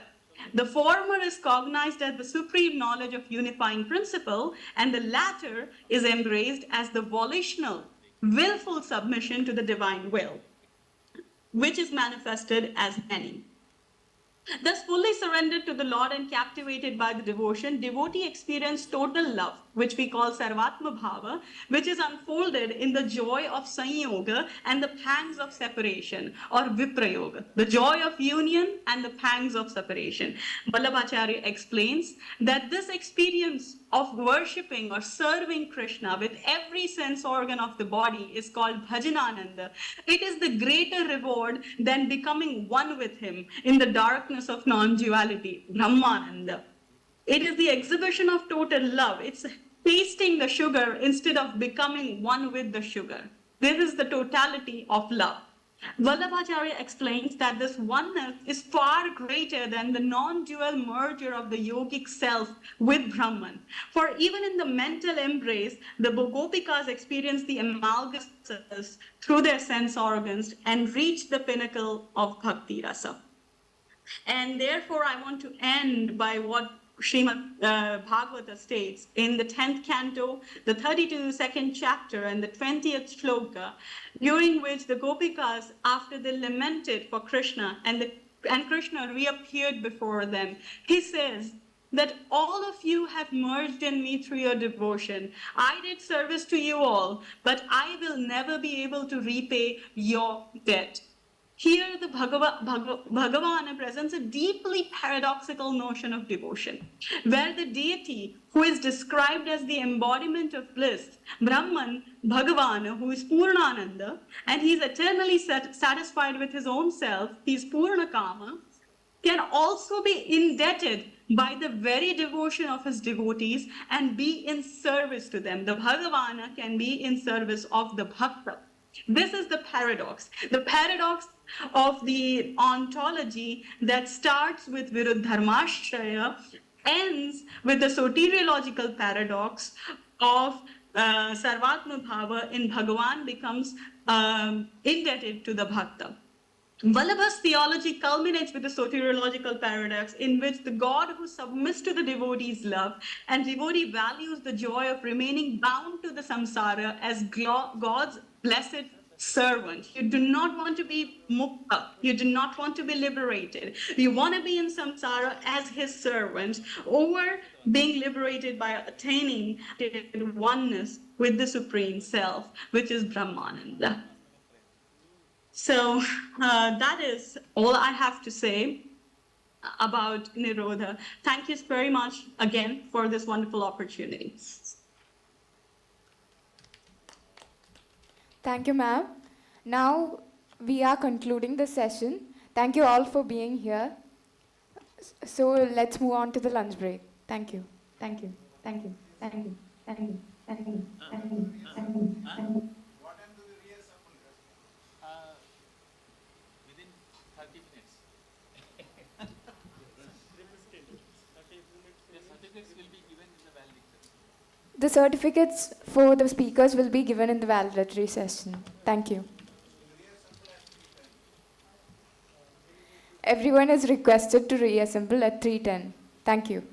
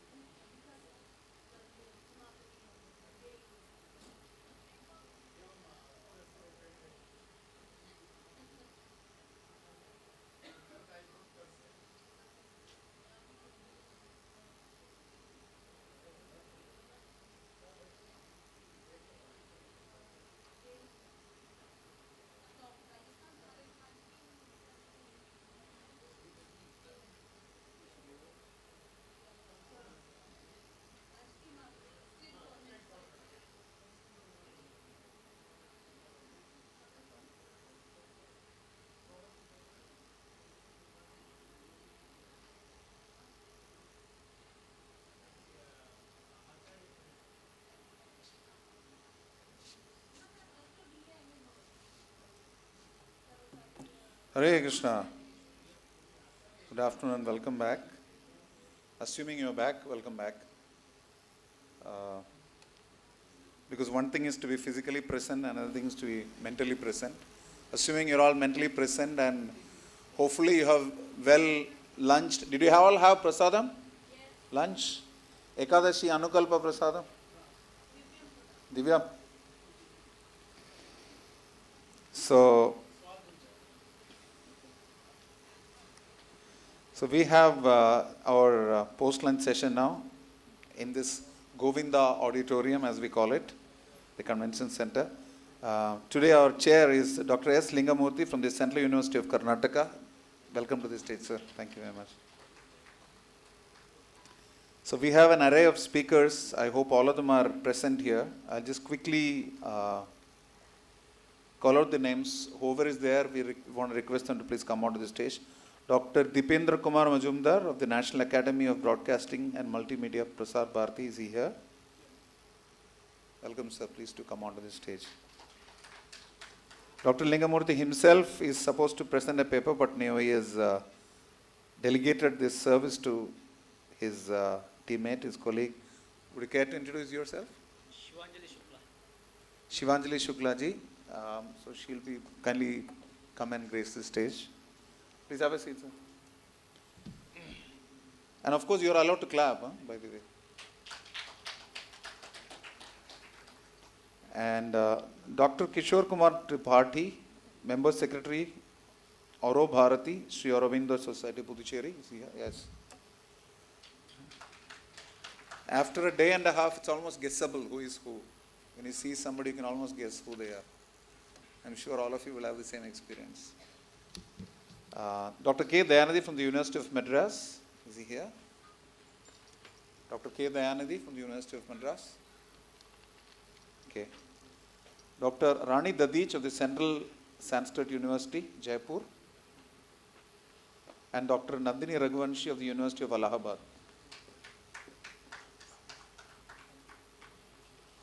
Okay. So, without much delay, I want to just call on our first speaker for the afternoon, Dr. Dipendra Kumar Majumdar, whose topic is the Bhakti ingrained in the Nam Singho Papa Hosti symbol of the Neo-Vaishnavites of Assam, or Ahom as many people call it. You have a presentation to share? Yeah.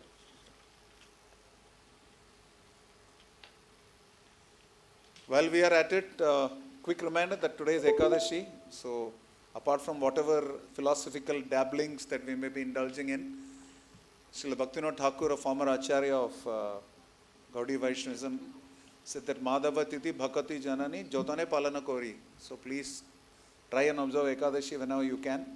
Fast from grains, you can take. There's so many options as you would already tasted. Anukalpa Prasada. And please chant the holy name, the extent that you understand. If we don't talk about it in a Vaishnava Vedanta conference, I don't know where we can talk about it. So, thank you. Hare Krishna. Dr. Majumdar.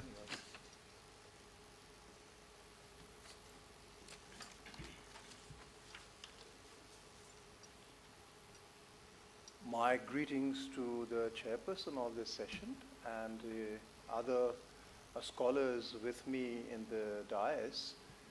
And Hare Krishna, Namaskar and good afternoon, ladies and gentlemen present here in the auditorium.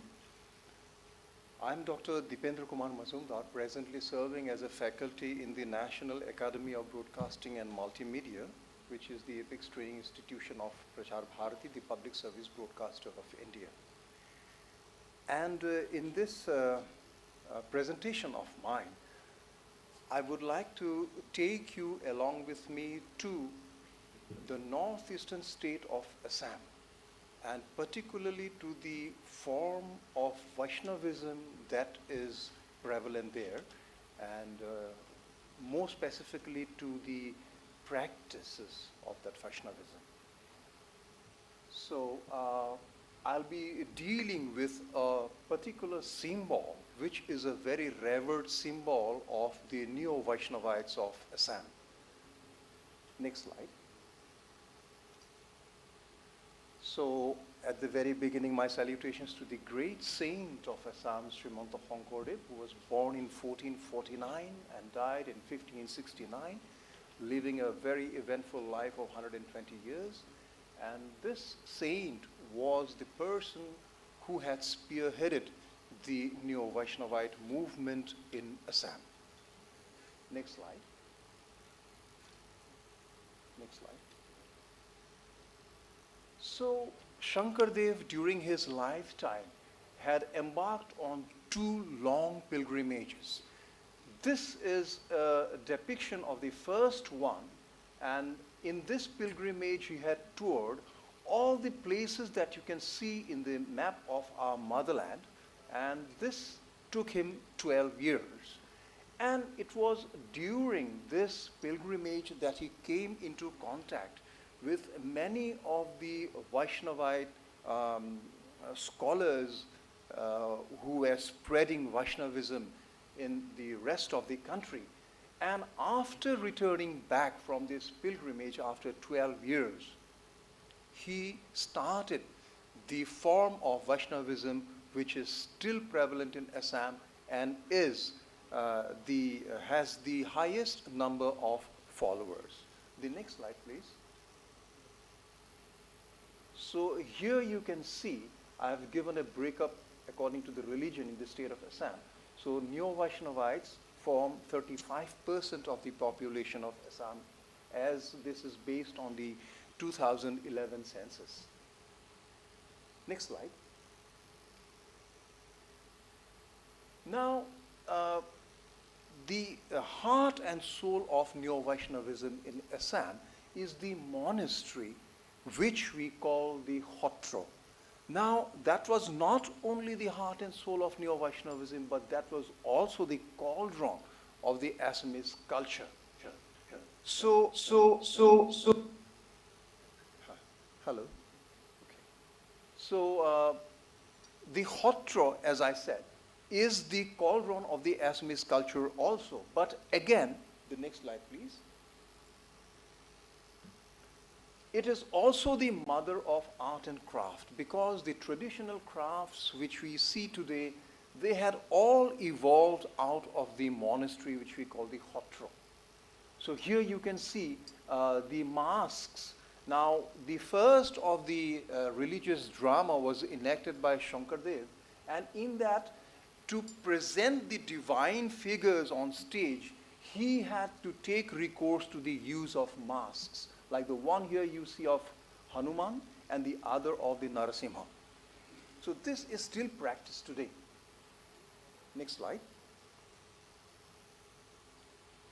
Even in the columns of the Namghar, I'll come to the Namghar specifically, that is again the soul of a Hotro or the monastery, is the congregational prayer hall. Even there, the columns of the Namghar, you can see that Narada has been sculptured in a particular log, a sculpture in round. And on the other side, you can see Vishnu and Garuda in wood.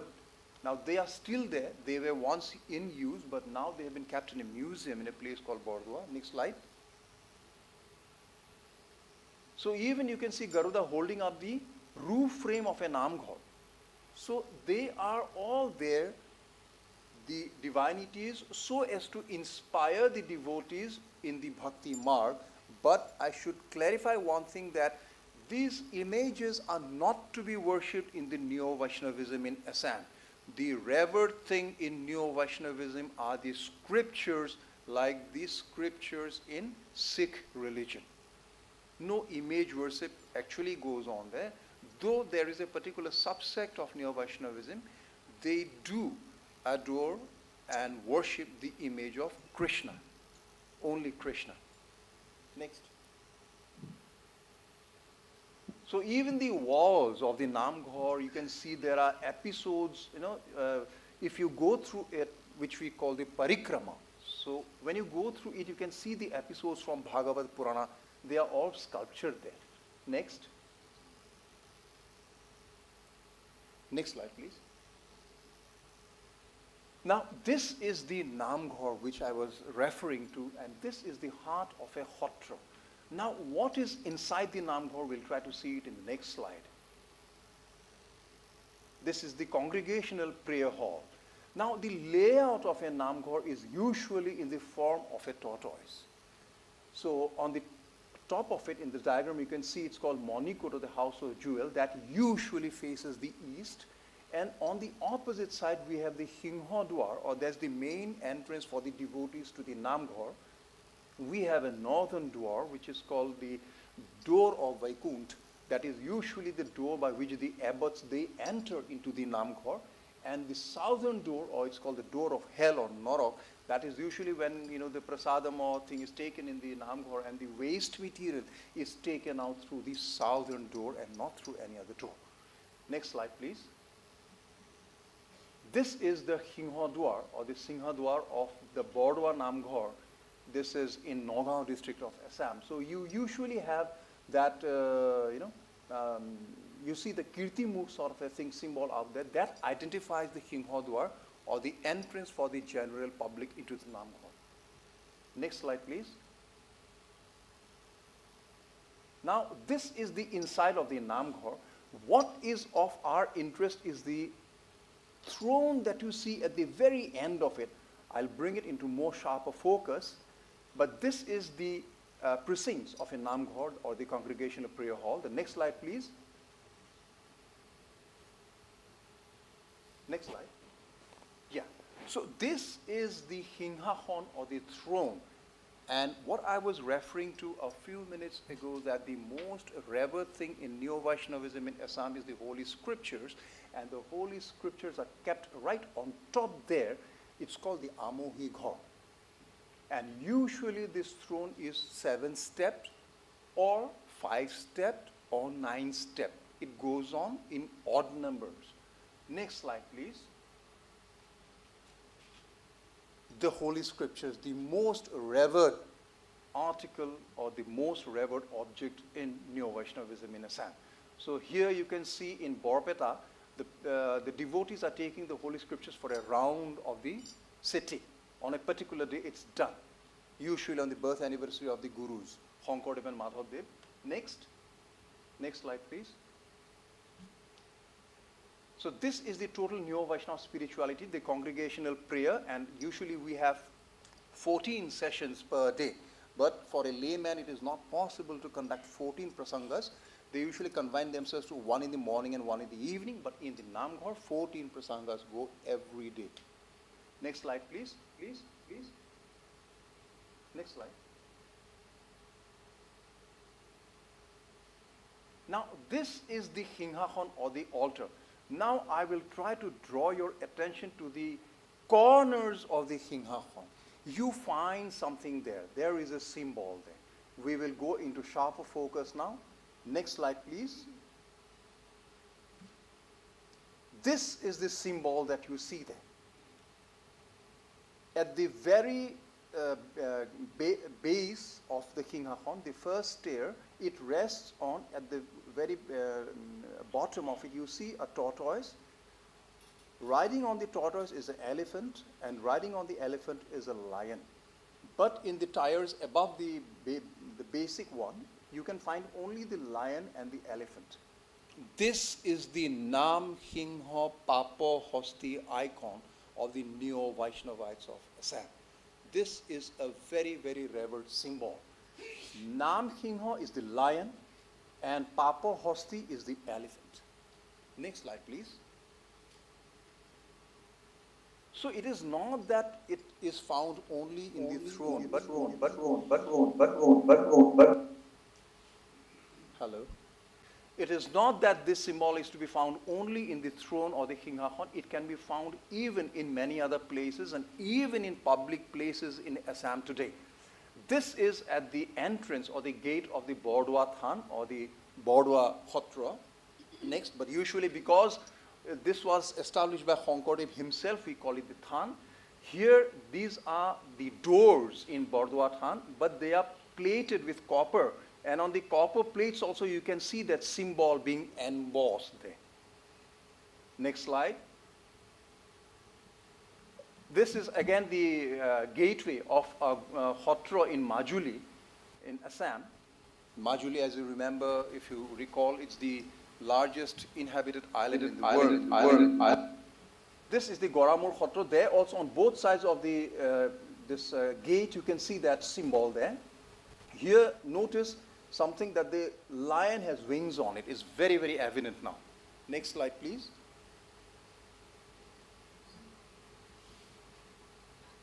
Now, this is of a children's prayer hall in Guwahati. What a couple they did was that they tried to initiate the children into Vaishnavism, and so since they had to be taught in a different way, so they had made a very small namghar. This is only for the children, and there they are taught why is this thing done, how should you enter the namghar, what are the ways that you conduct yourself there. So even in the entrance you can see that symbol is there. Next. As I was saying, you can see the symbol in a lot of public places also. This is in the welcome column of a district in Assam, Bishwanath Sarli district. You can see on the welcome column also, focus your attention on the top of it, the crest. That same symbol is there. Next slide, I'll bring it to sharp focus. That is it. So it's also in many public places. It is not only confined to the namghar. Next slide. It's also in a park in Kivohagor. So this is the Lolipraspa Park, and even there you can see the symbol. Yes, next slide, please. This is in Tezpur. So there in terracotta you can see I've exploded that what was there near the Shiva image. You can see there was some terracotta. I've exploded it, and there you can see the symbol is there. That's made in terracotta. Next slide, please. So this is in Bordwa. So in a lot of public places you can see the symbol. Next slide, please. This is in a wall in a Khotra in Mirza in Assam. So there also you can see that same symbol. The elephant is in grey and the lion is in red. Next slide.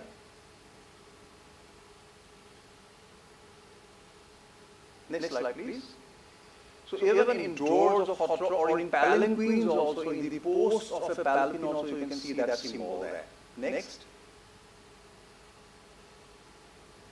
This is in Kolakshetra in Assam, so it's a cultural center. Even there you see this symbol. Next slide, please. This is made in sand, from the sand of the Brahmaputra river. They made it, there was a festival there, so this symbol was made out of sand. Just like in Puri we find the Patnaik making that out of sand. Next slide, please. Now what does it signify? We have seen the symbol, we have seen that it is resident in the namghar, it is resident in its gates, in the entrances, it is also resident in many of the public places, but what does it mean? This has different connotations, but I will confine myself to the connotations and the denotations of this symbol according to whatever is being accepted by the Neo-Vaishnavas of Assam only. Next slide, please.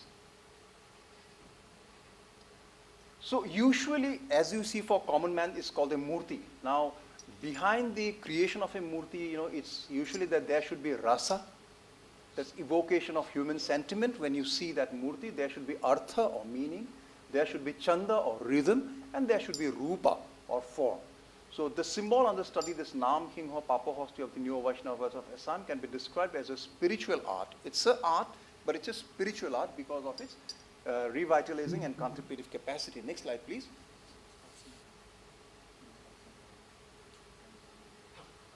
Just remind me, how much more time do I have? Oh, just 4-5 slides, yes? So please skip this. This is how I had studied. Next slide, please. So we'll go to the first one, the kurma or the tortoise. Here you can see the Samudra Manthan sculpture, which is in the Suvarna Bhumi airport in Bangkok. Next slide, please. Next slide. So here the kurma is here at the bottom of the posts in a particular khotra. Next. Here the whole throne is resting on the back of a kurma. Next. This was the survey that I had done, and the results that came from the survey was that the tortoise represented the restraint which is to be exercised by a devotee. Because in our day-to-day life, next slide please, we are always exposed to temptations from various forms of vices. Now, just like when a tortoise, it encounters danger, it pulls its limbs and head inside its shell. Similarly, when a human encounters such temptations, this is also written in Bhagavad Gita. We are supposed to withdraw our senses inside. So the kurma represents the devotee who has exercised restraint. But how can he do that? Next one. I'll pass over. Yeah, pass over. This is in Gita. Next slide. Now I'll come to the elephant. What does the elephant mean? Next slide. Now the elephant comes from the Gajendra episode, if you remember. He was the king of the elephants, and he was so proud and arrogant that once it so happened he had gone to quench his thirst in the pond, and that crocodile caught its foot. For 1,000 years it said that that duel went on, but still because of his ego, he would not ask for help from anybody, but at the end he had to take refuge in Vishnu. And then Vishnu came and he had cut off that crocodile and set free the elephant. So the elephant here symbolizes arrogance and pride. So that's also, it's in the Artkelia Namori in Jurhat. So that whole episode has been frozen in cement in that photo. Next slide, please. So there is another version that the elephant, when Krishna had gone for the duel with his uncle Kangsha, so Kangsha had sent this elephant to stop Krishna. But Krishna had encountered that elephant, Kuvoloi, and the Mahut was Ambasta, and he had pulled out the trunks. So even from there, that connotation of elephant representing sin comes. Next slide, please. So this was the survey that I had done, and majority of them, you can see the tallest bar, they said the elephant represents sin. Next slide, please. So that is what I said. Next slide, please. Next slide. Now we come to the lion. Next slide.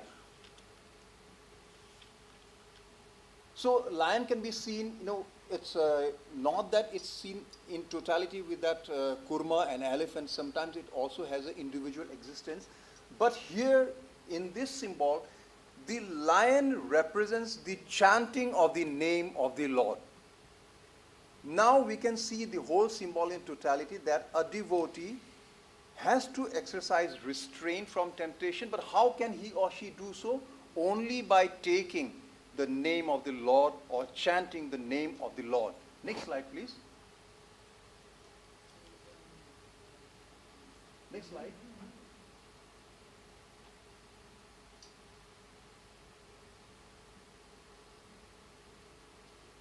Next slide. Next slide. Next slide. So as I said, this lion with the winged lion also has individual existence. This is in a crematorium in a wall. You can see that. Next. This is in stone in Vishwanath Ghat in Assam. Next.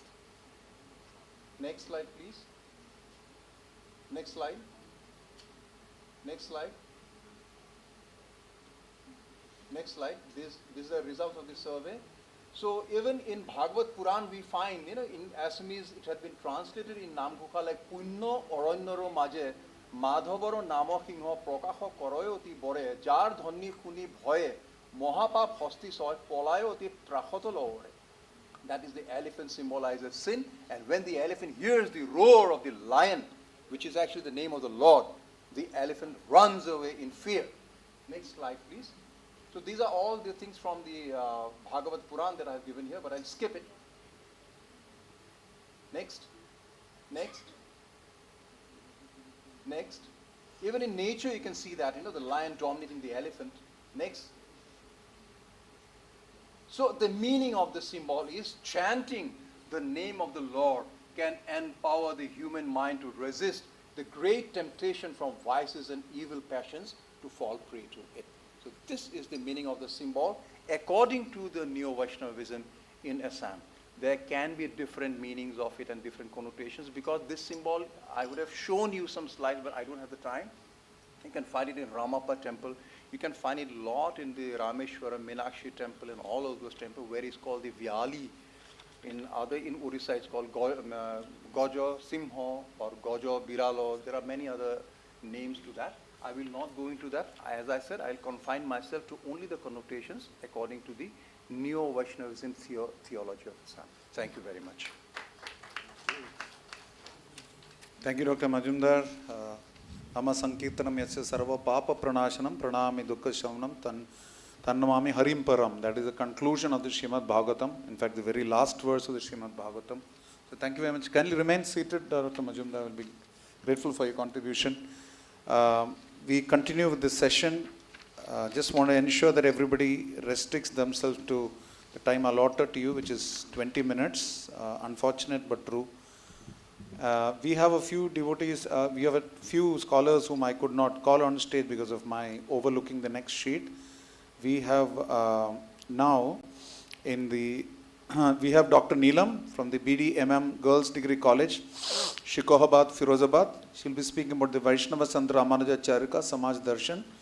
And we have Dr. Sonali Bairba from the SMCC Government College, Abu Road, Sirohi, Rajasthan, who will be speaking about Shrimad Bhagavad Gita mein Upadishta Sattva Rajas एवं तमस गुण का व्यक्तित्व निर्माण व प्रबंधन में योगदान. So there is also Dr. Uma Bharadwaj. Is she here? She is not here. Dr. Uma Bharadwaj, are you here? No, fine. So that's it. Thank you very much. We'll go on to the next speaker, and that is Dr. S. Lingamurthy himself was supposed to present. No, he delegated someone. Your name, I'll have to repeat again. Dr. Shivanjali Shukla will be presenting on behalf of Dr. S. Lingamurthy. The topic is an economic analysis of Sri Lakshmi Narasimha Swami Temple of Yadadri. This is a case study. Thank you. Just I would like to give brief introduction before starting the main presentation. Basically, we are not Sanskrit learned persons. We are from economics background, but we try to integrate economics with the Sanskrit because the philosophies gives us the vision to understand the teachings of spirituality. Whereas the temples are the manifestation to practice the physical things, and temples uphold the dharma while practicing our day-to-day economic activities. So with this background, we have started understanding what is economy and what is temple and what is philosophy, how these things are integrated all together. And when we look at Kautilya Ardhashastra, the stanza of Kautilya Ardhashastra itself says that the Sukhasya Moolam Dharma, the root cause of Sukha, the happiness comes from the Dharma, the following Dharma. And the root cause of Dharma is again based on the Artha. So Artha is compulsory in all kinds of things. And that is the reason for taking this kind of study of temple economy is the motivation comes from the Kautilya Ardhashastra, that is Sukhasya Moolam Dharma, Dharmasya Moolam Ardha, and Ardhasya Moolam Rajya. It keep continues. But here we are going to understand economic aspects which have been empirically conducted the study. So I would like to invite Shivanjali Shukla to present the empirical findings of the study. I'm sorry to interrupt, but we also want to welcome on stage Dr. Nandini Raghuvanshi of the University of Allahabad. She will be addressing us on Alvars Sant evam Rama Bhakti. Now on to Shivanjali Shukla. Thank you. First of all, I would like to thank Institute of Social Science, JNU and Central Sanskrit University for organizing such a wonderful conference on Vaishnava Vedanta, and my namaskar and pranams to the senior faculties on and off the dais. Hindu belief about the universe and the nature of reality are reflected in the temples. And temples include all of the components of Hindu universe, symbolically portraying dharma, artha, kam, moksha and karma, as well as the Hindu notion of cyclical time and a true meaning of life. Also, as per Kautilya Arthashastra and his philosophies, dharma and artha go hand in hand. To support this, I would like to quote Sukhasya Moolam Dharma, Dharmasya Moolam Artha, Arthasya Moolam Rajya, Rajasya Moolam Indrijaya. So here we can see how dharma and artha are correlated. And talking about the temples, temples in India are the epicenters of trust and spirituality, and temples are not only fulfilling the spiritual well-being and cultural progress, but also play a vital role in the maintenance of the material well-being of the people. In the past, temples received the brimming donations from the kings and queens, and today society has made temples huge treasuries of wealth, including land, jewelry, financial assets, making these religious structures a potent economic institution. So, talking about the Sri Lakshmi Narasimha Swami Temple, kindly the first slide. So, basically, earlier we used to talk in the context of a dharma-based economic system or economic activities. That is what I'm trying to talk about, which will be relating with the livelihood of the people. So, an effort has been made to evaluate the relevance of Sri Lakshmi Narasimha Swami Temple from an economic point of view with the primary data which has been collected by the team of members at Sri Lakshmi Narasimha Swami Temple, Yadadri. Talking about the Itihasic relevance of the Yadadri Temple, next slide please. So on the hills of Bongir, or what you call as Bhuvanagiri and Raigir of Bhuvanagiri district of Telangana, India, a sage named Yadrishi, who is son of renowned sage Rishyashrunga and Santa Devi, resided in Treta Yugam and practiced penance with the blessings of Sri Hanuman. So Sri Narasimha, the avatar of Sri Vishnu, came before him in 5 distinct forms as Sri Jwala Narasimha, Sri Yogananda, Sri Gandhaveruda, Sri Ugra and Sri Lakshmi Narasimha, since he was pleased with the devotion of Yadrishi. And one of the renowned 18 Puranas, that is the Skanda Purana, refers to the history of this temple. And another religion claims that Sriman Narayan dispatched his Bhakt, that is Anjaneli or Sri Hanuman, to lead the Rishi to a sacred location where God came to him in the form of Sri Lakshmi Narasimha after being pleased with Yada's devotion. Also, there is a story, like there is an old temple and a new temple which is on the hilltop, and the old temple is not on the hilltop but down some 5 to 6 kilometers distance is there.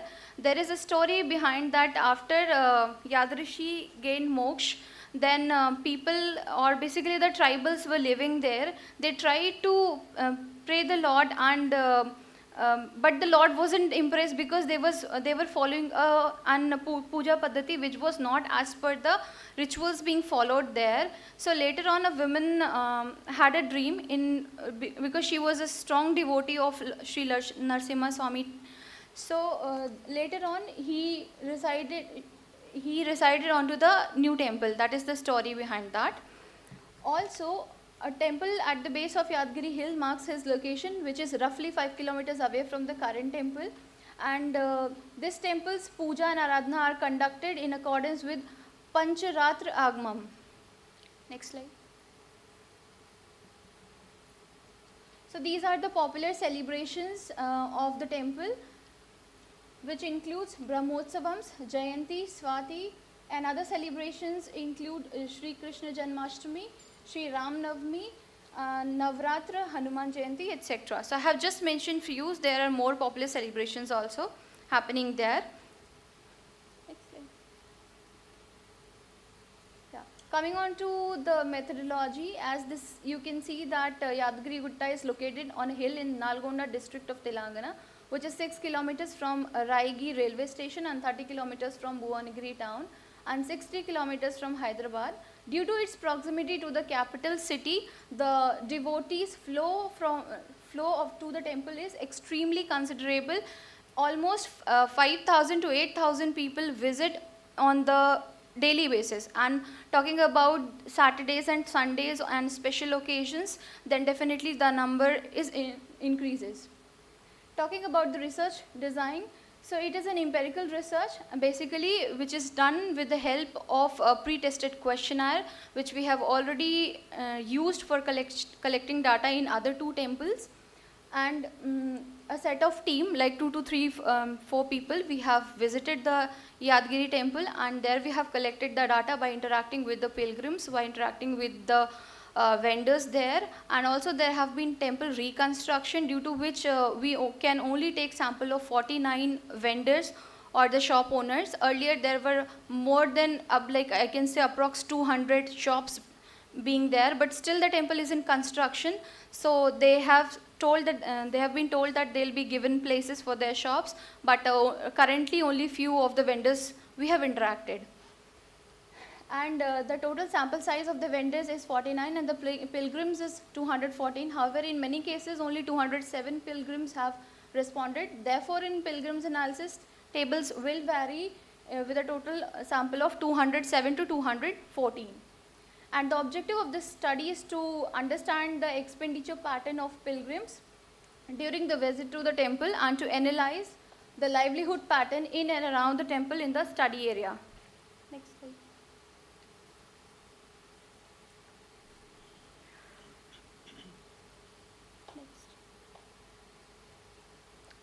So, talking about the results and discussions, initially I am talking about the vendors data, then followed by I will be talking about the pilgrims data. The first one is the vendors data.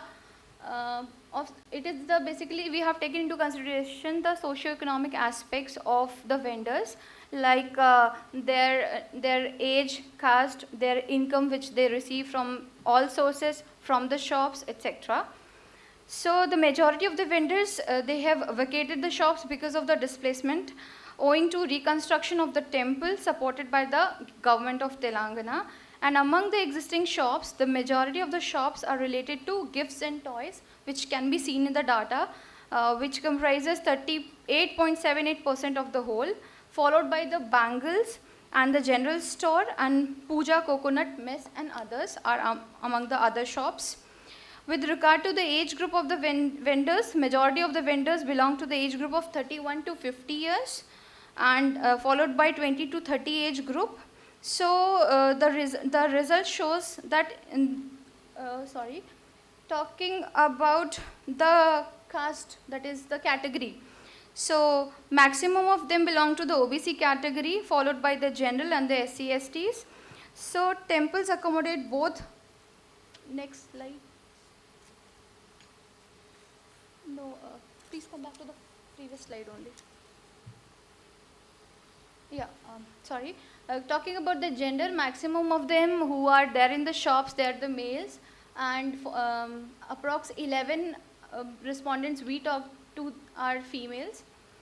So with regard to the vendors' education, out of 49 respondents, 16 respondents have completed their intermediate or diploma education, which comprised 32.65%, followed by the higher secondary, which is about 26.53%, and graduation, which was 20.41%.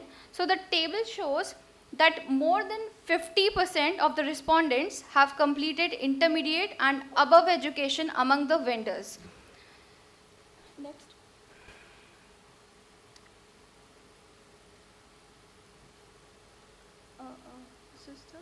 Monthly income. Okay, I'm just concluding. I'm not explaining each and every data. So the results indicate that the majority of the respondents have been earning a decent and respectful income for their survival in the temple area. Shops. Next.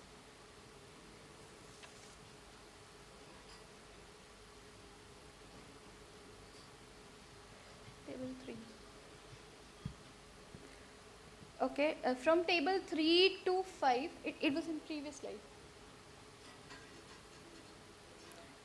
We can see that the livelihood have been surviving from long time and sustainable in future with satisfied good profit levels, and significant number of vendors have been complying taxes to the government as well as to the local authorities, which is given in table number 6. Shivanjali, come to findings. Final. Okay, I'm sorry.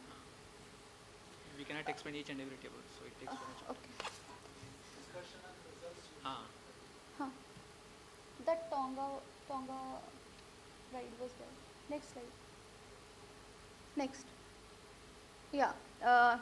a small case study we have done of the Tonga or the horse vehicle also. As in current day scenario, we see that we rarely see Tongas, and there to visit from the new temple to the old temple, pilgrims used to go. So only Tongas are allowed there till 5 p.m. or the personal vehicles are allowed, but no autos are allowed. But the problem with them is that basically this country is not good for horse breeds. Also the horses there, they are of mixed breed, and they are spending almost 200 per day. And talking about the earnings of the vendors, it is varying from 400 to 800. Like on normal days they are earning 400, and on peak days they are earning 700 to 800. But there is a strong correlation between their dependence onto their survival, because they are completely dependent onto whatever they earn from that, and they are doing this business since 30 to 40 years at least, since they are residing when not 20 to 30 years, their age I am talking about is 30 to 40, and they have started this since they were earning 20 paisa per head. Now it is 30 rupees per head what they take for 5 kilometers. Come to conclusion. Shivaji, come to conclusion. Okay.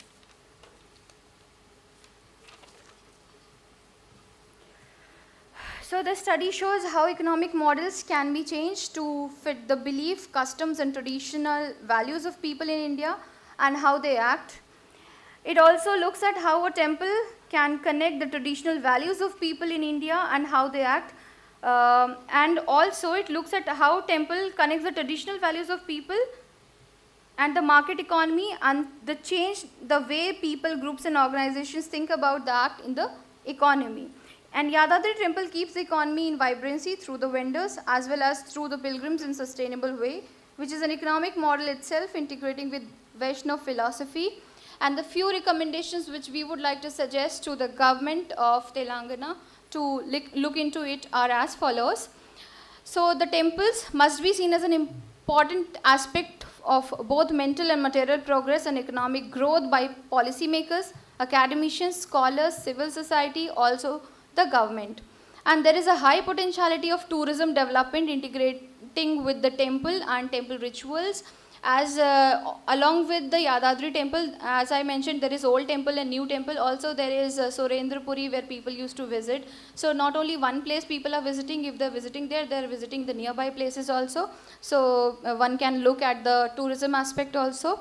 Also cleanliness and hygiene are to be given priority at the temple premises, and also the drinking water facilities inside the temple. And a greater number of washrooms outside the temple should be provided for the pilgrims, what we have analyzed till now as per the situation. And affordability and availability of food always matters to all the stakeholders of the temple, because when I talk about the hilltop temple, there is only one tiffin center or food shop, what I can see. Earlier there were many shops. Because of reconstruction only one shop is there, and others are still into construction, and also there also needs one shop. So and facilities for the pilgrims for staying nearby the temple should be provided at a feasible amount.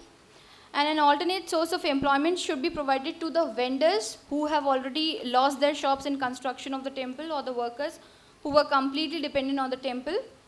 And the temples are meant for holistic development. Therefore, the environment-friendly electric vehicles can be used instead of the buses which go from down the hill to the temple, because they are continuously running.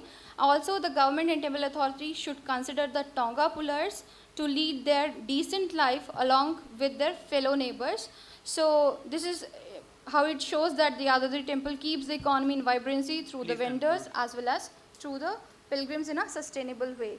Also, one thing I would like to add, that there is a notion, or I would say that the state should free the temples, because it is an religious institution. So the secularism thing shouldn't be imposed onto that, and government should look into freeing the temples. So धन्यवाद आप सभी को मुझे सुनने के लिए. Thank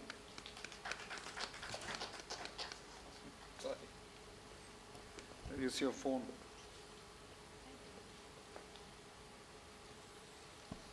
Thank you, Shivanjali ji, and thank you, Dr. Lingamurthy. I think you were the driving force behind this project. We have Dr. Kishore Kumar Tripathi here. Yeah. So after this, we'll have one online presentation by Dr. K. Dayanidhi from the University of Madras. Do stay in line.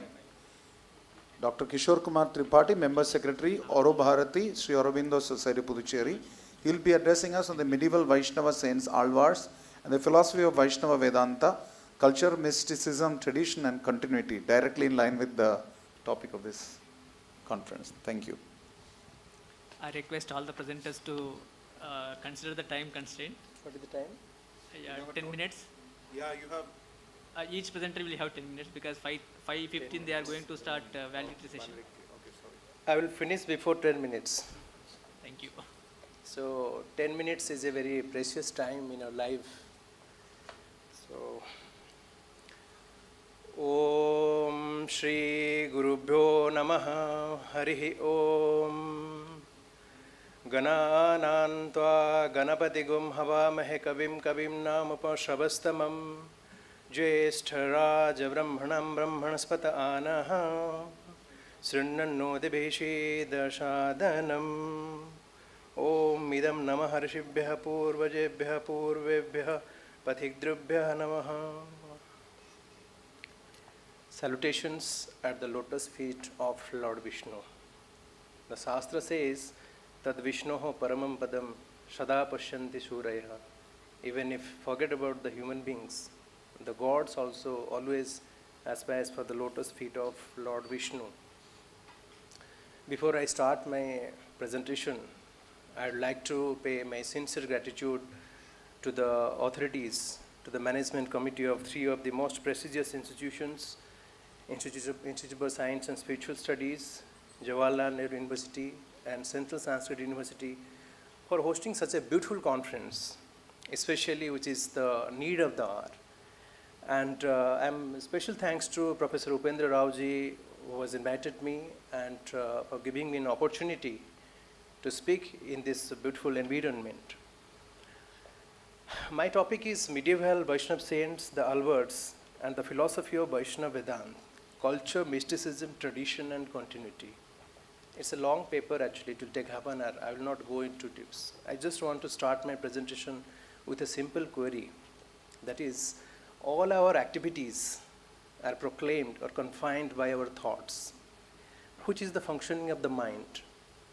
But the Brahman is beyond than all these. So how to experience the consciousness in its purity form without the mind? The another question is, our mind is also limited with sthana, kala, and patra, space, time, and causation. Brahman is also beyond than this. So how to know the true essence of the Brahman?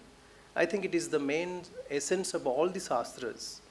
Like Adiguru Shankaracharya says, Slokardhena Prabhakshami Yaduktam Grantha Kotivhi Brahma Satyam Jagan Mithya Jiva Brahma Eva Na Aparaha.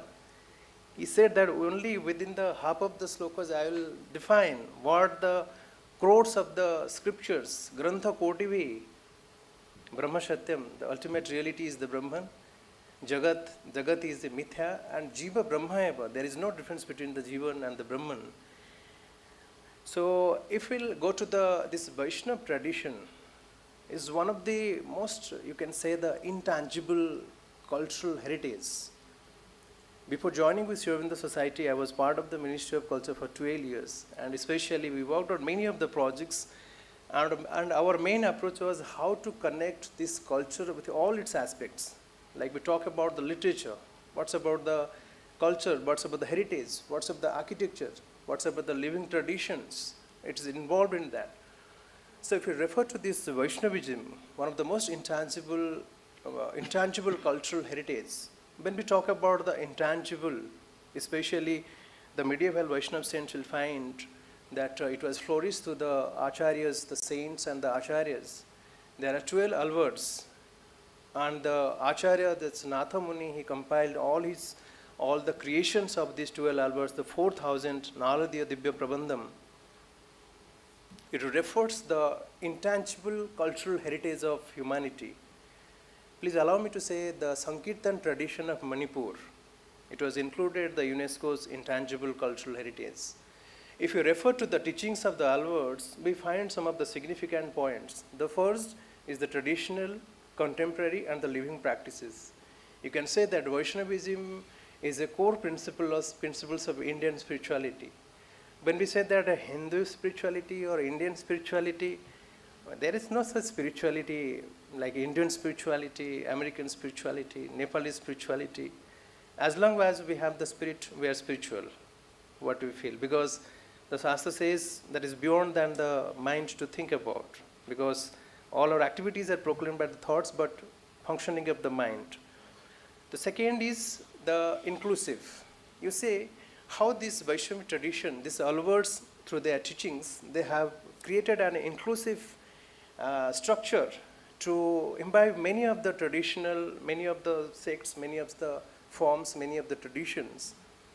Like you take the example of Periyar Alvar. He has written, my Tamil is not so good, so I have just tried, I'm trying to learn Tamil since 2 years. Palandu, Palandu, Palayan Tandu, Palakodi Nurairam, Malanda, Tentholi Mani Bono, Un Sevandi, Tirakakapu. Tirakappu. Let us praise the Lord and say, Polandu, Polandu, conquer his enemies with his strong arms. We praise him forever, forever and forever, and for many crores of years. Protect us as we are beneath your divine feet. As all of you know that Maharshi Aurobindo's 158th birth anniversary was completed recently. The government of India celebrated 2 subsequent years. It was started in 2021 and 15th August it was completed. Maharshi, I would like to quote Sri Aurobindo's one of the quotations which is written.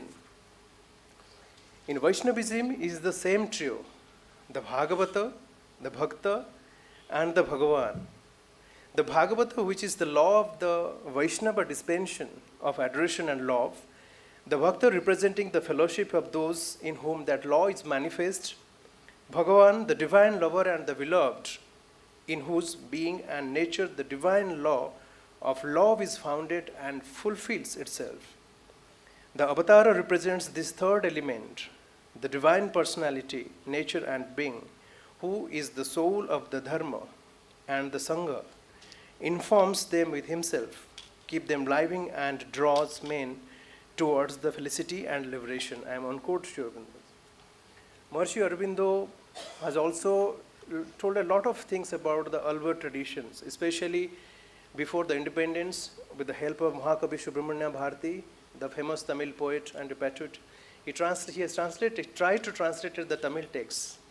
He translated the Tirukural, the first and second chapter, half of the second chapter, and he has written about the Andal, about the Nam Alvars. So the Alvars has a different kinds of philosophical systems, especially many beautiful stories. If you refer to the beautiful stories, you find how beautiful they have defined the spirituality, especially in the light of Lord Vishnu's incarnations, and how it is part of the community life and conditions. So the Alvars holds a significant role in the history of Vaishnavism. The celebrated Vaishnava saints of South India, especially through their Naladiya Divya Prabandham, the 4,000 slokas, especially composed by the 12 Alvars. Like I would like to present one or two of the translations. Okay, fine. So this is a very long paper actually. I would like to conclude. My main focus was just to give a glimpse of the teachings what the Alvar tradition has given. And I do not want to continue this paper because it's a long paper. But just give me 2 minutes to say.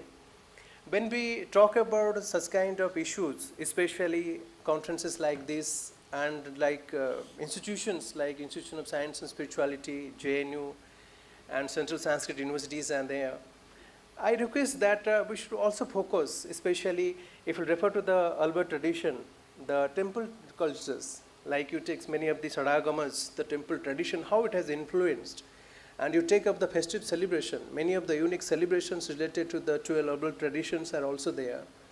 So there is a rich tradition apart from the literary, the archaeological evidences, the temple culture, the inscriptions, the folk cultures, and more evolving the community culture, community involvement with these traditions needs to be studied.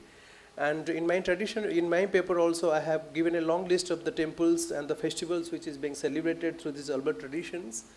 And if you refer, you can go through the full paper for my whatever I have said. I just want to conclude with my presentation that this Alvar tradition is one of the intangible traditions which has living traditional and which is living contemporary and traditional perspectives. It is an inclusive spiritual tradition, and it has contemporary relevance also. So integral, like interdisciplinary and transdisciplinary research can find it's a unique way to explore its hidden dualities. And with these few words, my prayer to Lord Vishnu to give us the sacred spirituality and the sacred spirit to learn the divine. With these few words, Hare Krishna, Hare Krishna. Thanks to all of you. It's very considered very inauspicious to cut short Sankirtanam, which is glorification of the Lord. But what can we do?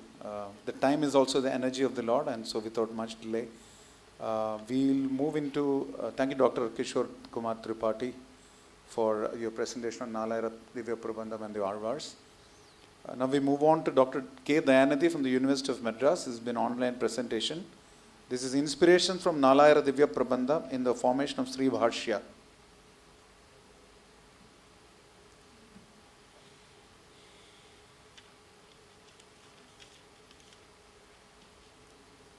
Dr. Dayanathy, your presentation will be of 15 minutes maximum. 10 minutes. 10 minutes. Now it's down to 10. Okay. We cannot listen you. Kindly unmute. Yeah. Can you hear me? Dr. Dayanathy, you will have to speak for 15 minutes because of time constraints now. Unmuted till now. You not unmuted me? No. He can't hear us now. Sir, please tell him 10 minutes only. Huh? 10 minutes only presentation. Sir, kindly unmute. Unmute. No, can he hear us now? You will unmute us. Dr. Dayanathy, you will have to speak for 10 minutes now, time constraints. Please restrict your presentation to 10 minutes. Kindly start. Thank you.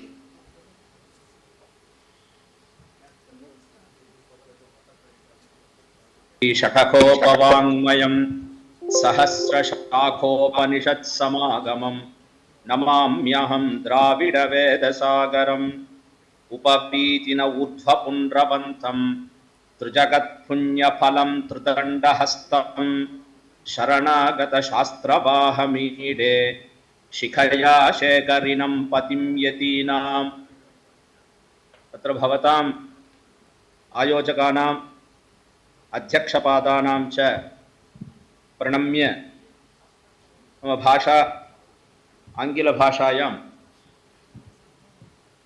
पत्रं प्रस्तोतुम् उत्सहे.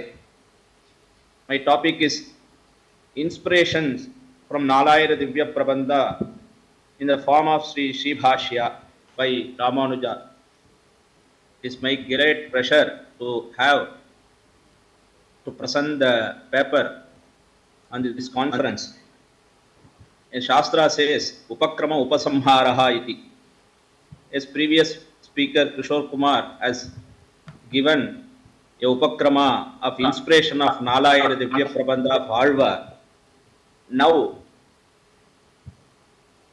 I am joining with Upakrama and Upasamhara with the inspiration of Nalayara Divya Prabandha by Ramanuja.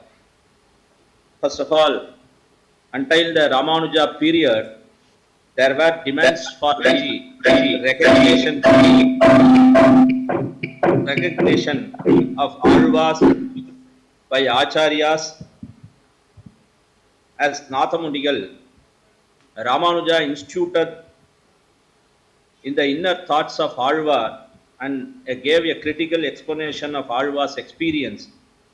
And Swami Vedanta Desika, Bhashyakara, used to preach the contents of Brahma Sutra using Divya Prabandha. The Sri Vaishnava Acharyas held the Divya Prabandha and Alvas the great esteem, and were able to correlate together the Vedic concepts with the aid of Divya Prabandha in the evidence from the commentaries of Sri Bhashya, Swami Ramanuja, that had been gratefully influenced by Alvars, works in determining the rites, approach the correlate apparently conducting the statements of Vedic phrase. Sri Uttamus Veeragavacharya, great scholar, the teacher explaining well in his Tamil commentary Nalaya Divya Prabandham, Prabandha Raksha, Sri Bhashya, Thiruvaimozhi, and Prabandha Raksha, a Brahma Sutra's correlation. As we know, the Ramanuja was born in Sriperumbudur in Tamil Nadu.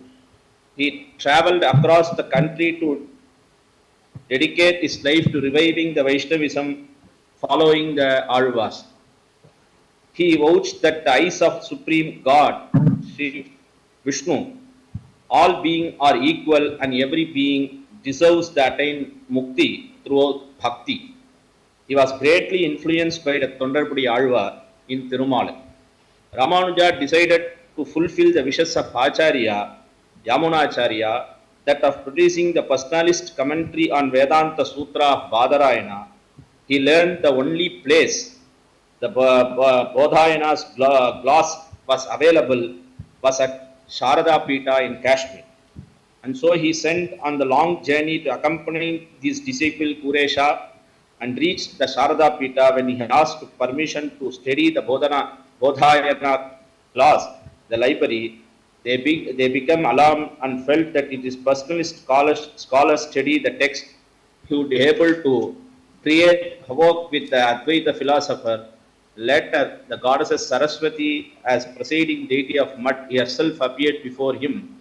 She handed over the glass to him and instructed him to depart immediately on discovering the disappearance of this manuscript. The Pandit sent some stalwart young disciple after the Vaishnavas. After 4-day journey, they overtook Ramanuja and retrieved the manuscript from him. However, he is relieved when the Kuresha informed that he committed the whole of its memory. On reaching Srirangam, Ramanuja decided himself to writing the commentary now famous under the name of Sri Bhashya, taking a class from the Alvar's work wherever required. Ramanuja principal commentary on Brahma Sutra is known as Sri Bhashya. He also written the shorter commentary like Vedanta Deepa, Vedanta Sara, and Vedartha Sangraha. The Vedanta Sara, a brief work explaining the merely of meaning of words, each sutra, the connecting ideas, and was written before the Sri Bhashya. The Vedanta Deepa was written after the Sri Bhashya of medium of length. Ramanuja tradition was kept alive by the Acharyas who follow, especially Swami Desika, who is in his Dravidopanishad Tatparya Yatnavali says, Saraswathanam Shakaripu Panitihi Shanta Shuddhanta Sima Maya Mayamani Swaguna Vichititer Bandhayanti Thayanti Param Parito Bhavajaladhi Bhavan Majjananam Jananam Pratyakshepanna Pratina Yedirama Sannidhanam Nidhanam. In this shloka, Uttamus Veeragavacharya Swami, a great scholar, in his Prabandha Raksha is quote, the Thiruvaimozhi is superior scripture for even Vyasa, Parashara science.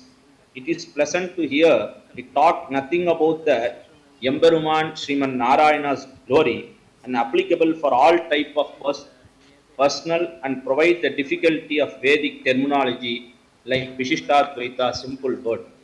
The text attribute to the Badarayana designated Brahma Sutra for a Sariraka Shastra Sutra occupied the foremost position of authority in the system of Vedanta, Sri Bhashya, and masterly work. It is style matching of substance. Sri Ramanuja chose the hard way on every issue, that of truthfulness, and is massive in the statement of prima facie view and also his prediction of his own finding. The language of explanation, lucid as well as grand. Vedanta Desika himself, a greater master of style, acknowledges his own style, acquired the grades throughout the devout application to a writing of Ramanuja.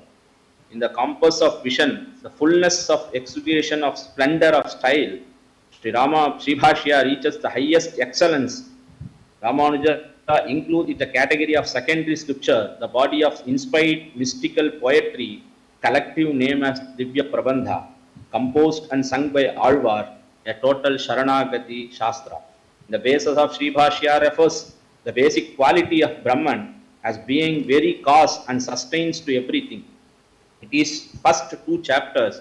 Also, the Thiruvaimozhi in the first centum, it deals with the quality of Brahman, says Uttamur Swami in his introduction of Thiruvaimozhi commentary, while referring to the means of salvation and the goal as to distinct facts of Vishishtadvaita.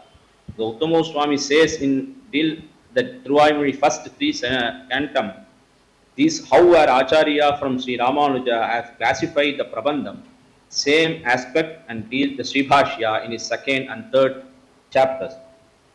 Swami Ramanuja explained the Supreme Brahman is the sole cause and entire universe, the nature, a infinite bliss, and agnostic to all evil, an ocean countless auspicious quality of natural unsuppressed excellence, transcending all this and constituting the self of all, and also the jiva of the nature of boundless knowledge in the nature of mode of Brahman, being its body, and the such nature that it can get joy in the experience of Brahman. It is nature, however, been concealed by beginningless ignorance of the nature of karma. Affirm that moksha is the distinct experience of Brahman, what is fundamental nature after the destruction of ignorance. This passage says in Sri Bhashya, in Attaradhikaranam, is explaining about the nature of quality of Supreme Lord. In passage, Trayanta Nishnatastu Nikila Jagadeka Karanaya Ashesha Heya Pratyanika Ananta Jnananandika Swarupasya Swabhavika Anavathika Dishaya Asankheya Kalyana Gunakarasya Sakaletara Vilakshana Sarvatma Bhutasya Parasya Brahmanaha Sharirataya Prakara Bhutasya Anukula Parichinna Jnana Swarupasya Paramatma Anubhavaika Rasasya Jivasya Anadi Karma Swarupa Avidya Tirohita Swarupasya Avidyocheda Purvaka Swabhavika Paramatma Anubhavameva Moksham Achakshate. The passage was studied by me is translated in has been said in Sri Bhashya. The Uttamur Swami further clarify how Swami Ramanuja and Swami Vedanta Desika elaborate that the first, the 21 Pasuram of Thiruvaimozhi is totally about the essence of Sri Bhashya. What Nammalvar says in 2 centum of Thiruvaimozhi is the essence of Sri Bhashya. Sri Bhashya has been inspired from the Nammalvar's Thiruvaimozhi. Swami Desika says in Adhikarana Saravali, Sashtadehi Swanishto Niravadika Mahima Apasta Bhadaha Shrutaptaha Swatmader Indriyader Uchita Janakakrit Samsruto Tantravahi Nirdoshatvadi Nirmyo Bahubhajana Pada Sarvaharka Karma Prasadyaha Papachitta Brahmanadi Gatikritavahan Samyadashtratra Vedyaha.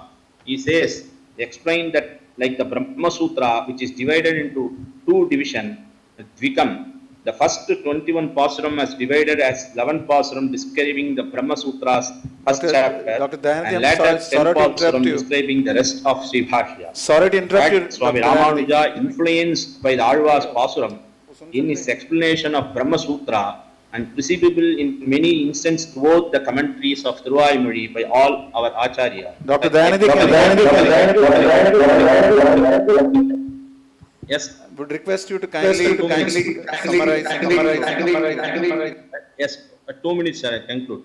No, but that's all we have. For the Pasuram, Uyarvara Uyarnalam Udayavan Yavanavan, Mayarvara Madinalam Arulinan Yavanavan, Ayarvara Amararhal Adipati Yavanavan, Tuyaradu Sodaradi Todaran Manane. This is in the nature of Veda, and subtly disclose the fact, but is doing that ordinary man develop of this rich knowledge Alvars with their ardent cloud of humanity absorbed this rich knowledge by the God's grace and translated them in simple terms so that even a layman could understand it is particular aspect of Alvar. Even the great scholars, Acharya like Ramanuja, celebrated the Alagiya Manavala's Nayanar says in Grantha Acharya Hridayam, Bhashyakar idai kondu sutrathai olga viduva. Sri Ramanuja in his Sribhashyam used to link the difficult phase of Brahma Sutra with for the vivid example from the Thiruvazhimozhi. Swami Desika said, Theriyada Maraninangal Theriyunnome.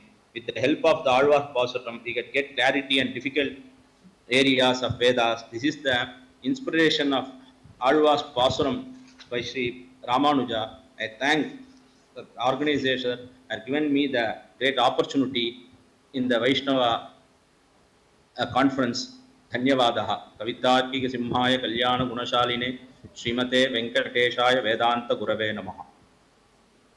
Thank you very much, Dr. Kedanandi, for your wonderful inspirational revelation on the inspirations from Nalayara Divya Prabandha in the formation of Sri Bhashya. We move on to the next speaker. This is Dr. Rani Dadich from the Central Sanskrit University, Jaipur. She will be addressing us on विशिष्टाद्वैत में वर्णित आचार व्यवस्था की आधुनिक युग में प्रासंगिकता. So I guess it's the relevance or context of the Achar Pranali which is used in the Vishishtadvaita as it is explained.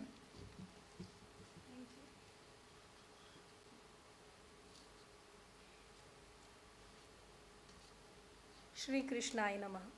Radha Gopinath भगवान की जय. गोविंद देव भगवान की जय. जैसा कि समय आधा किया जा चुका है तो विशिष्टाद्वैत में वर्णित आचार व्यवस्था पे डिस्कस नहीं करके आधुनिक युग में इसकी क्या प्रासंगिकता है, सीधा इस पर बात की जाए तो मैं अपनी कुछ बात रख पाऊँगी. मैंने अपने पेपर में क्या खोजा है और किस तरह से इसको लाइन अप किया है, 2 मिनट में उसको समाप्त करके फिर अपन वर्तमान युग पे चर्चा करते हैं. सबसे पहले वैष्णव दर्शन के 4 संप्रदाय हैं, किसके प्रवर्तक कौन हुए और किस किस का मूल सिद्धांत क्या है, विशिष्टाद्वैत क्या है, विशिष्टे अद्वैतम विशिष्टाद्वैतम, और विशिष्ट ब्रह्म में विद्यमान जो अभेद है वही विशिष्टाद्वैत है. इसलिए चेतन और अचेतन रूप विशेषण के प्रति धर्मीभूत जो ब्रह्म है उसका जो विशिष्ट ब्रह्म में भेद का अभाव है वही विशिष्टाद्वैत कहा जाता है. यहाँ विशिष्टाद्वैतवादी आचार्य हैं वो ब्रह्म विषयक अवधारणा देते हुए इनका जो ब्रह्म विषयक मत है वो अद्वैत की अपेक्षा अत्यधिक उदार प्रतीत होता है, क्योंकि विशिष्टाद्वैत अद्वैत विशिष्ट ब्रह्म की सत्ता को स्वीकार करता है. वेदों में भी इसका प्रमाण मिलता है. ये लोग त्रिकवादी दार्शनिक कहे जाते हैं. तो इदम विष्णु विचक्रमे त्रेधा निदधे पदम, कठोपनिषद भी इसका प्रमाण देता है कि विज्ञान सारथिर्यस्तु मनः प्रग्रहवान नरः सोध्वनः पारमाप्नोति तद विष्णोः परमं पदम. सर्वपल्ली राधाकृष्णन ने भी अपनी पुस्तक इंडियन फिलोसॉफी में कोट किया है कि he did not show any anxiety to reject the ritual and regulations of the Vedas, nor did he make much of the mythology of the Puranas. His chief aim was to proclaim the doctrine salvation through bhakti. तो भक्ति ही प्रमुख है और 3 तत्व जो इनके माने गए चित अचित और ईश्वर उसका व्याख्या से वर्णन यहाँ पर है तो वो मैं नहीं पढ़ूँगी. हाँ, अब एक बात आती है कि ये जो 3 तत्व हम पढ़ रहे हैं इनका विशेष वर्णन किया जा रहा है, ये सब सुनने में और पढ़ने में थोड़ा दार्शनिक सा प्रतीत होता है और लगता है कि आज के समय में क्यों पढ़ें इसे, इस आध्यात्मिक चिंतन की या इस दार्शनिक चिंतन की आवश्यकता क्यों है. तो विष्णु पुराण का प्रसंग इसमें बताता है कि क्यों पढ़ा जाए. विष्णु पुराण के 6ठे अंश के 5वें अध्याय में पराशर मुनि त्रिविध तापों का उल्लेख करते हैं और बताते हैं कि इनका भोग कितना दुष्कर है.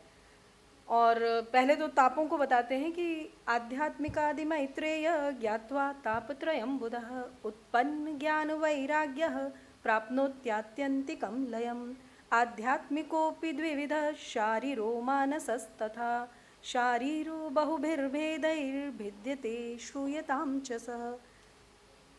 अब इसके बाद वो सारे ताप आदि बताते हैं कि किस किस तरह से किस दुख में कितना कष्ट जीव को भोगना पड़ता है. और उसके बाद मैंने कर्म और भक्ति को भी यहाँ व्याख्यायित किया है. अब आती है बात, वर्तमान युग के जीव कभी भी भ्रम में ना रहें, इस चीज़ को ना सोचें कि अध्यात्म शास्त्र विषयक कर्म का लोक में क्या प्रयोजन। एतदर्थ कर्मों का नैतिक, सामाजिक और सामुदायिक स्वरूप भी यहाँ वर्णित किया जाना चाहिए कि अहिंसा, सत्य, अस्तेय, जितेंद्रियता, शौच, तप, ये सब नैतिक कर्म और नैतिक आचार कहे जाते हैं। तो सामाजिक कर्म में उदारता, संयम, स्वाध्याय, त्याग, समभाव और संतोष, ये सब परिगणित हैं। सामुदायिक में सेवा, विरक्ति, अहंकार शून्यता, मतलब सामाजिक में तो उदारता आदि, और सामुदायिक में सेवा, विरक्ति, अहंकार शून्यता, आत्मा में इष्ट देव का भाव, ये सब वर्णित किया जाता है। तो इस प्रकार से जीव कर्म जीवन के प्रत्येक क्षण में करता हुआ अपने विभिन्न रूपों को दृष्टिगत करता है। तो हमें ये ध्यान में रखते हुए अपने कर्म करने हैं कि हमारे कर्मों से किसी को कष्ट ना हो, और कैसे आदर्श कर्म करते हुए हम स्वयं भी सुखपूर्वक जीवन यापन करें और बाकी सबको भी सुखपूर्वक रहने दें। विशिष्टाद्वैत में मुक्ति प्राप्त करने का एकमात्र उपाय भक्ति को बताया गया है। तो भक्ति को यहाँ ज्ञान का पर्याय बताया। भक्ति में परमात्मा के अतिरिक्त तो कोई प्रयोजन शेष नहीं रहता। अन्य जितने भी विषय हैं उनसे वितृष्णा हो जाती है। ध्रुवा स्मृति ही भक्ति है।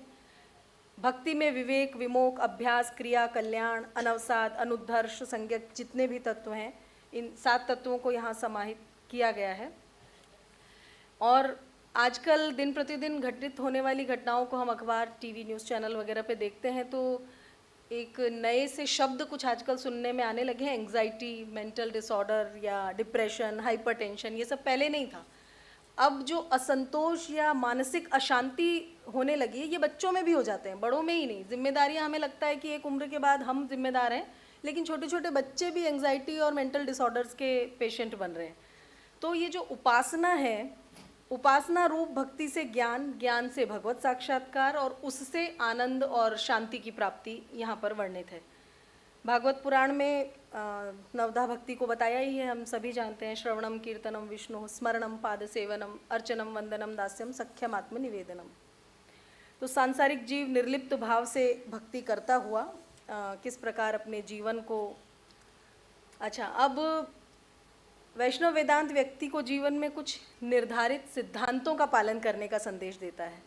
संयमित और संतुलित जीवन की शैली अपनाने का संदेश देता है। ये देखते भी हैं हम व्यवहार में भी कि जो लोग इन नियमों और सिद्धांतों का पालन करते हुए अपना जीवन यापन कर रहे हैं, वे सामान्य व्यक्तियों की तुलना में अत्यंत परिनिष्ठित व्यक्तित्व के धनी देखे जाते हैं। ओजस्वी, मेधावी और बहुत विलक्षण प्रतिभा उनमें देखी गई है। हाँ, कदाचित सूट, टाई, बेल्ट आदि लगाकर लोग अपने आप को जेंटलमैन, हाई प्रोफाइल वाला बताते हैं, और अन्य लोगों के हाथ से बना भोजन भी सेवन न करने वाले लोगों को पिछड़े जमाने का ऐसा कहते हैं। लेकिन अपने संस्कार, सभ्यता और संस्कृति का अनुपालन करते हुए हम अत्यंत एक्सपर्ट्स और विषय विशेषज्ञ के रूप में भी इनको देखते हैं। तो जो व्यक्ति अध्यात्म से जुड़ा होता है वो भारतीय संस्कृति के नैतिक मूल्यों और आदर्शों का अनुपालन अत्यंत श्रद्धा और विश्वास से करता है। वो जीवन में भी बहुत संतुलित और व्यवस्थित रूप से जी पाता है, भावनात्मक रूप से भी स्वस्थ रह पाता है, क्योंकि संवेदना उसे नमनीयता सिखाती है, और नमनीयता ही कठिन से कठिन समय में कठोर से कठोर परिस्थिति से जूझने का एकमात्र साधन है।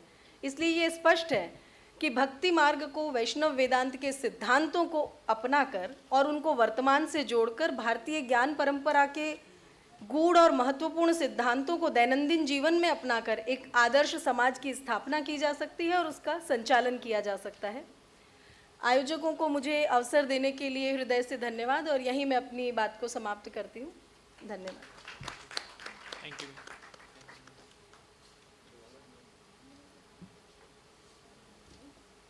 हरे कृष्णा। बहुत बहुत धन्यवाद डॉक्टर रानी दधीच आपके इस सुंदर प्रस्तुतिकरण के लिए। गागर में सागर समाहित किया आपने, उतना ही समय मिल भी पाया आपको। अब it's going to be an opportunity for us to listen from Dr. Nandini Raghuvanshi of the University of Allahabad, जिनकी विषय वस्तु है आलवार संत एवं राम भक्ति।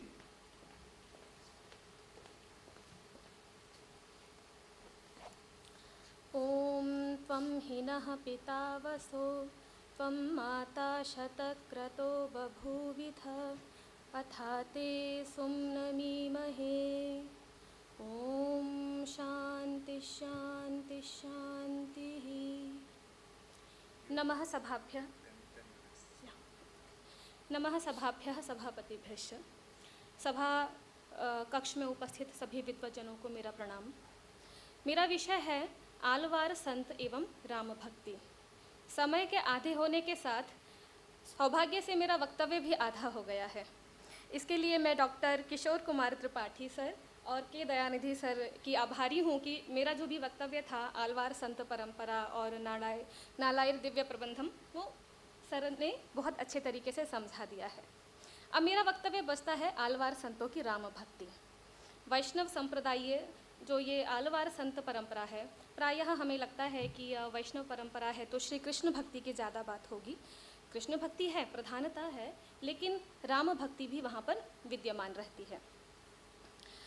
आलवार संत क्या है ये तो आप सभी सुन चुके हैं, लेकिन इस विषय में हिंदी के कवि रामधारी सिंह दिनकर जी के मैं कुछ जो उनका लेखन है, संस्कृति के 4 अध्याय, उनकी बड़ी ही प्रसिद्ध पुस्तक है, उनकी पंक्तियां हैं। वो आलवार संतों के विषय में कहते हैं कि दक्षिण भारत में आलवार संतों ने भक्ति मार्ग को ही ईश्वर प्राप्ति का सुलभ एवं उचित मार्ग प्रचारित किया। इनके गीतों में एक अद्भुत शक्ति थी जिसने तमिल जनता को भक्ति मार्ग पर आकृष्ट किया। इनके गीतों से जनमानस भाव विभोर हो उठा। तमिल के भक्ति साहित्य ने दक्षिण भारत की अन्य स्वरूप भाषाओं को भी भक्ति मार्ग की ओर प्रोत्साहित किया। आलवारों ने दक्षिण की भक्ति पताका को बहुत ऊंचा कर दिया। उनकी वाणी जन जन के हृदय की वाणी बन गई। भक्ति को आलवारों ने जनजीवन का ऐसा अभिन्न अंग बना दिया कि बीते जमाने में भी दक्षिणा पथ के लोगों में भक्ति की अद्भुत प्रधानता विद्यमान है। नालायर दिव्य प्रबंधम में सर्वत्र भक्ति की प्रधानता बतलाई गई है। पेरियालवार ने तो यहाँ तक भी कह दिया है कि जो भक्ति नहीं करता वो अपनी माता के गर्भ को कलंकित करता है। इन संतों में प्रायः सभी विष्णु के कृष्णावतार को ज़्यादा महत्व देते थे, तथापि रामावतार को भी बहुत अधिक प्रश्रय प्राप्त है। एक महिला आलवार संत हुई गोदा। संत गोदा जहाँ परम कृष्ण भक्ता है, वहीं कुलशेखर अटूट राम भक्त हैं। ये कुलशेखर एक चेरावंशी नरेश थे और भगवत भजन ही इनका सदा ध्येय रहता था। राम से इनका इतना तादाद में था कि जब भी ये राम चिंतन करते थे, राम कथा सुनते थे, इनको ऐसा एहसास होता था कि वही है।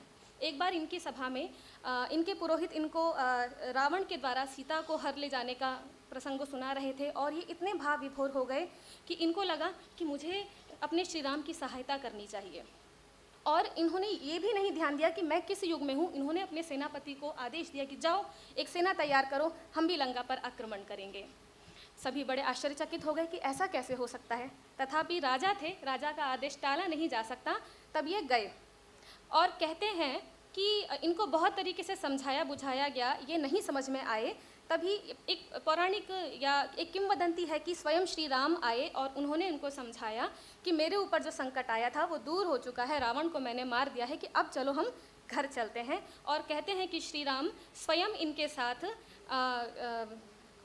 प्रच्छन्न रूप में आए और इनको इनके राज्य पर छोड़ करके गए।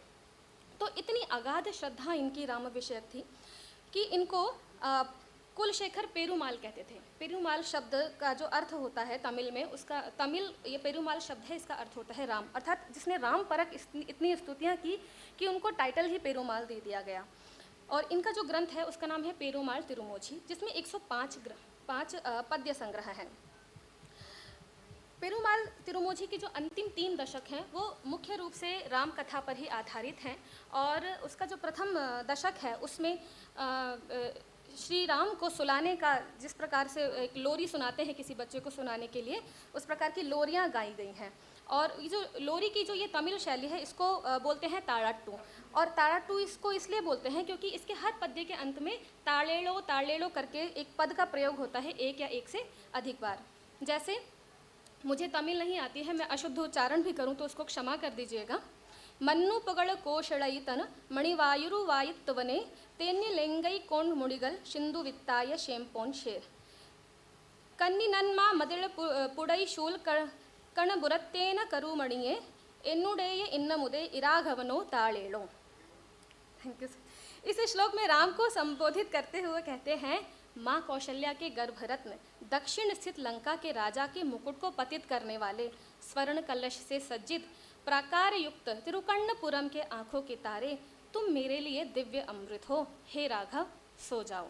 तो बड़ी ही सुंदर लोरी की एक शैली वहाँ पर उपस्थापित की गई है।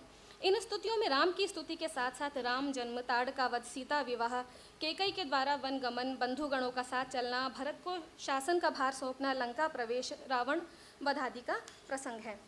इस प्रकार तीनों दशकों में बहुत ही सारे प्रसंग हैं।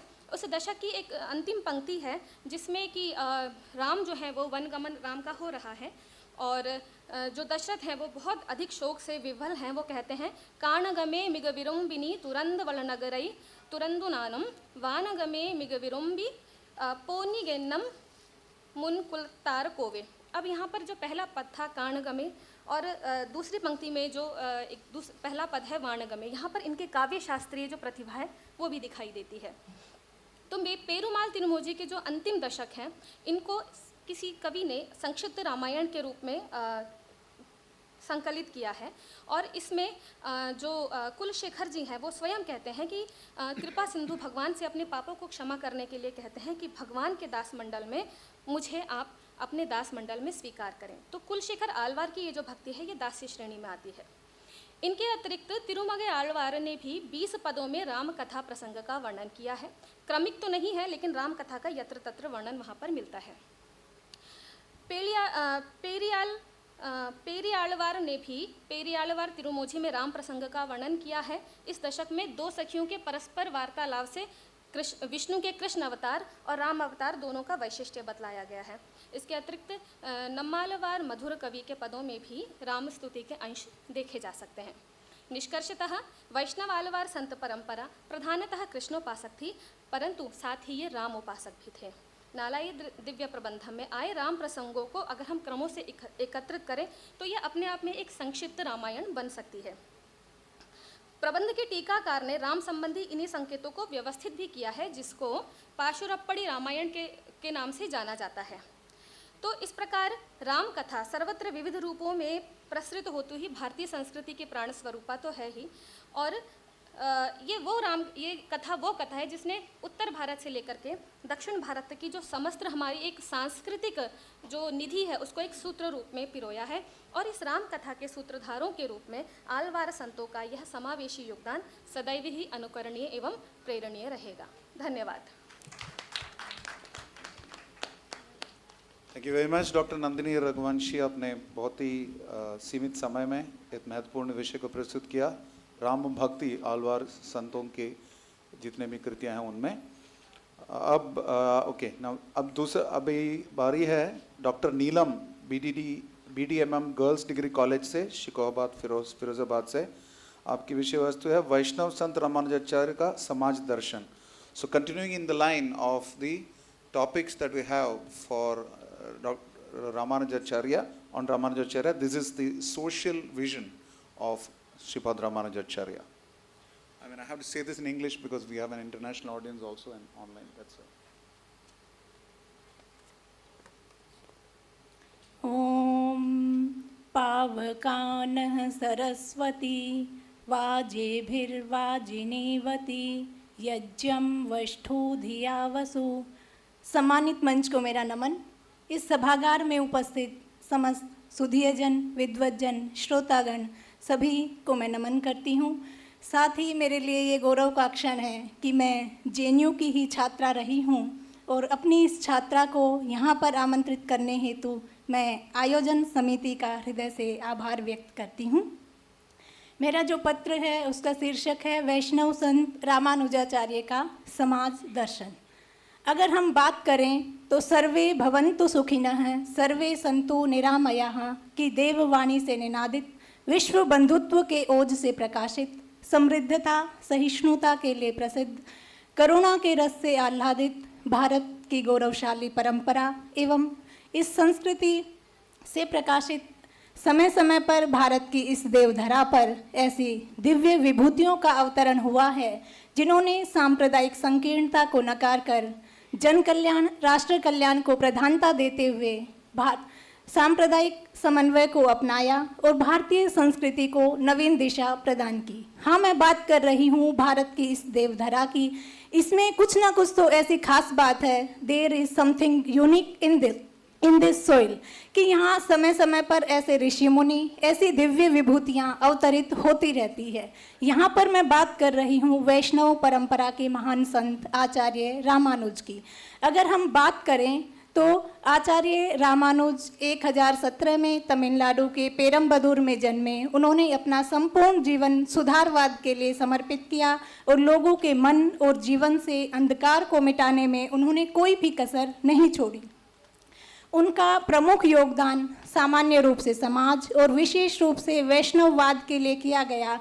विद्वत्तापूर्ण, दार्शनिक, परोपकारी, सामाजिक, मानवतावादी योगदान जीवन को उपकृत करने वाला है। उनको वेदांतों में अपार विद्वत्ता, प्रशासनिक कौशल, आचार्य भक्ति, सामाजिक चेतना और प्रबंध की क्षमता के लिए दुनिया भर में सम्मानित स्थान प्राप्त है। उसके बाद अगर हम बात करें तो आचार्य रामानुज का जो समाज दर्शन था, सामाजिक जो दर्शन था, वो जाति व्यवस्था की सीमा को पार करने और संपूर्ण मानवता को गले लगाने के लिए बनाया गया था। इसी कारण उन्हें एक महान धार्मिक और सामाजिक प्रतिभा के रूप में प्रशंसित किया गया था। इसी कारण उन्हें भगवत की उपाधि से भी विभूषित किया गया था। इतना ही नहीं, दीन दुखियों के प्रति उनके प्रेम और उनके स्नेह को देख करके उनके प्रसन्न गुरु ने उन्हें एम पेरुम अनार की उपाधि से भी विभूषित किया था। आज हम देख रहे हैं कि 1017 से लेकर के अब तक सहस्र वर्ष बीत चुके हैं और आज सहस्र वर्ष उपरांत भी जो संपूर्ण दुनिया है वो आचार्य रामानुज की विचारधारा की वकालत कर रही है। क्यों? इसके पीछे कुछ ना कुछ कारण तो है। अगर हम बात करें तो आज हमारे सामने हमारे समाज को विभेदित करने वाली अदृश्य किंतु अजेय दीवार हमारे समक्ष खड़ी हुई है। धर्म और अर्थ के झगड़ों को लेकर के लोग एक दूसरे के विरुद्ध खड़े हुए हैं। बात मनुष्यों की नहीं है। हम देख रहे हैं कि दो राष्ट्र भी एक दूसरे के विरुद्ध खड़े हुए हैं। अगर हम देखें तो रूस और यूक्रेन युद्ध का ज्वलंत उदाहरण हमारे समक्ष है। तो ऐसे समय में आचार्य रामानुज की विचारधारा का तेज होना समय की मांग है और वर्तमान समय में भी हम देख रहे हैं कि सरकार के द्वारा इनकी 1000वीं जयंती जब मनाई गई थी तो विभिन्न राज्यों में स्टैचू ऑफ इक्वलिटी की स्थापना की गई थी, जो एक प्रशंसनीय और सराहनीय कदम है। अगर हम बात करें आचार्य रामानुज के समता, समानता, समरसता, समन्वयवादी दृष्टिकोण पर विचार करें, जैसा हम भी व्यवहारिक पटल पर आकर के जब देखते हैं तो एक मनुष्य की जो बेसिक नीड होती हैं, रोटी, कपड़ा और मकान, उसको हम देखते हैं तो आचार्य ने भी इस आवश्यकता को महसूस किया और उन्होंने रामानुज कूटम नाम से एक संस्था स्थापित की। उस संस्था ने लोगों को आश्रय और भोजन प्रदान किया।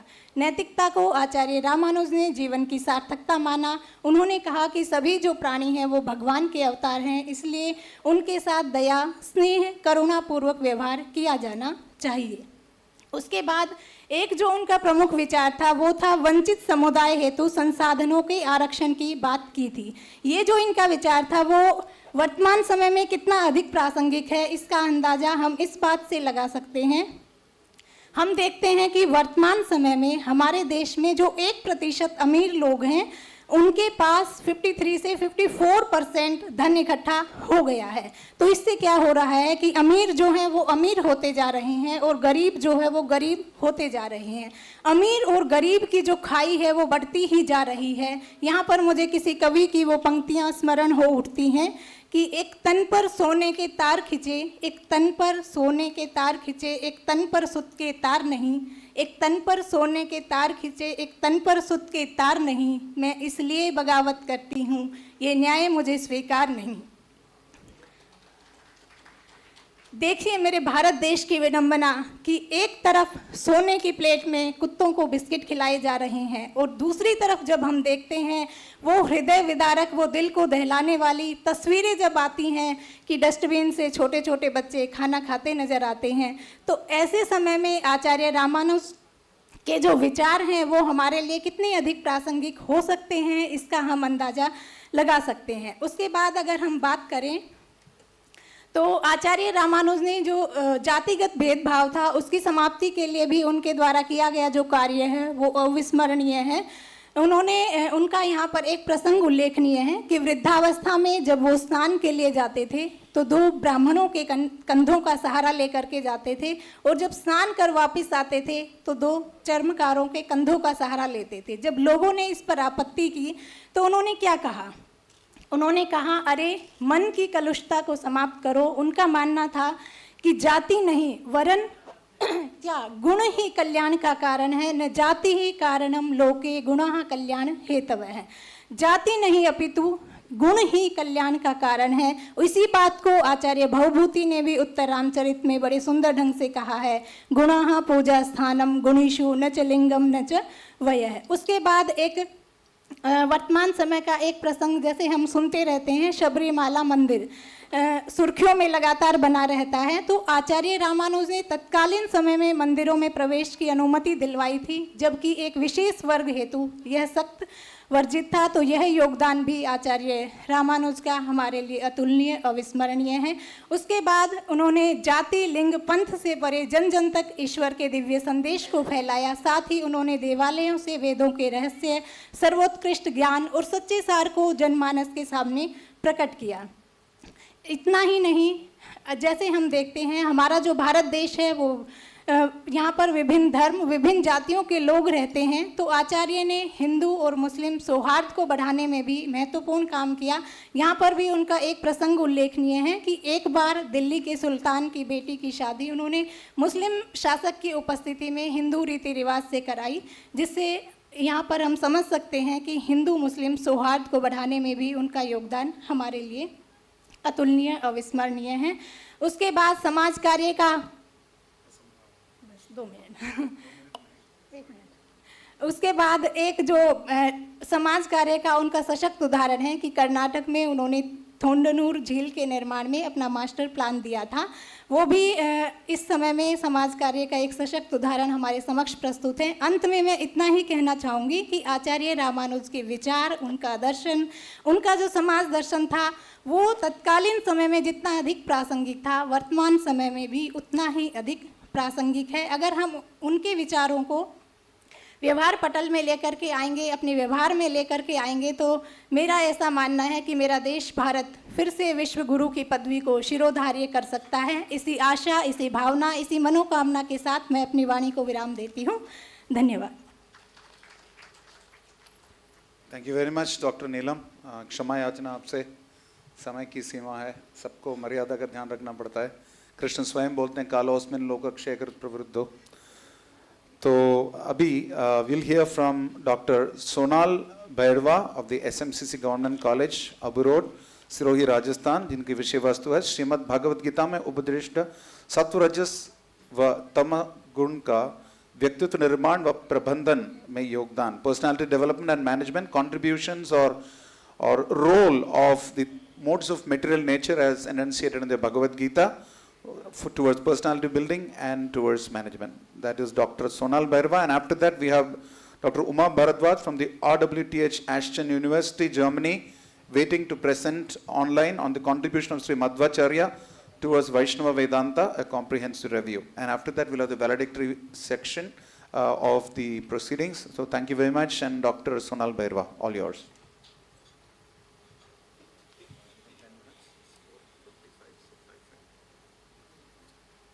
धन्यवाद संचालक महोदय। अज्ञानतिमिरान्धस्य ज्ञानाञ्जनशलाकया चक्षुरुन्मीलितं येन तस्मै श्री गुरुवे नमः, तस्मै श्री गुरुवे नमः। आदरणीय मंच पर उपस्थित अध्यक्ष एवं अन्य वक्तागण और यहाँ उपस्थित श्रोतागण, मैं आप सभी के समक्ष अपना नमस्कार प्रस्तुत करती हूँ। और अपना वक्तव्य आरंभ करने से पहले मैं यहाँ हमारे जो प्रोफेसर उपेंद्र राव महोदय हैं, जिन्होंने इस कॉन्फ्रेंस का आयोजन किया है, और साथ ही जो ISS के डायरेक्टर हैं प्रवीण कुमार जी, और भी जो इस कार्यक्रम की समिति है, उन सभी का धन्यवाद देती हूँ कि मुझे यहाँ एक अपना वक्तव्य देने के लिए आमंत्रित किया।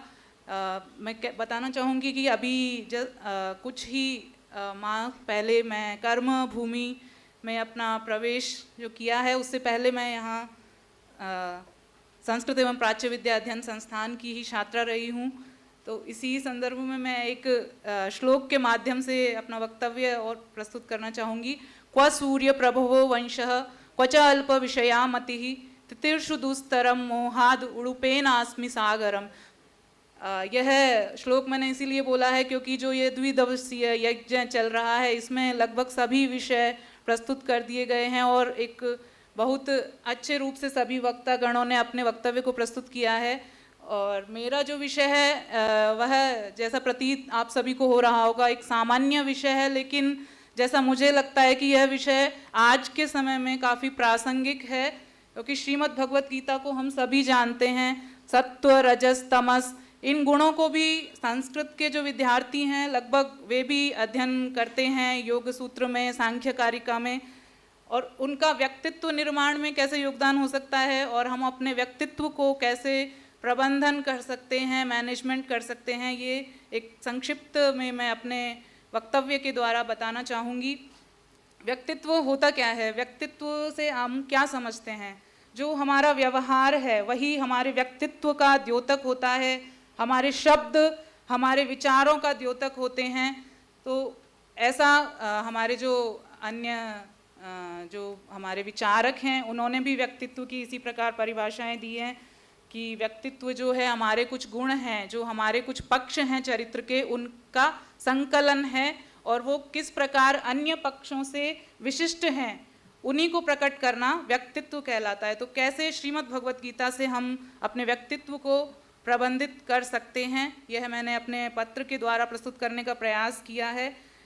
जैसा कि इसमें हम देखते हैं कि जो चतुर्दश अध्याय है वहाँ पर गुणों का विस्तृत रूप से वर्णन मिलता है। इसके अलावा अष्टादश अध्याय में भी गुणों को ज्ञान कर्ता कर्म और सुख भी बताया गया है। इवन वहाँ पे आहार कैसा होना चाहिए, जैसा कि हम अभी यहाँ पर जो प्रसाद ग्रहण कर रहे हैं उसका भी प्रभु जी ने एक मीटिंग में बताया था कि आपको सात्विक खाना, सात्विक भोजन मिलेगा। तो वही हमने आज भी प्राप्त किया, कल भी प्राप्त किया। तो इन सब का वर्णन हमें अष्टादश अध्याय में मिलता है। तो चतुर्दश अध्याय में जो मिलता है, श्री भगवान कहते हैं कि अर्जुन से कि प्रकृति से पैदा हुए जो सत्व रजस तमस ये जो गुण हैं, यही गुण हमको हमारी जो आत्मा है उसको शरीर रूप में बांध कर रखते हैं। वो कहते हैं कि सत्वम रजस तम इति गुणाः प्रकृति संभवाः निबध्नन्ति महाबाहो देहे देहिनम अव्ययम। इसी प्रकार का वर्णन हम देखते हैं सांख्य कारिका में भी। तो उसमें भी सत्व रजस तमस गुणों के बारे में हम सभी जानते ही हैं। उसमें बताया गया है कैसे कि कैसे कार्य करते हैं, उनका लक्षण क्या है। तो कहते हैं वहाँ पर प्रीत्य प्रीति विषादात्मकाः प्रकाश प्रवृत्ति नियमार्ताः अन्योन्य अभिभव आश्रय जनन मिथुन वृत्त्यश्च गुणाः। मतलब क्या है, यहाँ पर सत्व गुण होता है, प्रीति उसका लक्षण होता है, और जो हमारा सत्व रजस गुण होता है वह अप्रीति अर्थात दुख विषाद इत्यादि देने वाला होता है। मोह, क्षमा कीजिएगा, अप्रीति अर्थात रजस गुण के लिए, और जो हमारा तमस गुण है वह मोह की तरफ ले जाने वाला होता है। तो ये जो तीनों गुण हैं वे एक दूसरे परस्पर मिलकर कार्य करते हैं।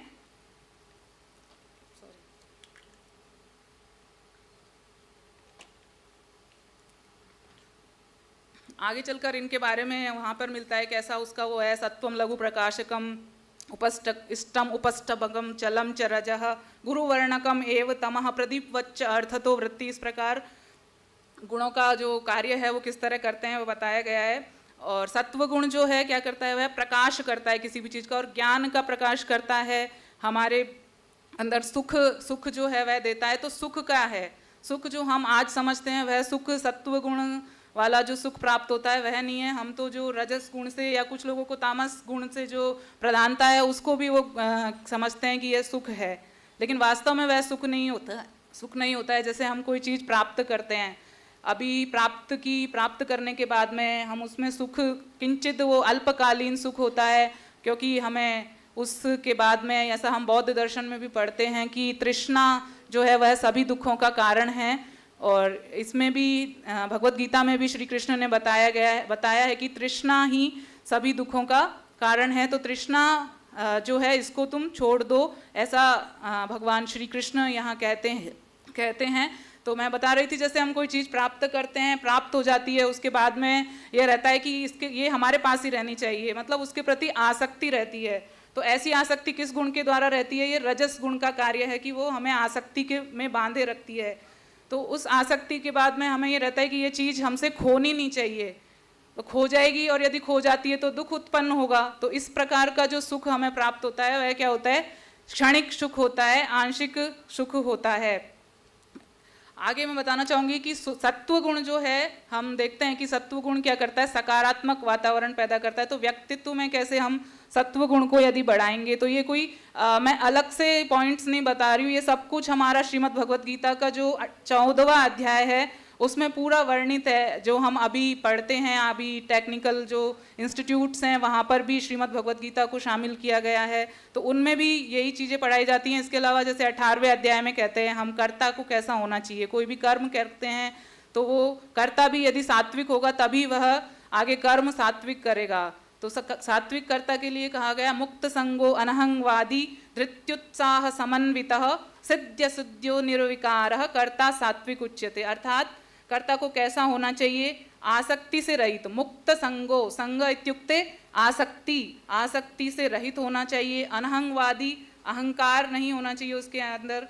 धृति, धृति मतलब कि उसके अंदर धैर्य होना चाहिए। उत्साह से वह युक्त होना चाहिए। सिद्धि असिद्धि में निर्विकार, अर्थात सफलता हो या असफलता हो, किसी भी कार्य में सफल हो या असफल हो, उससे आपको निर्विकार कोई प्रभाव नहीं पड़ना चाहिए। ऐसे कर्ता को सात्विक कहा गया है। और इसी कर्ता के लिए वहाँ पर सात्विक ज्ञान मिलता है, ज्ञान के बारे में वर्णन मिलता है।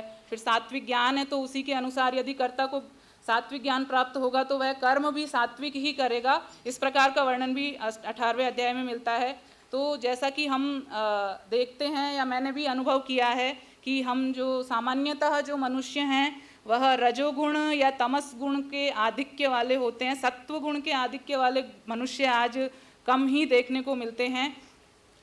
और इसी प्रकार का वर्णन मैंने अभी कुछ गत वर्ष एक योगा फिलॉसफी का कोर्स किया था। तो योगा जो है उसके अंदर भी हम जब देखते हैं सत्व रजस तमस गुण के बारे में मैं संक्षिप्त में बताना चाहूँगी। वहाँ पे जो चित्त भूमियों की बात करते हैं तो क्षिप्त, मूढ़, विक्षिप्त, एकाग्र और निरुद्ध, इन भूमियों में भी वहाँ पर इन तीनों गुणों के बारे में बताया गया है। और ये हमारे चित्त के ही विकार हैं, तो इन्हीं से हमारा व्यक्तित्व भी बनता है। तो इन गुणों में ऐसा नहीं है कि आप तीनों गुणों में एक गुण ही हमारे अंदर रहता है। तीनों गुण बराबर मात्रा में होते हैं, या किसी में तमोगुण की अधिकता होती है, किसी में रजस गुण की। तो बस यह प्रयास करना है कि हम सत्व गुण की ओर जाएं। और वह कैसे होगा? तो भगवान ने भी कहा है कि श्री कृष्ण ने अभ्यासेन तु कौन्तेय वैराग्येण, और इसी प्रकार योग दर्शन में भी मिलता है अभ्यास वैराग्याभ्याम तद निरोध। और वो अभ्यास कैसे होगा? अभ्यास बताया गया है कि योग के द्वारा करना चाहिए। तो यहाँ पे श्री कृष्ण अर्जुन को कहते हैं योगस्थ कुरु कर्माणि संगम त्यक्त्वा धनंजय सिद्ध्य सिद्ध्यो समो भूत्वा समत्वम योग उच्यते। तो समानता की भी बात करते हैं। तो धीरे धीरे सामाजिक जो जीवन है उसके बारे में भी, यदि सत्व गुण का आधिक्य किसी के मन में है तो वह सबको समान दृष्टि से देखेगा। जैसा कि श्री कृष्ण भी कहते हैं वहाँ पर कि सभी को तुम ये मत जानो कि यह जो मेरे पिता चाचा भाई हैं सब समान हैं। इस तरह का वर्णन भी वहाँ पे मिलता है। और मैं संक्षिप्त में, जैसा कि महोदय आ चुके हैं, तो बस एक अंत में ये एक चीज़ बताना चाहूँगी कि ये जो गीता है इसके जो तीनों गुण हैं इनका कितना महत्व है यहाँ पे वर्णित किया गया है। और हम इसको अपने जीवन में उतार सकते हैं। जो अभी मैंने देखा कि जो RPSC है उसने जो अपने लोक सेवा आयोग का सिलेबस है उसके अंदर भी व्यक्तित्व प्रबंधन इस विषय को रखा है। तो हम जो गीता में वर्णित गुण हैं, जो गीता में सत्व गुण, रजस गुण और तमस गुण का विस्तृत रूप से वर्णन है, समय कम होने की वजह से मैं ज़्यादा यहाँ प्रस्तुत नहीं कर पाई हूँ। लेकिन मैं अंत में यह कहना चाहूँगी कि भगवान ने पूरा वर्णन करने के बाद में यह भी कहा था कि यथेच्छसी तथा कुरु। तो तो उसी प्रकार मैं यहाँ पे वही कहती हूँ, लेकिन ऐसे ही नहीं करना है। उन्होंने कहा था विमृश्य एतद, मतलब कि इसका विचार करके, जो भी मैंने तुमको बताया है, गुह्यात गुह्य तरम मया, आपको बताया गया है, इसको तुम विचार करके करो, जो भी अपनी इच्छा से करना है। इसी का आगे जैसे बौद्ध दर्शन में भी हम कहते हैं आत्मदीपो भव, आप स्वयं के दीपक बनो। और हिंदी भाषा में मैं कहूँगी, करो ना ऐसा व्यवहार जो तुम्हें ना हो स्वीकार। धन्यवाद। बहुत बहुत धन्यवाद। भगवान भगवद गीता के 14वें अध्याय के अंत में इसका पूरा निष्कर्ष बताते हैं। मामचयो अव्यभिचारेण भक्ति योगेन सेवते सगुणान समति तेतान ब्रह्मभूयाय कल्पते। So the ultimate personality development is to go beyond the three modes, and that is the topic of this conference, which is Vaishnava Vedanta, which is performing devotion service and pleasing the Supreme Lord. We have the concluding speaker of the day and for this conference, Dr. Uma Bharadwaj from the RWTH Aachen University, Germany. She will be speaking on the contribution of Sri Madhvacharya towards Vaishnava Vedanta, a comprehensive review. Over to you, Dr. Bharadwaj.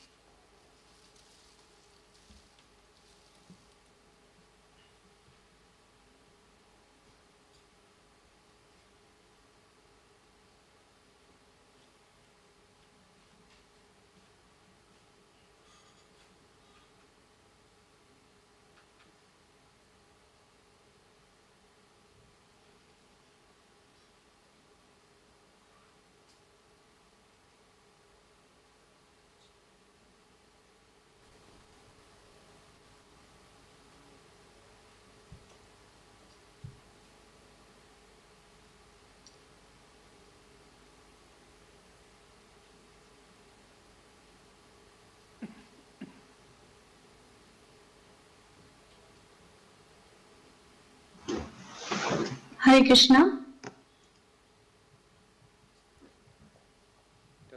Hare Krishna. You're audible, Dr. Hare Bharadwaj. Krishna. Please start. Yeah. Can everyone, Hare Krishna, Hare Krishna. can everyone see my presentation? Yes, it's Yes, visible. yes. Yeah. Please accept my respectful pranam. Dr. Bharadwaj, sorry to disturb you. You have a total consolidated time of 10 minutes, keeping in mind the time constraints. Beg forgiveness. You have 10 minutes, I'm sorry. No problem. Mukam karoti vachalam pangum langyate girim yat kirpatam aham vande Shri Gurum Dina Taranam. In the previous sessions, many Vedic researchers have discussed the importance of Sri Madhvacharya philosophy. At the end of this blissful conference, I am feeling very fortunate and honored to glorify myself by speaking about the contribution of Sri Madhvacharya. Now this is the flow of my presentation. I would like to start my presentation by glorifying Madhvacharya through reciting the sloka. Na Madhava samo deva, na cha Madhava samo guru, na tad vakya samam sastram, brahmandis nasti kinchana. There is no deity equivalent to Bhagwan Madhava, and there is no guru equivalent to Madhvacharya. Regarding his appearance years, a renowned German scholar, Dr. Buchanan, in his publication District Manual of South Kannada, presented two birth dates. Srila Bhakti Siddhanta Saraswati Thakur has accepted the research of Dr. Buchanan as authentic work. Madhvacharya had studied the Vedas and Upanishad immensely. In Vaishnava Sampradaya, he is considered as the third incarnation of Vayudev. In this slide, I would tell the background and motivation for the present work. The motivation of the present study is to signify the contribution of Madhvacharya to Vaishnava Sampradaya. His philosophy is generally known as Dvaita Vedanta philosophy. Through his philosophy, Madhva has emphasized on two tattva. Number one is independent or Swatantra tattva, that is Lord Hari, and second is dependent or Swatantra tattva, that is Jiva. Through his literary work, he refuted the Advaita philosophy of Adi Sankaracharya by criticizing the theory of impersonalist and enforcing the worship of the personal form of the Lord Vishnu as the Supreme Brahman. Many scholars of different Vaishnava school such as Sanatana Goswami, Rupa Goswami, Jiva Goswami, Baladeva Vidyabhushan and others have been inspired by Madhvacharya. Srila Baladeva Vidyabhushan has acknowledged his contribution in his work Prema Ratnavali. In this slide, I would tell the main literary works of Sri Madhvacharya. Although Sri Madhvacharya has composed numerous literary works to establish his doctrine of Dvaita Vedanta, yet currently approximately 30 books are accessible. The highlighted work I would tell them in next slide. In his work Dvadosa Stotra and Vishnu Tattva Nirnaya, he has glorified and established the supremacy of Lord Vishnu. In the next set of works such as Mayavada Khandanam and Upadi Khandanam, he has disapproved the theory of Advaita Vedanta and theory of Brahm Satya Jagat Mithya.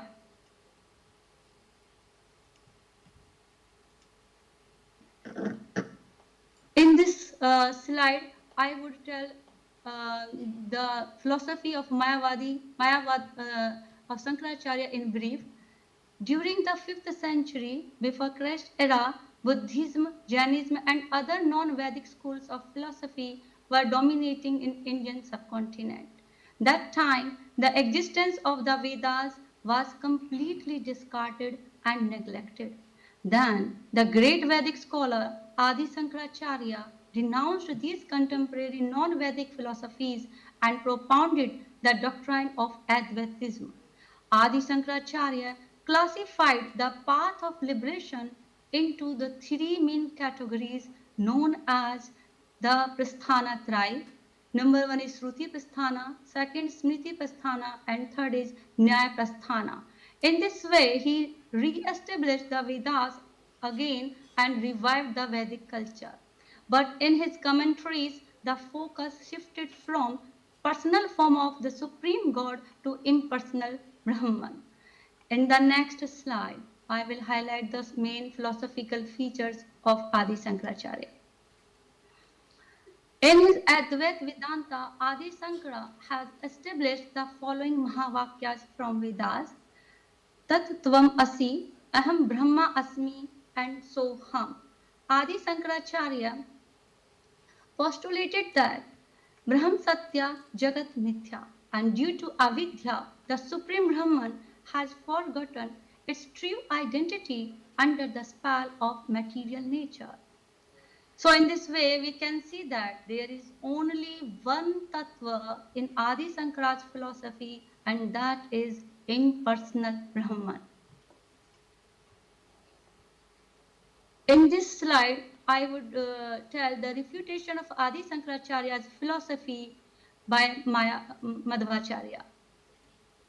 Contrary to Shankara's one tattva, Madhva has emphasized on two tattva. That is, independent tattva is Lord Vishnu and the dependent tattva is Jiva. Therefore, in order to re-establish the supremacy of Lord Vishnu, Madhvacharya chose Adi Shankaracharya's the Prasthana Traya to comment upon Shruti Prasthana. In Shruti Prasthana, he has commented on 10 principal Upanishads, and in Smriti Prasthana, he has commented on Srimad Bhagavad Gita, that is called Gita Bhasya, and he has also commented on Bhagavatam, Bhagavata Tatparya Nirna, and another commentary on Bhagavad Gita that is called Gita Tatparya Nirna, and in Nyaya Prasthana, he has commented on Brahma Sutra Bhasya and Anubhashya. Here you can see an overview of the 9 pillars of Madhva philosophy. These are also called the 9 doctrines of Madhvacharya's philosophy. They are the backbone of Vaishnava Vedanta. In the upcoming slides, I will touch upon them in brief. You will have to start summarizing, Mother. Sorry? You have to start summarizing because we are about to conclude the conference. Beg forgiveness. Everybody's been allotted 10 minutes. Please forgive us. You can start concluding in the next minute. You can conclude in the next minute or so. Please try and summarize. Okay. Yeah. Okay, buddy. Yes, okay. I'm trying to conclude. Yeah, give me only 2-3 minutes. No, you have a minute, Mother. You have exactly a minute, sorry. Because the valedictory function is about to begin. Okay. Sorry. You can reach the summary. You can reach the summary. Yeah, in the 9 pillars, Madhvacharyas given the 9 pillars. The first pillar is Hari Sarvottamaha, and in this principle he has concluded that Lord Shri Hari is the Supreme Personality of Godhead and Lakshmi Devi is the origin of the demigods.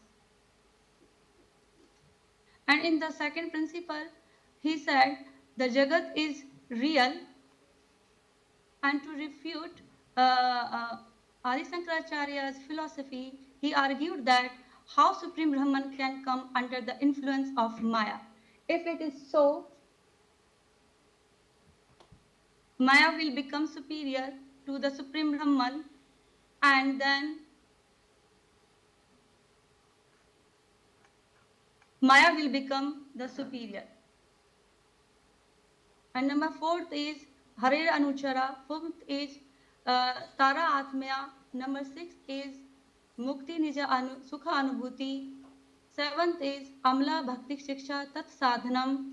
8th is Pramanam. And 9th is Akhilam Naika Vedyo Hari.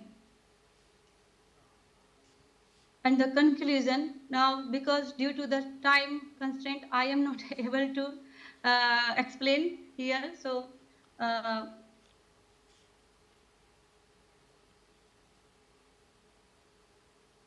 but I would like to here point out some prominent to some points that some prominent scholars have different views on following points. Sri Madhvacharya has mentioned Sri Lakshmi Devi as Jiva Tattva. However, other Vaishnava scholars have viewed that the Lakshmi Devi is the eternal consort of Lord Vishnu, and she is the internal potency of Lord. She is Shakti Tattva. So here is the difference in philosophy.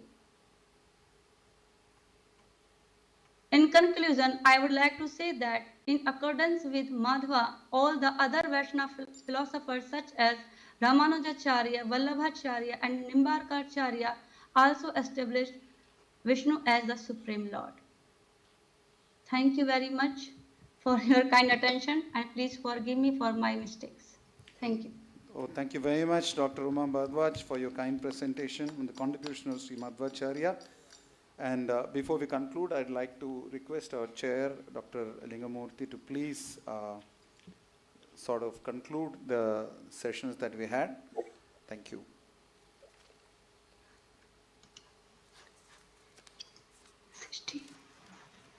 Hare Krishna.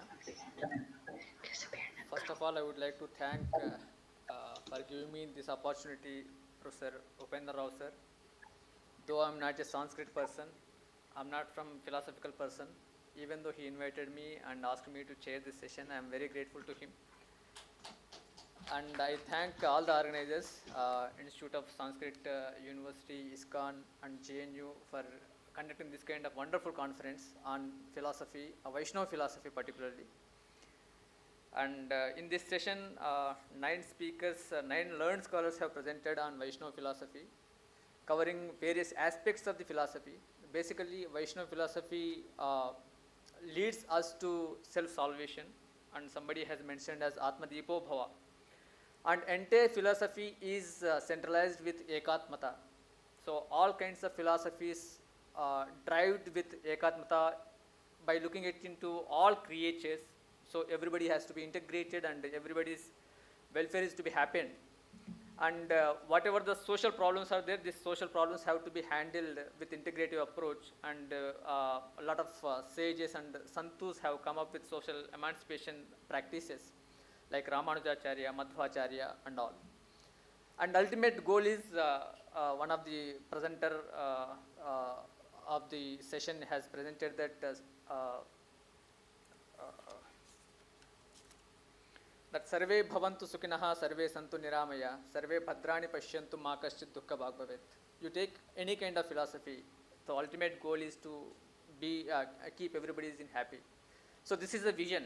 So to make this vision, we have different kinds of missions, and this mission may be through the temple, through the kinds of traditions, through the culture, through the art form. So we have different kinds of missions, and these missions are holding us to with dharma. So this is the ultimate tradition which we have been practicing from the centuries together and time immemorial. We have been practicing, and it will continue. And I would like to thank Dr. Deependra Kumar Majumdar for conducting wonderful presentation on different forms of Vaishnava philosophy which are exhibiting still in Assam. And Shivanjali Shukla for presenting economy. Of course, it is a new concept into philosophy, how she tried to connect the economy into the philosophy aspect by taking Yadadri Temple of Telangana state. And Dr. Kishore Kumar Tripathi ji started with the hypothesis, what is Atman? So it is very interesting hypothesis he posed himself and started explaining everything. And I thank him for giving this kind of hypothesis. And Dr. K. Dayanidhi, University of Madras, who has presented through online, and Ramanuja's philosophy and Ramanuja's principles. And Dr. Rani Dadich, Central Sanskrit University, Jaipur, for her wonderful presentation. Dr. Nandini Raghuvanshi, University of Allahabad, and Dr. Neelam from Firozabad, Dr. Sonal Bhairava, and Uma Bharadwaj, again she has presented from Germany through online. So nice presentations we had, and I'm the learning person here through different persons' presentations. All of them have with a lot of experience and scholarly works. Thanks and everyone. Thank you very much, Dr. Lingamurthy, and thank you very much all our esteemed speakers. To kind of put a conclusion to these thoughts, Srila Baladev Vidyabhushan, who was originally a Madhva sannyasi, later on he assumed teachings from Gaudiya Vaishnavism as well. He has written a wonderful book called, he has written several wonderful books, and on that basis, Srila Bhaktivinoda Thakur, one of the great Gaudiya Acharyas, he was a district magistrate in the British government, probably the highest position an Indian could have reached. His name is there in the Indian ICS records. So he concluded in one of his books saying, Amnaya praha hariha paramam sarvashaktim rasabdhim tadbhinnam sham sattva bhavan prakritika valitan tadvimuktasya bhavan bheda bheda prakasham sakalam abhihare sadhanam shuddha bhaktim sadhyam tatpriti metyattu padachati janan gaurachandra swayamva. This is a final conclusion by Sri Chaitanya Mahaprabhu, who is assumed as the Supreme Personality of Godhead himself through clear scriptural proofs by Gaudiya Vaishnavas, that Hari Iha Paramam. The Vedas are the first pramana, Amnaya Praha. Hari Iha Paramam, Krishna or Vishnu is the Supreme Lord. Sarva Shaktim, he is a force, he is the source of all energies and highest, is all powerful. And he is a Rasabdim, he is the source of all rasas. And Tad Bhinnam Samstat Bhavan, they're all living entities are existing separate from him. One are parts of him and one is separated, those who are liberated and those who are conditioned. And everything in this material world and everywhere in the universe is simultaneously one and different. And the sadhanam is Shuddha Bhakti, to reach the Supreme Lord. And the purpose of life, which is the conclusion of this Vaishnava Vedanta conference, is developing love of Godhead. How to develop love of God. The purpose of human existence is to develop love of God. And it is to this extent that whether it is Vishishta Dvaita, Dvaita, Shuddha Dvaita, or Dvaita Dvaita, all these philosophies are here to unify for this purpose. And thank you very much to the Jawaharlal University, especially Dr. Upendra Rao for his wonderful contributions in supporting us. We also want to thank the Central Sanskrit University headed by Dr. Varakedi, and his two able-bodied lieutenants are here already. So we'd like to thank them also, especially after this session. We'll be having the valedictory session. We have Professor Madhukeshwar Bhatt, who is the OSD to the Vice Chancellor and the Director of Programs, Central Sanskrit University, New Delhi. And please welcome him with a round of big hands. We also have Professor R.J. Murali Krishna, the Professor in Education, Director Central Schemes, Central Sanskrit University of New Delhi. So thank you very much for joining us. We'll have the valedictory session very soon. And I want you all to join, just like the Bhagavatam concludes with Sankirtanam. At the end of this conference, we'll have a very short bit of Harinam Sankirtan. We'll all do Kirtan together to please the Supreme Lord so that everybody gets all the auspiciousness. Without much delay, I want to thank Dr. Lingamurthy and all the wonderful august speakers. Kindly go back and grace your seats. And we will request the valedictory session to be in order. It will be chaired by Professor Upendra Rao, School of Sanskrit and Indic Studies, JNU, and the moving force from JNU for all this conference. Thank you very much, Prabhus and Matajis, ladies and gentlemen. And we want to welcome on stage. We'll see. Got to check. So somebody can check in the other sessions, parallel sessions, whether they conclude, they can join in. Valedictory has to start now.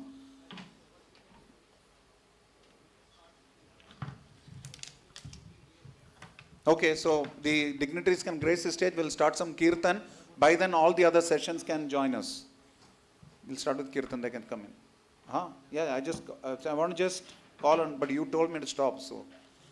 The chief guest, Professor Madhukeshwar Bhatt, OST to the Vice Chancellor, I want to request him to please come and grace the stage. Professor Madhukeshwar Bhatt, please give a big round of applause. You can't be, we're concluding the conference. And our guest of honor, Professor R.J. Murali Krishna, the Professor in Education, Director Central Schemes. So the meetings to be chaired by Dr. Upendra Rao.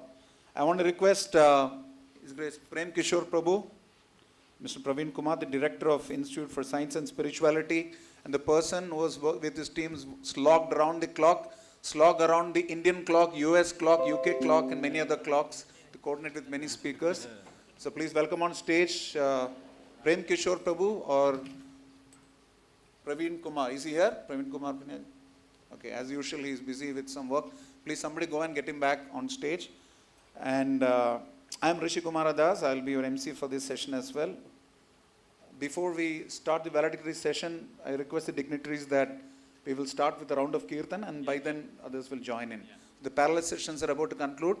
And like we said, Nama Sankirtanam yasya sarva papa pranashanam, pranami dukkha shamanam, tannamami harim param. The Bhagavatam concludes with this. Sri Chaitanya Mahaprabhu says, Nam Makari Bahuda Nija Sarva Shaktis Tatrar Pita Niyamita Smaranena Kalaha. There is no rule of time, place or anything for Kirtan. Let us please do Kirtan and please the Supreme Lord. Bahubir Militva Kirtayati. This is Sankirtana. So let us do that. Sankirtan doesn't mean some Kirtan. Samyak Rupana. Everybody has to do it together. So let's all please do it together. So we have a wonderful team of devotees over here. You have a mic here that can be moved. This mic. So that's Prem Kishore Prabhu, Praveen Kumarji, who is our director for Sense and Spirituality. In case the mic doesn't work, then I'll have to do my job. Yeah.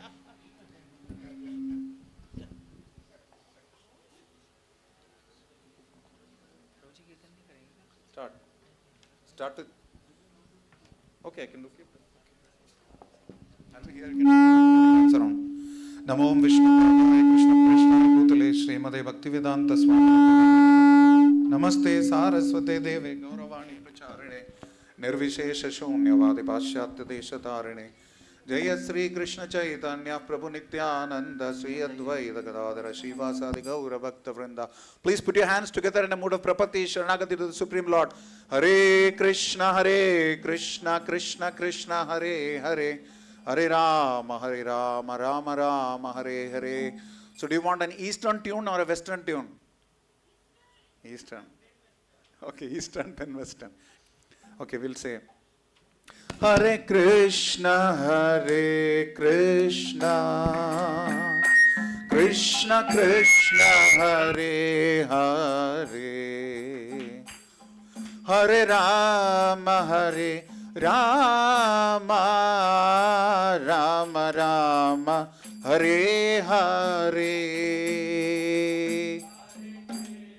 Please sing along. कोई पैसा नहीं लगता. Go.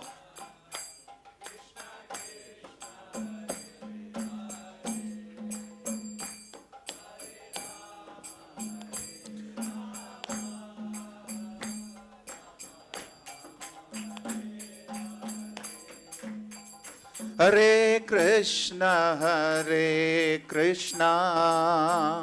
Krishna Krishna, Hare Hare, Hare Rama, Rama Rama, Hare Hare.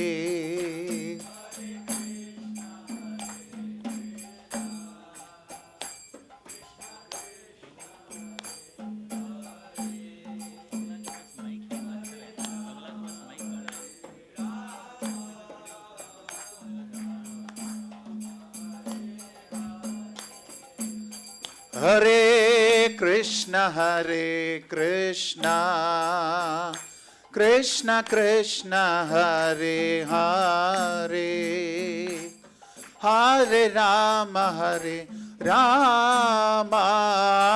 Rama Rama, Hare Hare.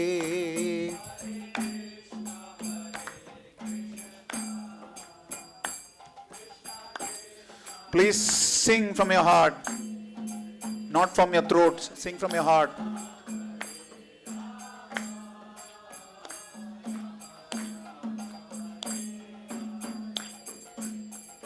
Hare Krishna,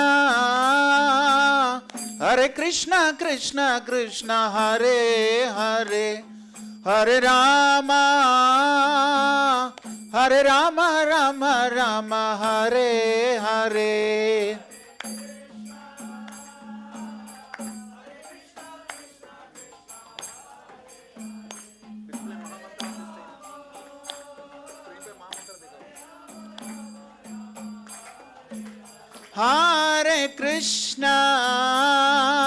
Hare Krishna, Krishna Krishna, Hare Hare, Hare Rama, Rama Rama, Hare Hare.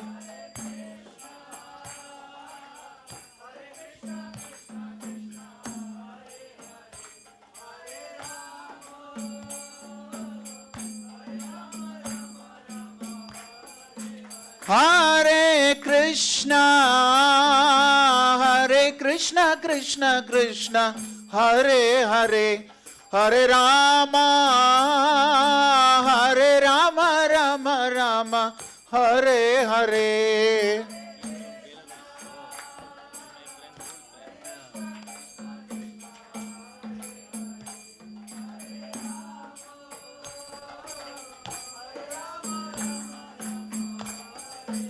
Western. Hare Krishna, Krishna Krishna, Hare Hare, Hare Rama, Rama Rama, Hare Hare.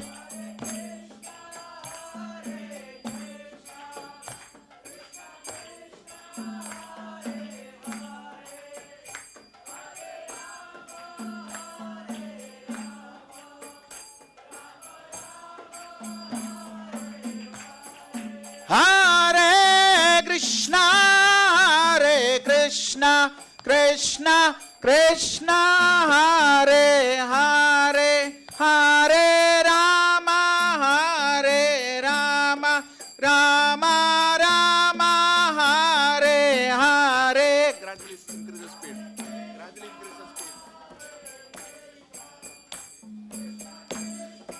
Hare Hare, Hare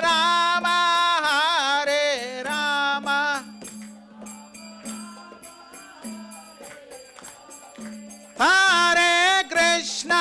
Hare Krishna, Krishna Krishna, Hare Hare, Hare Rama, Rama Rama, Hare Hare.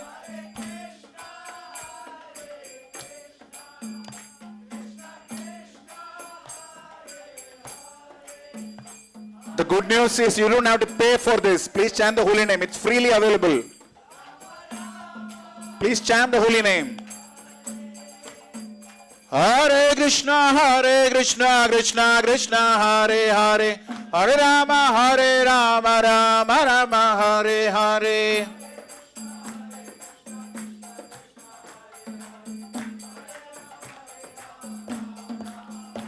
Hare Krishna, Krishna Krishna, Hare Hare, Hare Rama, Rama Rama, Hare Hare.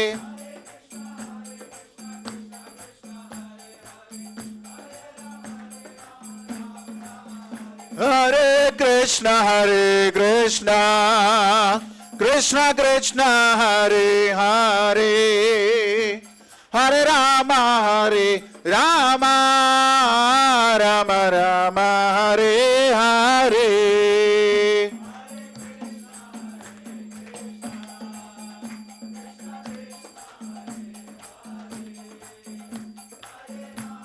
नाच क्यों नहीं कर रहा है? नाच क्यों नहीं कर रहा है? You root out your seats. पकड़ के रखो. Hare Krishna, Krishna Krishna, Hare Hare, Hare Rama, Rama Rama, Hare Hare.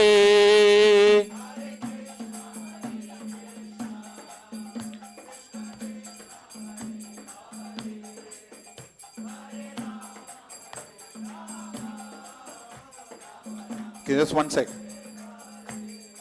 अंतकाले च मामेव स्मरन् मुक्त्वा करेवरं यः प्रयाति समद्भवं याति नास्त्यत्र संशयः यं यं वापि स्मरन् भावं त्यजति अन्ते कलेवरं तं तमेवेति कौन्तेय सदा तद्भाव भावितः. Krishna says in the Bhagavad Gita, whatever mood you have at the time of departure from the body, that is the mood you will attain, and whoever thinks of me and leaves the body, he will attain me. Na samshayah. Yati nastyatra samshayah. So please assume that death is a reality that is standing right before us. It is not like you got an expiry date written on your sleeve. So please chant few times now along with us from the heart. Death can happen anytime. Assume that death is standing at the doorstep and sing from your heart for the pleasure of the Supreme Lord with no expectations. Karmanya eva adhikaraste. Hare Krishna, Krishna Krishna, Hare Hare, Hare Rama, Rama Rama, Hare Hare.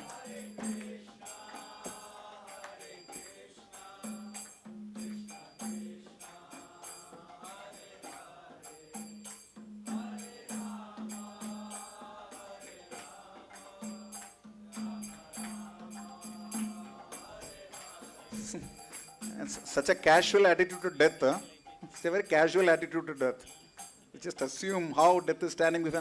Okay, take out death. I know you from before. Hare Krishna, Krishna Krishna, Hare Hare, Hare Rama, Rama Rama, Hare Hare. Please sing from your heart.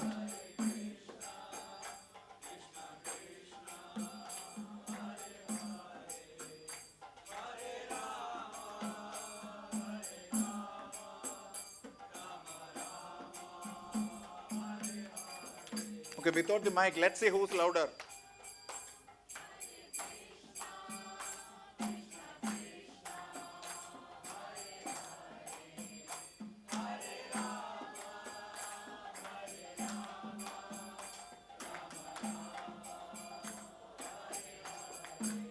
Hare Krishna, Krishna Krishna, Hare Hare, Hare Rama,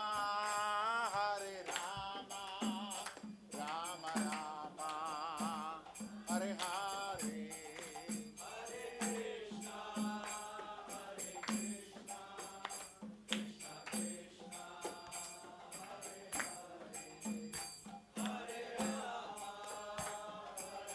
By the way, this is the Hare Krishna mantra. This is not the ISKCON mantra. It's for everyone. So please do join.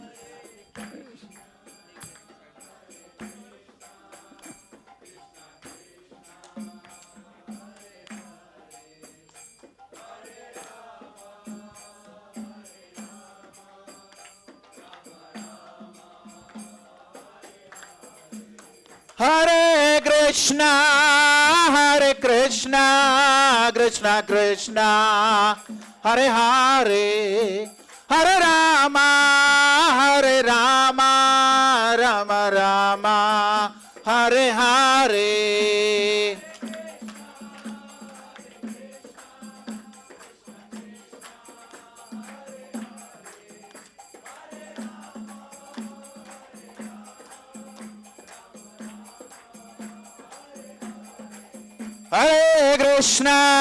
Hare Krishna, Krishna Krishna, Hare Hare, Hare Rama, Rama Rama, Hare Hare.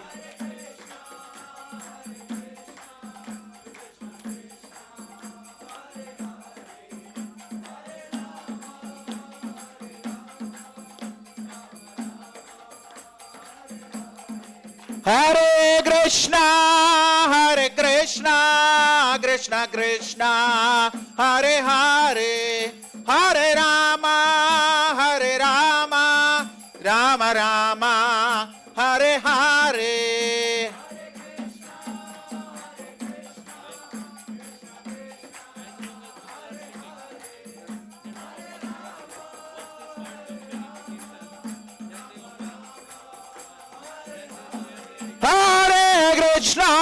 Hare Krishna, Krishna Krishna, Hare Hare, Hare Rama,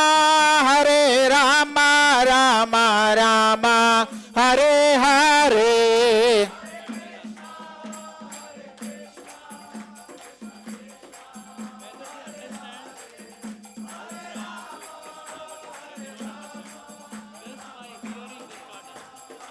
Nidai Sitara Premanande.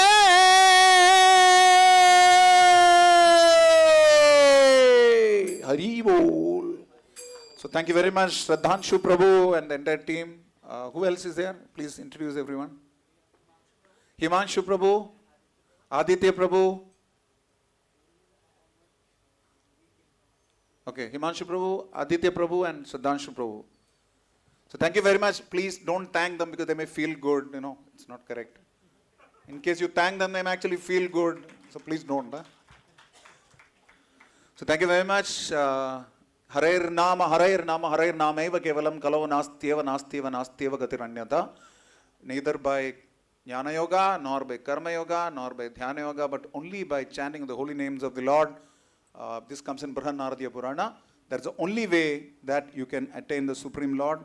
And with that we come to the auspicious inauguration of the valedictory function. Om Ajnana Timirandasya Jnananjana Shalakaya Chakshurunmilitam Yena Tasmai Shri Gurave Namaha Sri Chaitanya Manobhishtam Stapitam Yena Bhutale Swayam Rupakada Makhyam Dadati Swapadantikam Vandeham Sri Gurun Sri Yudapatagamalam Sri Gurun Vaishnavangcha Sri Rupam Sagrajatam Sahagana Raghunathanvitam Tam Sajivam Sadvaitam Savadutam Parijana Sahitam Krishna Chaitanya Devam Sri Radha Krishna Padan Sahagana Lalita Sri Vishakhan Nidamsha He Krishna Karuna Sindho Dinabandho Jagatpate Gopesha Gopika Kanta Radha Kanta Namostate Tapta Kanchana Gaurangi Radhe Vrindavaneshwari Vrishabhanu Sudhi Devi Pranamami Haripriye Vancha Kalpatarubhyascha Kripa Sindhubhya Evacha Patitanam Pavanebhyo Vaishnavebhyo Namo Namaha Jaya Sri Krishna Chaitanya Prabhu Nityananda Shri Advaita Gadadhara Shivasadi Gaura Bhakta Vrinda. Please put your hands up and from your heart chant one last time. Hare Krishna! Hare Krishna! Krishna Krishna! Hare Hare! Hare Rama! Hare Rama! Rama Rama! Hare Hare, Harinam Sankirtan K, Philosophy of Vaishnava Vedanta, Cultural Legacy and Traditions Conference K, Aap Sab K. Dekha. So we'll start with the inaugural address by the chair. He will introduce the rest of the session, and after that, the chair is Professor Upendra Rao. You can have a few words. No, you're in chair. He's the chief guest. So just have an inaugural 1 or 2 words, and then we'll start with the others speaking.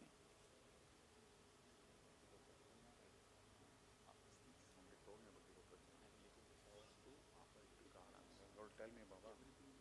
But now somebody has to tell me. No? Somebody told me about this, and about this. You didn't tell me. Hare Krishna. So, there is supposed to be Deepa Prajwalan also for the valedictory function. That's be Pushpanjali also. We'll have that, and then we'll start with the inaugural address by the chief guest. Our chief guest is Professor Madhukeshwar Bhatt, and the guest of honor, Professor R.G. Murli Krishna. They will both be addressing us. There will be a brief presentation on the Institute for Science and Spirituality by Mr. Praveen Kumar, Prem Kishore Prabhu, and then we'll conclude. So we'll start with Deepa Prajwalan function. You have everything ready? Is the team ready with the lamp lighting paraphernalia? Okay, so somebody is here for the... You're here. For what? The Mangalacharan. Mangalacharan, who is there? Shivanand Prabhu is there? Shivanand Prabhu, you here? Okay, come for Mangalacharan. And we'll have lamp lighting right now. So please get up for a moment. I know it will be very tiring at the end of the day. Please get up.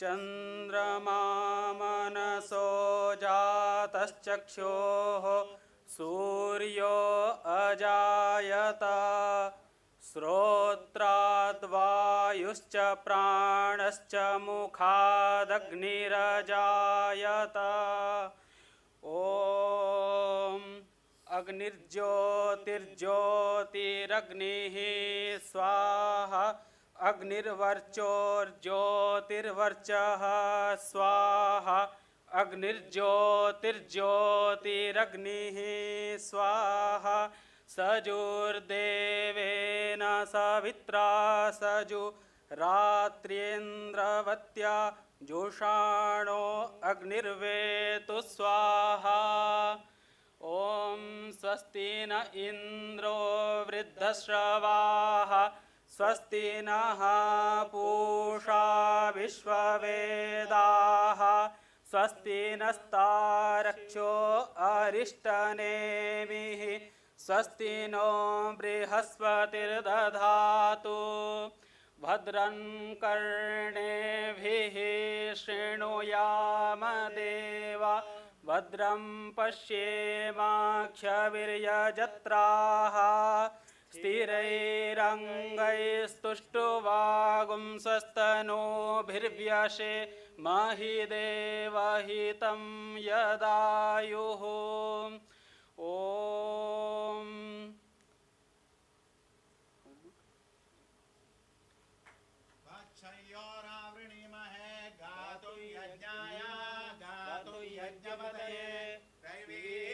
स्वस्तिरस्तु नः स्वस्तिर्मानुषेभ्यः ऊर्ध्वं दिगानु भेषजं शन्नो अस्तद्विपदे सञ्चतुष्पदे ॐ शान्ति शान्ति शान्तिः. Thank you very much. After that, we'll commence with today's valedictory function. Everybody's offered flowers to the Acharyas and Srila Prabhupada. Thank you very much. We go ahead and carry on with the rest of the function. So we'll start with an address by the chief guest, Professor Madhukeshwar Bhatt. He is the OST to the Vice Chancellor and Director of Program for the Central Sanskrit University in New Delhi, and someone we have seen who has been continuously helping us in getting all this organized. So please, Professor Madhukeshwar Bhatt, kindly come on to the rostrum. And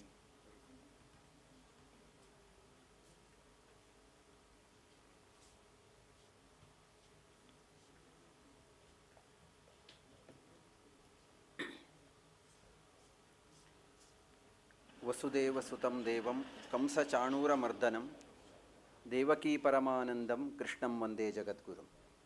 नमस्सभायै।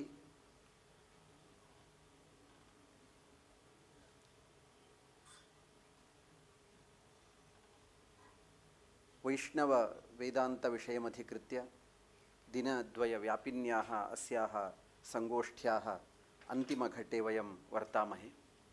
अस्मिन्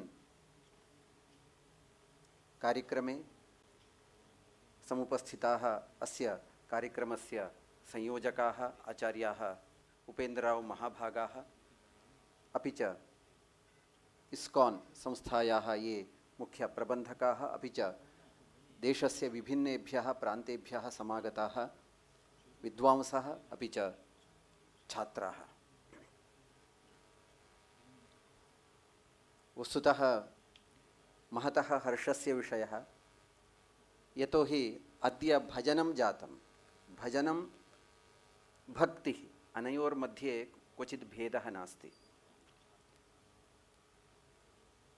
भजनम् अथवा भक्तिः इत्यस्य अर्थः एकतानतया चिन्तनम्। एकतानतया यत् चिन्तनं मननं भवति तस्य भक्तिः इति व्यवहारः।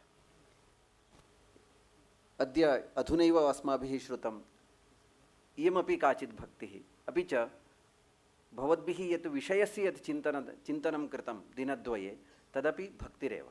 यतोहि एकतानतया एकस्मिन् विषये, एक ही विषय पर हम चिंतन करेंगे, उसको भक्ति ऐसा व्यवहार है।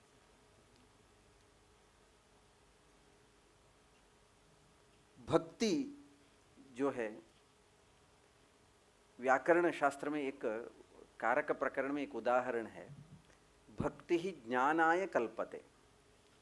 भक्ति ही ज्ञानाय कल्पते। जो भक्ति है वो उसका व्याख्यान ऐसा करते हैं, भक्ति जो है ज्ञानाय कल्पते। इसका तात्पर्य है भक्ति है वो ज्ञान के रूप में परिणाम तमा भक्ति ही ज्ञानाय कल्पते इत्यस्य अर्थः भक्तिरेव ज्ञानरूपेण परिणमते इत्यर्थः। एवंच भक्ति ही ज्ञानम, यदा भक्ति ही भवति अवश्यं ज्ञानम अवश्यं भावी इति तात्पर्यम्। अभी च जो भक्ति का हम शायद आप भगवद गीता में जो सुन रहे हैं, अनन्याश्चिन्तयन्तो माम यो जनाः पर्युपासते तेषां नित्याभियुक्तानां योगक्षेमं वहाम्यहम्। यहाँ पर एक जो है भगवान श्री कृष्ण ने जो कहा है, जिसका योगक्षेम में वहन करता हूँ, लेकिन वहाँ पर एक विशेषण दे दिया, अनन्याश्चिन्तयन्तो माम ये जनाः पर्युपासते। यह जनः अनन्य चिंते अनन्य मनस्कया चिंतनम यह करिष्यति तस्य योगक्षेमं वहाम्यहम्। हम सभी जनों का योगक्षेम वहन नहीं करेगा श्री कृष्ण, लेकिन जो अनन्य मनस्क से जो चिंतन करेगा उसको ही मैं योगक्षेम, योग का तात्पर्य जो है अलब्धस्य लाभः योगः, प्राप्तस्य रक्षणं क्षेमः।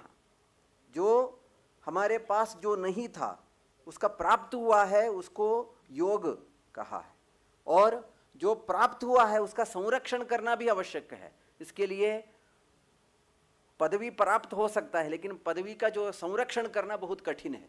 योग मिल सकता है, एक बार कॉलेज में अथवा कक्षा में प्रथम स्थान प्राप्त हो सकता है, लेकिन हर बार प्रथम स्थान होना वो बहुत मुश्किल है। ऐसा है, पदवी जो भी हो योग मिल सकेगा, लेकिन हम बहुत बार देखते हैं स्वर्ण पदक मिला है लेकिन दूसरे बार स्वर्ण पदक के क्वालिफाइड ही नहीं हो पाएगा। वो क्या कारण क्या है? जो योग है, लेकिन योग का जो रक्षण करना, क्षेम जो है वो बहुत इंपॉर्टेंट है। हम इसके लिए क्या है, अनन्याश्चिन्तयन्तो माम, जो विशेषण है अनन्य मन से जो चिंतन करेंगे तभी ही ये दो सिद्ध हो जाता है, योग भी होगा और क्षेम भी होगा। इसके लिए अनन्य चिंतन का बहुत, इसके लिए भगवान श्री कृष्ण का यही वचन है, अनन्याश्चिन्तयन्तो माम ये जनाः पर्युपासते तेषां नित्याभियुक्तानां योगक्षेमं वहाम्यहम्। ये उनका इसका तात्पर्य है। और भक्ति का जो है विवरण आप शायद 2 दिन में वही चिंतन किए होंगे। भक्ति क्या है? भक्ति जो वैष्णव संप्रदाय, वैष्णव का संबंध ये है विष्णोः इदम, ये सभी विष्णु के संबंध, विष्णोः इदम वैष्णवम अथवा विष्णु देवता अस्य सोपि वैष्णवः। विष्णोः इदम किं? वयमपि वैष्णवाः एव। विष्णोः सम्बन्धे, सम्बन्धार्थे अत्र अण् प्रत्ययः कश्चन आगच्छति, अतः विष्णोः यद् अखिलं यद् जगति यद्यद् वस्तु अथवा यः यः पदार्थः दृश्यते तत् सर्वमपि वैष्णवमेव। एकताना भक्ति ही, उसके बारे में एक कहानी सुनाता हूँ। एक जो वैष्णव जो भक्ति, हम भक्ति का क्या उसका क्या प्रभाव होगा, एक कहानी ऐसा जो है, एक दिन जो है एक गांव है, गांव के बीच में एक दूसरे गांव के जो बीच में एक नदी बहती थी, उसके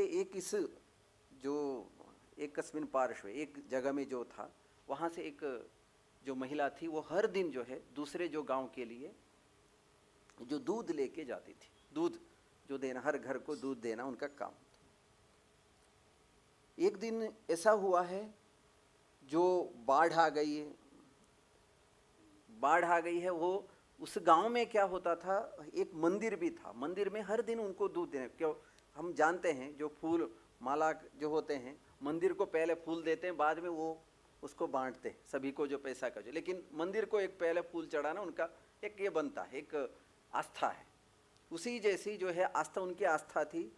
हर दिन जो है क्या है, उस मंदिर में जाके पहले दूध देना, बाद में सभी को वो घर घर में जाकर उसको दूध देना, इसका काम थी। एक दिन क्या हुआ, ये जो बाढ़ आ गई उसमें क्या हुआ, जो उसके पहले दिन जो है उस जो मंदिर में कथा हो रही थी, विष्णु के जो भजन हो रहे थे, उसमें प्रवचन देने वाला जो कहा था, वो कहा था आप जिसका अनन्य मनसा यद्यद आचरति तत्सर्वमपि सिद्ध्यति। जो मन से आप अनन्य से भाव से जो करेगा वो सिद्ध होगा। ऐसे वो हर दिन जो दूसरे उसको उनके मन में इतना प्रभाव हुआ, वो दूसरे दिन जो बाढ़ आ गई है, मैं हर दिन उनको मंदिर में जो दूध चढ़ाती थी, लेकिन आज नहीं हो पाएगा, कैसे जाऊं? उसके लिए कुछ भी हो जाए मैं जाता हूँ, पैदल से जाता हूँ। उसको अनन्य मन से वो उसको जो नदी को पार किया। उस गांव में जो उसी दिन जो दूसरे दिन प्रवचन देने वाला था, अरे आप कैसे आ गए, बाढ़ में जितने बाढ़ थी यहाँ पर कैसे आ गए, ऐसे पहुँच गए? नहीं है, जो आपने जो बताई हैं, कल का जो बताए हैं, उस विषय अनन्य चिंतन से मैं हर दिन जो मेरा काम था उसको आज जो नहीं निभाएगा, ये मेरे लिए बहुत दोष होता था। इसके लिए मैं इसको आज कुछ भी हो जाए मैं करना है, ये मेरा मकसद था, इसके लिए मैं यहाँ पर आया। ये है भक्ति का जो पराकाष्ठा जो है। और जो भक्ति है, जो भक्ति की जो पराकाष्ठा होती है, उसी का जो फल है ये मीठा है।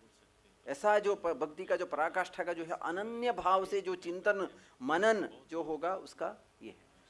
जो आप हर दिन जो जानते हैं, जो आज कल भी किए हैं, नवविध भक्ति में जो श्रवण, इंग्लिश में एक्चुअली जो है हियरिंग और लिसनिंग, ये 2 शब्द है, लेकिन हियरिंग और लिसनिंग में बहुत अंतर है।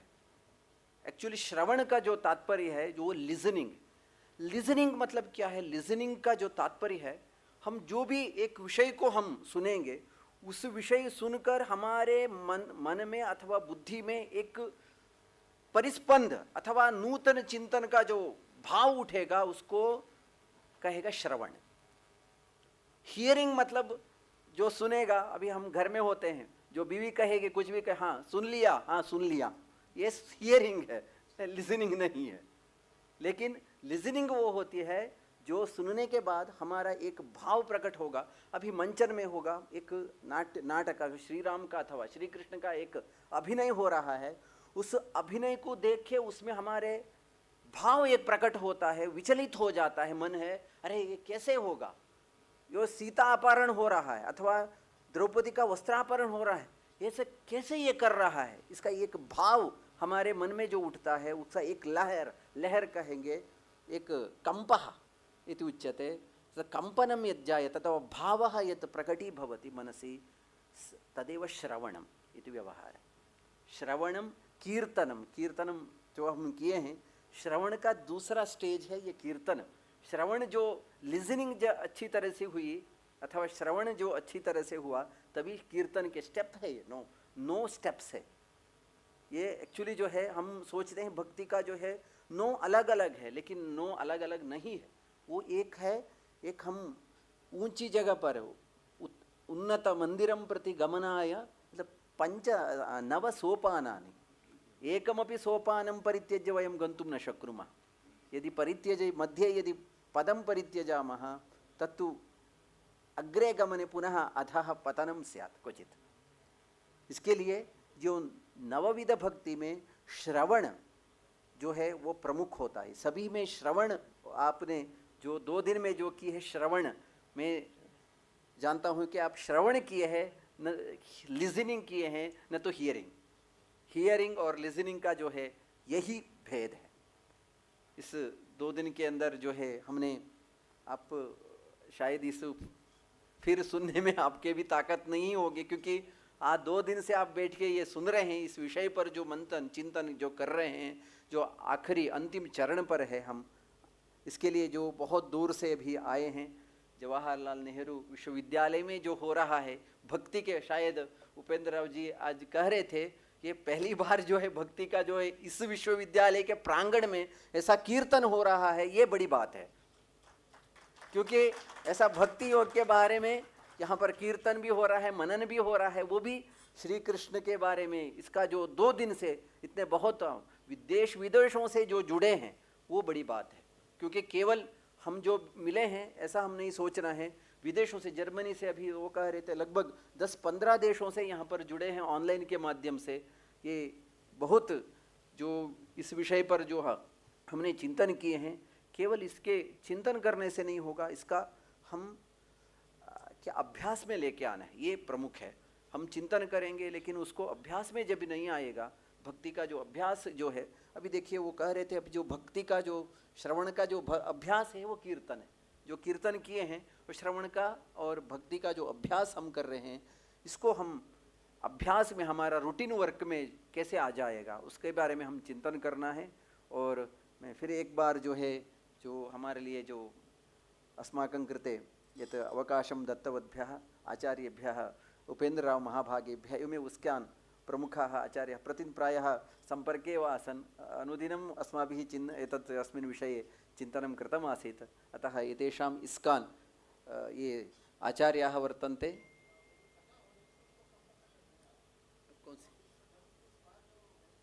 हाँ, कथा को संपन्न जो है वो अनन्य चिंतन से जो किए हैं, उसका जो पार करने के बाद जो है वो जो पिछले दिन जो कहा था ना, उनके मन में ये भाव उठा, वह कैसे आ गई है। मैं तो वो कहा, लेकिन उसका जो इम्पैक्ट जो कहेंगे, उसका इम्पैक्ट जो महिला के ऊपर थी वो कैसे आ गई है, उसको मैं किसी का भी चिंतन नहीं किया। मैं आज का जो है दूध चढ़ाने का ही भाव से मैं आ गया, उसी का जो भक्ति का जो है पराकाष्ठा से जो आ गई, अनन्य चिंतन से जो चिंतन किया, उसी कारण से वो पार किए। यही भक्ति का जो मेन मकसद है, अनन्य भाव से चिंतन, एकताना से जो एकता चिंतन जो करेंगे वही भक्ति है। यही कथा का जो है तात्पर्य है। इसके लिए मैं फिर एक बार आप सभी को सर्वेषां कृते केंद्रीय संस्कृत विश्वविद्यालय से पक्षतः धन्यवादम् अहं व्याहरामि। श्री कृष्णाय नमः।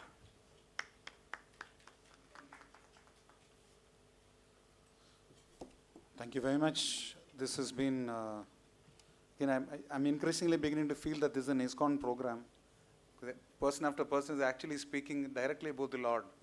It's such a good feeling that in a place like this, which is been always educating people, we are getting to glorify the Supreme Lord. Thank you very much. in continuing with the session for today, we will now have our guest of honor, Professor Murali Krishna, to please come here and say a few words.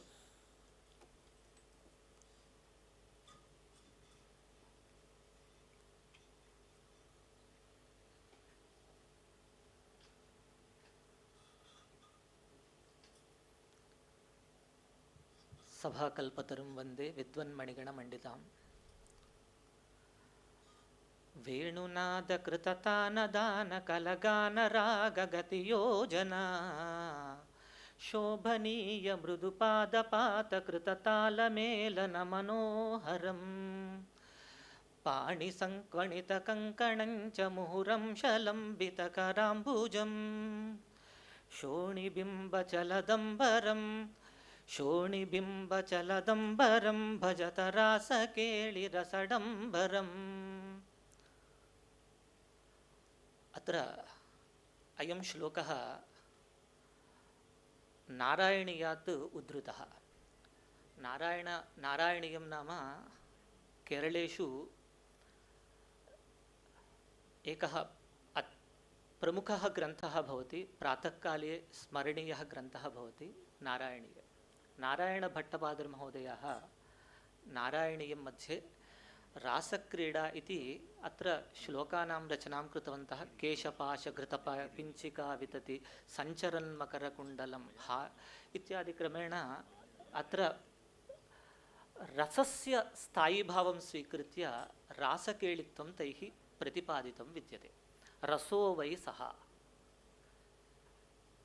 तद् रसेन अत्र मोक्षप्राप्तिः भवति इति तेषाम् आशयः। रासक्रीडामाध्यमेन अत्र गोपिकानां सर्वासाम् अपि अत्र केळीद्वारा अपि मोक्षप्राप्तिः इति नारायणभट्टमहोदयाः अत्र प्रतिपादितवन्तः। एतस्य आरम्भात् प्राक् अहम् अत्र अधिमञ्चं विराजमानाः अध्यक्षवर्याः यत्र एतादृशं सुन्दरम् आयोजनं कृतवद्भ्यः जवाहर्लाल् नेहरू विश्वविद्यालयस्य तथैव च इन्स्टिट्यूशन् सैन्स् एण्ड् स्पिरिचुवालिटी एवं केन्द्रीयसंस्कृतविश्वविद्यालयस्य त्रयाणाम् अपि संस्थाप्रमुखानाम् अहं स्मरणं करोमि, नमस्करोमि च। ममोपरि यथेन्द्रस्त्वं स्थापितो गोभिरीश्वरः उपेन्द्र इति कृष्णस्त्वं गास्यन्ति दिवि देवताः इति उपेन्द्रस्य विषये उक्तमासीत् भागवते। अतः साक्षात् कृष्णोऽसि त्वम् इति साक्षात् उक्तमस्ति। साक्षात् कृष्णस्वरूपाः अत्र अध्यक्षरूपेण विराजमानाः सन्ति आचार्याः प्रोफेसर् उपेन्द्रराव् महाभागाः। तेभ्यः अहं धन्यवादान् वितनोमि, यतः एतादृशं सुन्दरम् आयोजनं कृतवन्तः। अद्य मुख्यवक्तृत्वेन मधुकेश्वरमहाभागाः मधुकरोति इति मधुकः, रागस्य वेणुनादस्य साक्षात् मधुकरः नाम श्रीकृष्णः भवति। अतः मधुकेश्वरः साक्षात् श्रीकृष्णस्य स्वरूपः। एवम् अत्र प्रेजेण्टेशन् मध्ये आचार्याः प्रवीणकुमार महाभागाः, प्रवीण इति शब्दस्य कुशलः श्रीकृष्णस्य केवलम् एकः एव कुशलः, प्रवीणः श्रीकृष्णः एव। अहं स्वयं मुरळीकृष्णः इति मञ्चे सर्वेपि अत्र कृष्णत्वम् विद्यते इति महान् विशेषः। अत्र सर्वेपि सनकसनन्दनादि ऋषितुल्यत्वं भजते अत्र इति साक्षात् स्वर्गतुल्यं भवति इयं सभा इति वक्तुम् आनन्दम् अनुभवामि। अत्र नवविधभक्तिप्रकाराः सन्ति।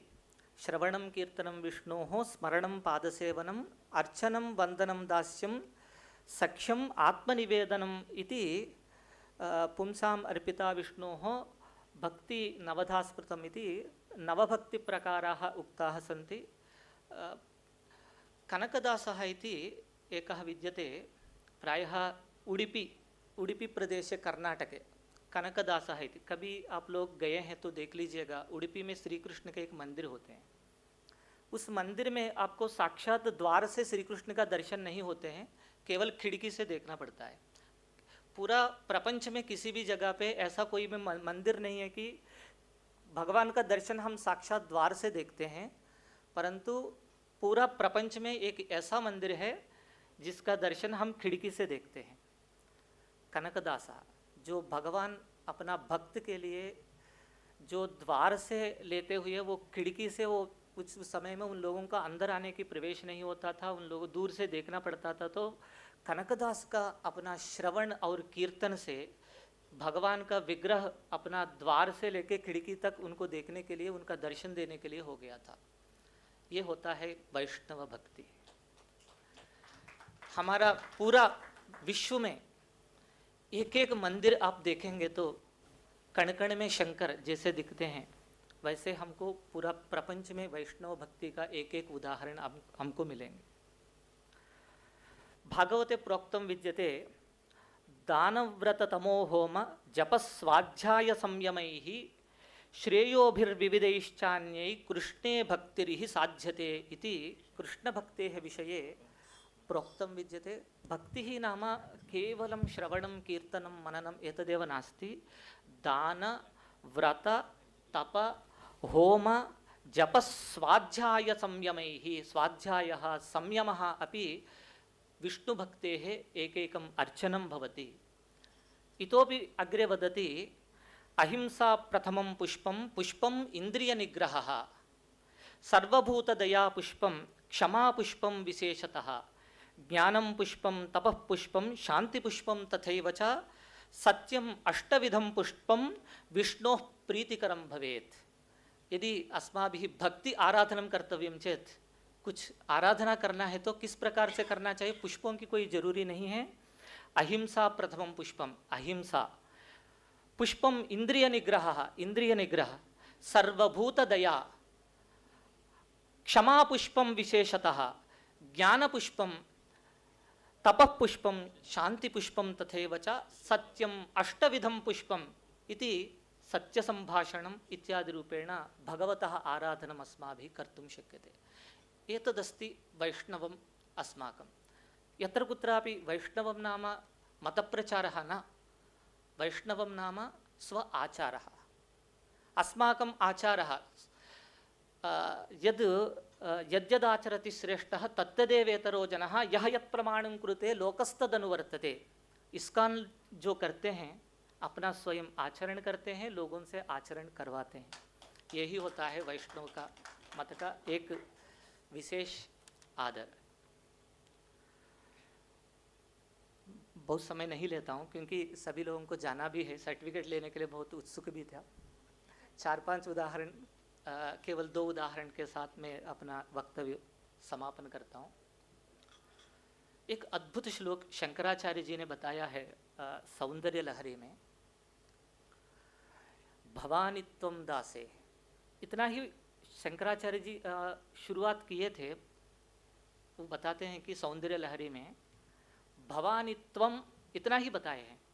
इसके बीच में सौंदर्य लहरी जो शक्ति स्वरूपिणी है तथास्तु बोलते हुए क्या किए हैं बताते हैं। भवानी त्वं दासे मयि वितरि दृष्टिं सकरुणाम इति स्तोतुं वाञ्छन् कथयति भवानी त्वं इति यः तदैव त्वं तस्मै दिशति निजशायुज्य पदवीं मुकुंद ब्रह्मेन्द्र स्फुट मकुट नीराजित पदम। इसका अर्थ ये था, भवानी जो शब्द है 2 प्रकार के होते हैं संस्कृत में, इसीलिए संस्कृत देवभाषा बोलते हैं। भवानी, भवानी जो शब्द है भूधातु का लोट लकार में मध्यम पुरुष एक वचन में होता है भवानी। भवानी मतलब अर्थ होता है कि मैं आप हो जाऊं। भवानी त्वं दासे, परंतु जो दास बोल रहा है कि हे भवानी करके संबोधन है। संबोधन में भवानी शब्द होते हैं भवानी का, परंतु शक्ति स्वरूपिणी क्या समझ रहे हैं कि त्वं भवानी, अच्छा आपको क्या चाहिए, मैं आप होना चाहता हूँ करके वो समझ के वो क्या किया था, तदैवत्वं तस्मै दिशते निज सायुज्य पदवी। निज सायुज्य पदवी किस लोग, ऐसा लोगों को नहीं मिलता था जिस प्रकार मुकुंद ब्रह्मेंद्र स्फुट मकुट नीराजित पदम, इस प्रकार की होती है भक्ति स्वरूप। वैष्णव भक्ति मतलब हम एक चाहते हैं दास स्वरूप में, दास भक्ति में, परंतु भगवान हमको इस प्रकार से दे देते हैं। हमको कुछ चाहिए तो वो सब कुछ दे देते हैं। इस प्रकार की भक्ति, आत्मनिवेदन हमको होना जरूरी है। विष्णु इत्युक्ते विष्णादि वियुनक्ति, वियुनक्ति भक्तान मायापाशाद इति उच्यते। मायापाशाद वियुनक्ति इति विष्णुः। तथैव वेशयति सिंचयति आप्यायति विश्वम् इति विष्णुः इति विष्णोः वैष्णवमतस्य प्रचारप्रसारे अत्र ये सर्वेपि समवेताः सन्ति। सर्वेभ्यः आयोजकेभ्यः सर्वेभ्यः अपि अहं प्रणततिः वितनोमि। अन्ते एकं वाक्यं वदामि। शङ्कराचार्याः स्वकीयभाष्ये वदन्ति, किसी का हम हमारे पास बहुत सारे प्रकार की मतभेद है। मतभेद मतलब सिद्धांत भेद है, न तो मतभेद। ये दोनों में समझना चाहिए। सिद्धांत भेद है, एक अद्वैत वेदांत बोलेंगे, एक द्वैत वेदांत बोलेंगे, या नहीं तो विशिष्टाद्वैत बोलेंगे। ये हमारा सिद्धांत को हम समझाने के लिए हम खंडन करते हैं, परंतु हम सिद्धांत के अलावा पृथ्वी में जितने भी वस्तु तत्व, भक्ति तत्व है, सभी को हम प्रणाम करते हैं। आप सभी को प्रणाम, धन्यवाद। Thank you very much, Professor Murali Krishna. We have two items left in the agenda. One is, of course, a presentation by ISS, which has been behind this whole conference, along with JNU and the Central Sanskrit University. And after that, we'll have the concluding remarks by the chairman, and then we'll have the felicitation. After all the facilitation for 2 days, now it is time for felicitation. So, without much delay, I would want to request His Grace Prem Kishore Prabhu, that is his initiated Vaishnava name. Otherwise, his name is Praveen Kumar Punya. So, he is the director for the Institute for Science and Spirituality, the moving force for scientific preaching for the last few years in ISKCON, Delhi.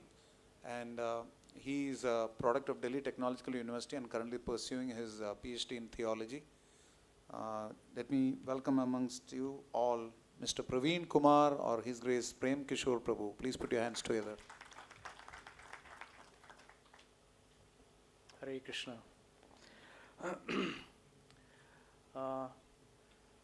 First of all, I want to thank you, Professor Madhukeshwar Bhatt and Professor Murali Krishna Prabhu, and for coming here for the valedictory session. And also, I want to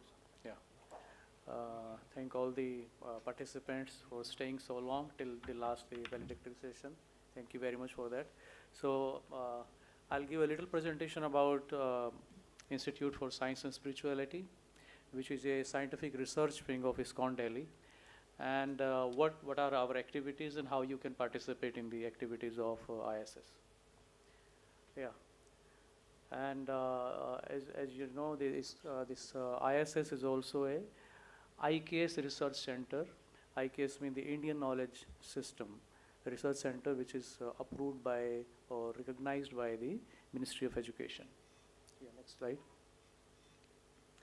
So ISS is, as you know, all the people from ISS you are seeing these. We all are professionals in our life, but parallel to that, we do services, and as a seva bhav, we do our offering to Srila Prabhupada and to my spiritual master under his guidance, His Holiness Gopal Krishna Goswami Maharaj.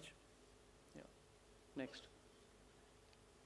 These are the ISS trustees. His Grace Mohan Rupa Prabhu, who is our temple president, then His Grace Rishi Kumar Prabhu, and then Professor Lakshmidhar Behra is Director IIT Mandi, then Professor Suresh Bhalla and Dr. Jyoti Ranjan Buria. Yeah. Next.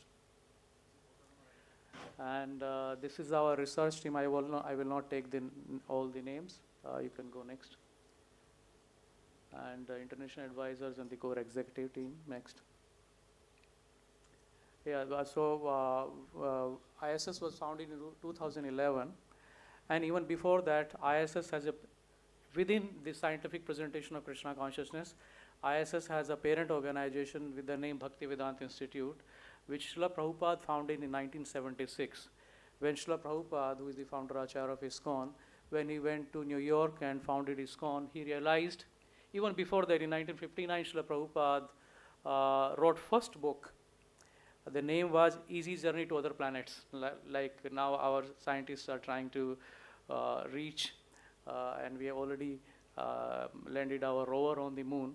So Prabhupada wrote his book in 1959, and he dedicated that book to the scientists of the whole world.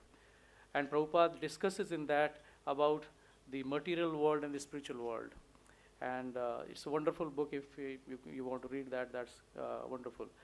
So when Prabhupada in 1976, he realized that the current scientific worldview, I would say, is actually not telling the truth to the people.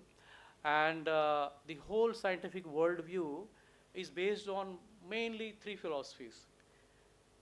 That is materialism, naturalism, and physicalism. And the crux of all these philosophies is that matter is everything. The ultimate reality is matter. There is no soul, there is no super soul, or Paramatma, or Bhagwan, nothing. The ultimate reality is matter. When Prabhupada went there, and when he saw in the Western world such a great influence, and these philosophies are having on the people, and because of these wrong philosophies in the educational institute, whatever the product of the educational institute, the students, the researchers, they are also having their research in the wrong direction, trying to prove that the materialism is the right, naturalism or physicalism is the ultimate truth. When Prabhupada saw this, Prabhupada said, he said, these educational institutes are the slaughterhouse. He compared that educational institute to the slaughterhouse, those who propagate these unfounded, unproved teachings or the things.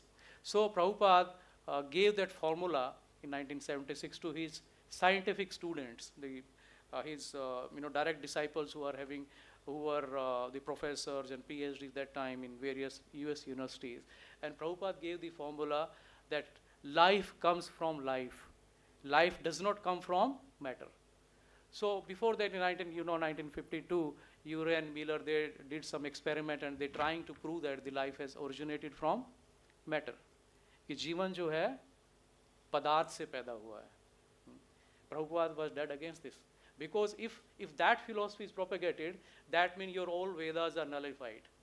Nothing will, because Vedas propagate Janmadi Asya Yataha, the second Vedanta Sutra, that everything comes from him. Yataha means him, and he is the supreme life. So he is the original life. In Bhagavad Gita, Krishna says, Aham Bija Prada Pita. So he is the Bija Prada Pita. He is living. He is life. So life comes from life. So Prabhupada wanted to establish this fact.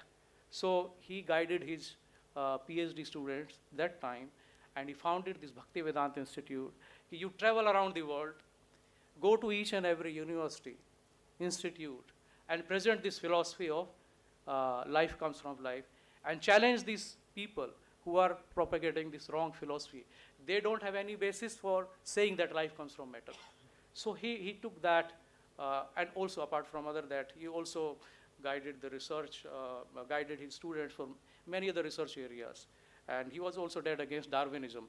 Like Darwinism, we think that, life, what Darwin says that the theory of evolution, that gradually, from single cell to multi-cell and multi-cell to further life forms, and finally we evolved from ape-like or monkey-like creatures.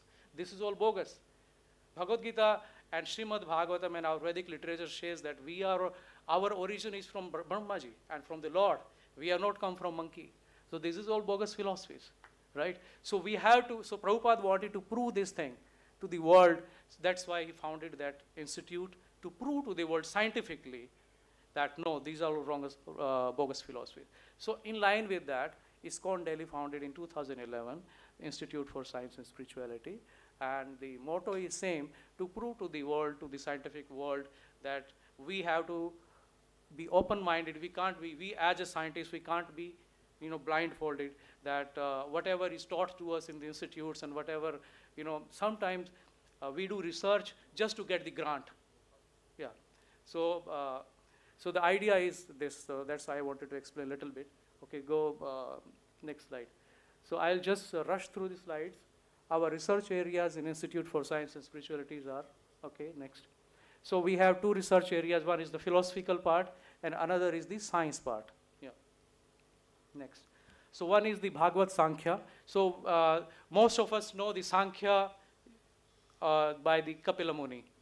But in Bhagavad also there is a Sankhya, again by the Kapil Muni, but the son of Devahuti. Right? He is not the same Kapil who wrote the Sankhya. So in Sankhya, this is known as theistic Sankhya. Sankhya which propagate the Lord. So this Bhagavad, Sankhya and modern science, so we have 4 research areas in this. One is the cognitive biomarkers for active and passive meditation. Passive meditation means the meditation propagated by Buddhism, right? And then machine learning based classification using 3 gunas theory, like Dr. Bairwa presented this. And Sankhya based geometrical and topological characterization of part-whole relationship. Something related to Satkaryavad, and modeling semantic space of smell. These are very high-ended, top-level research, and mostly done by the Bhagavad Sankhya. Our, you can raise your hand, Dr. Jyotiranjan Boria, he is our main researcher. You raise your hand. So who is doing research in that? Next. Then we have started this new project, modeling perception, how we perceive the thing. For example, if I am perceiving you, so the science says that the light rays are coming to my eyes and then my brain is interpreting. So that is perception. But they are not talking about mind, they are not talking about intelligence, they are not talking about ahankara, they are not talking about finally the soul. But in our Bhagavad or in other Shad Darshanas, perception is completely, it's a whole combination, step by step. So this perception, we want to prove that perception doesn't mean what is happening in the brain. That is half explanation. So models in Shad Darshanas, models in cognitive psychology, and models in cognitive neuroscience. Next. And then the origin and evolution of life. Our main, the main theme is life comes from life. It's a detailed explanation. We can go next. And within this life comes from life, we have another a sub part of this is the reincarnation research. And we are doing actual studies on reincarnation, पुनर्जन्म के ऊपर. पुनर्जन्म हमारे शास्त्रों में लिखा है, और इंडिया में हम देखते हैं कि जगह जगह अभी every now and then we hear the stories of पुनर्जन्म की बच्चों को अपना पिछला जन्म याद है. So we are going to those cases, we are doing research on that, we are meeting the current family, the previous family, जो बच्चे को जो पिछला जन्म याद है, उस family में भी हम जाते हैं, and then we note down. And so we are trying to prove the theory of reincarnation through these case studies. If theory of reincarnation is proved, then everything is proved, because that will prove the soul, right?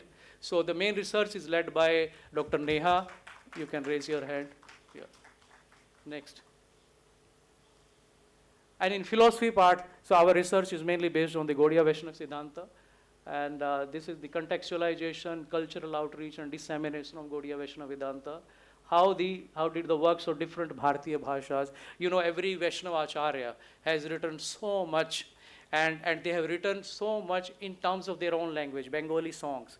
And in those Bengali songs, they have given the import of Vedanta in their Bengali songs. So we want to bring that out and so one of our team members is doing research in that. And then philosophical study of Gaudiya Vaishnava, contextualization and cultural outreach in 19th and 20th century. And role of Bhagavad Gita and Bhagavatam in uniting Sanatana Dharma. So these are the things which you can also participate in these research areas. And another research, very ambitious project is the philosophy of science. Can philosophy of science benefit from Achintya Bheda Bheda Tattva, perspective of Vedanta initiated by Jiva Goswami in Shad Sandarbhas. So if we think scientifically, the Achintya Bheda Bheda Tattva is the most scientific tattva as ever presented to the world, but people think it in a normal way. So our research team is now, we have taken this project. It's a long-term project, but it may take many, many years. But ultimately, with this philosophy, we want to enrich the current science. We want to guide the science based on this philosophy. Next. And so this we already discussed.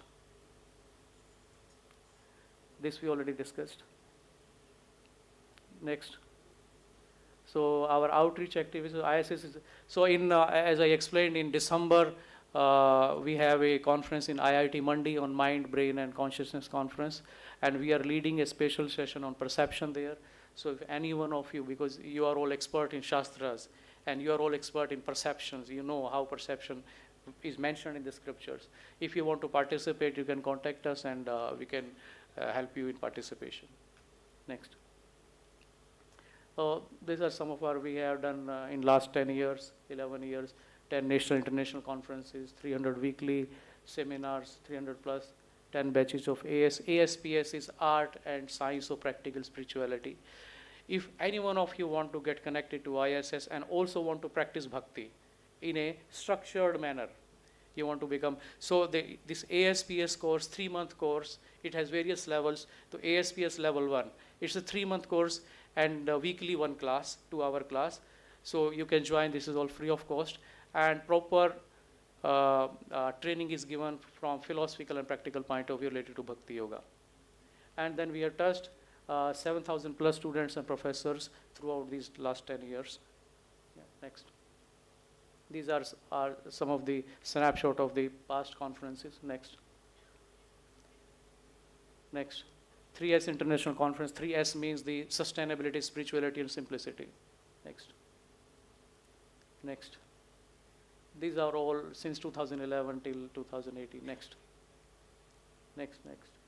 And this is our back. This is our YouTube channel. Back, 200 plus videos are there on the theme science and spirituality and also philosophy. So you can go to that, you can subscribe to our channel. And all these videos of this conference, 2 days conference, 70 videos will be uploaded on the channel. You can watch that. Yeah. Thank you. And so I request you to associate with ISS. We are moving with a purpose in our mind. We are completely dedicated to the mission. We are not we don't have any other purpose except service of the Lord and the Acharyas. Hare Krishna.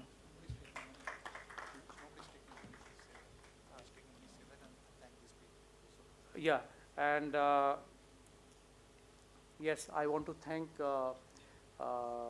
various organizers, team who helped in the and this. You are seeing the only 2 days, but the team is since December, I think, when Professor Upendra Rao and myself we discussed last year December that we want to do this conference, and the purpose was that we want to show to the world that there are other things.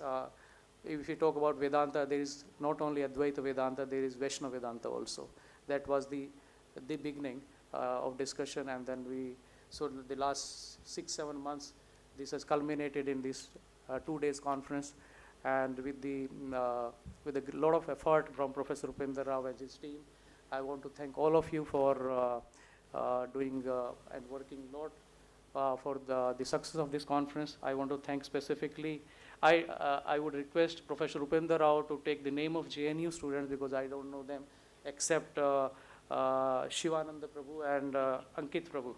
So I don't know the name, but yeah, there are 2, Ankit Yadav and another is Ankit, I think. So, but I will take the name of ISS devotees who has worked tirelessly for the success of this conference. And mind you that they have their own profession parallelly, and they are serving fully here. So first and foremost is Dr. Jyotiranjan Boria and Indrajit Prabhu, Arunoday Prabhu, Sadhu Goranga Prabhu, Sushen Prabhu, Sarvagya Gaur Prabhu, Rishi Prabhu, Vijnana Shastra Prabhu, Sankarshan Roop Prabhu, Neha Mataji, and Shashwati Mataji, Rashmi Mataji, and Anantacharya Prabhu, Nityanand Charan Prabhu, Durgesh Prabhu, and our dear Rishi Kumara Prabhu, and Sankarshan Prasanna Prabhu, and please guide me if I have forgotten anybody's name. And so I want to thank all of you for joining for this two-day conference. And we are coming up with many more conferences like this in the future, and we'll let you know, and we'll be in touch with you. Thank you. Hare Krishna. Thank you very much. We'll have 3 elements now, 2.5 to be precise. One will be a concluding remark series by Dr. Upendra Rao. Then we'll have a small round of felicitation for the dignitaries on stage. And then will be the actual valedictory function for the valedictorians, which will happen.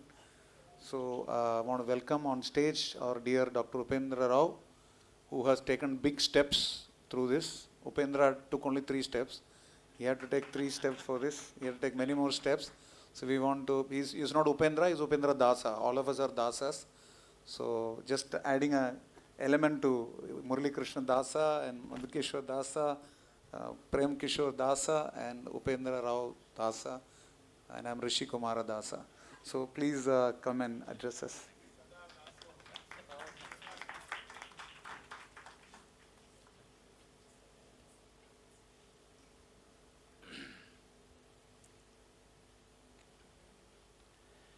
Krishnaya Vasudevaya Devaki Nandanaya cha Nandagopa Kumaraya Govindaya Namo Namaha.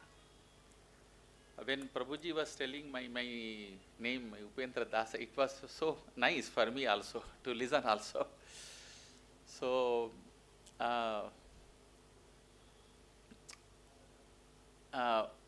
after seeing the presentation of Prem Kishore Babu, I was thinking all these research actually among the delegates, most of the delegates are from Sanskrit discipline. You must be seeing that what kind of research they are doing. All this research originally should be done by Sanskrit people, because we are studying Sanskrit Shastras. And lot of literature in Vedanta also. But as I told in my previous lecture, we are thinking that our subject is only just to recite and teach. Only that much we are keeping limitations, and we are not understanding the great ideas, treasures of Sanskrit literature. That is what I sometimes feel as a professor in Sanskrit studies, with my experience. Somebody was sitting on the road, and he was begging everybody. He was very poor person, he was begging, I don't have money. And one sadhu came to that place, and he told him, you are such a stupid person, where you are sitting, under that you don't know what is there, there is a lot of treasure. You are sitting at the treasure and begging others. And when he came to know that, when he digged the place, lot of treasure was there. On the treasure he was sitting, and he is not aware of that. Same situation of Indians also in general, but Sanskrit people in particular.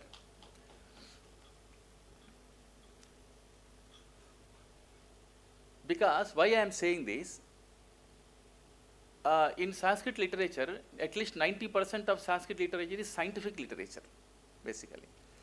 Even this philosophy also a kind of scientific literature. This is a metaphysical sciences also, you can say that this is also science. So much science, big science. Because after a lot of investigation, they told the Janmad Yasya Yatah. See, this world is coming from the Bhagavan. This is a great research of our ancient Indians.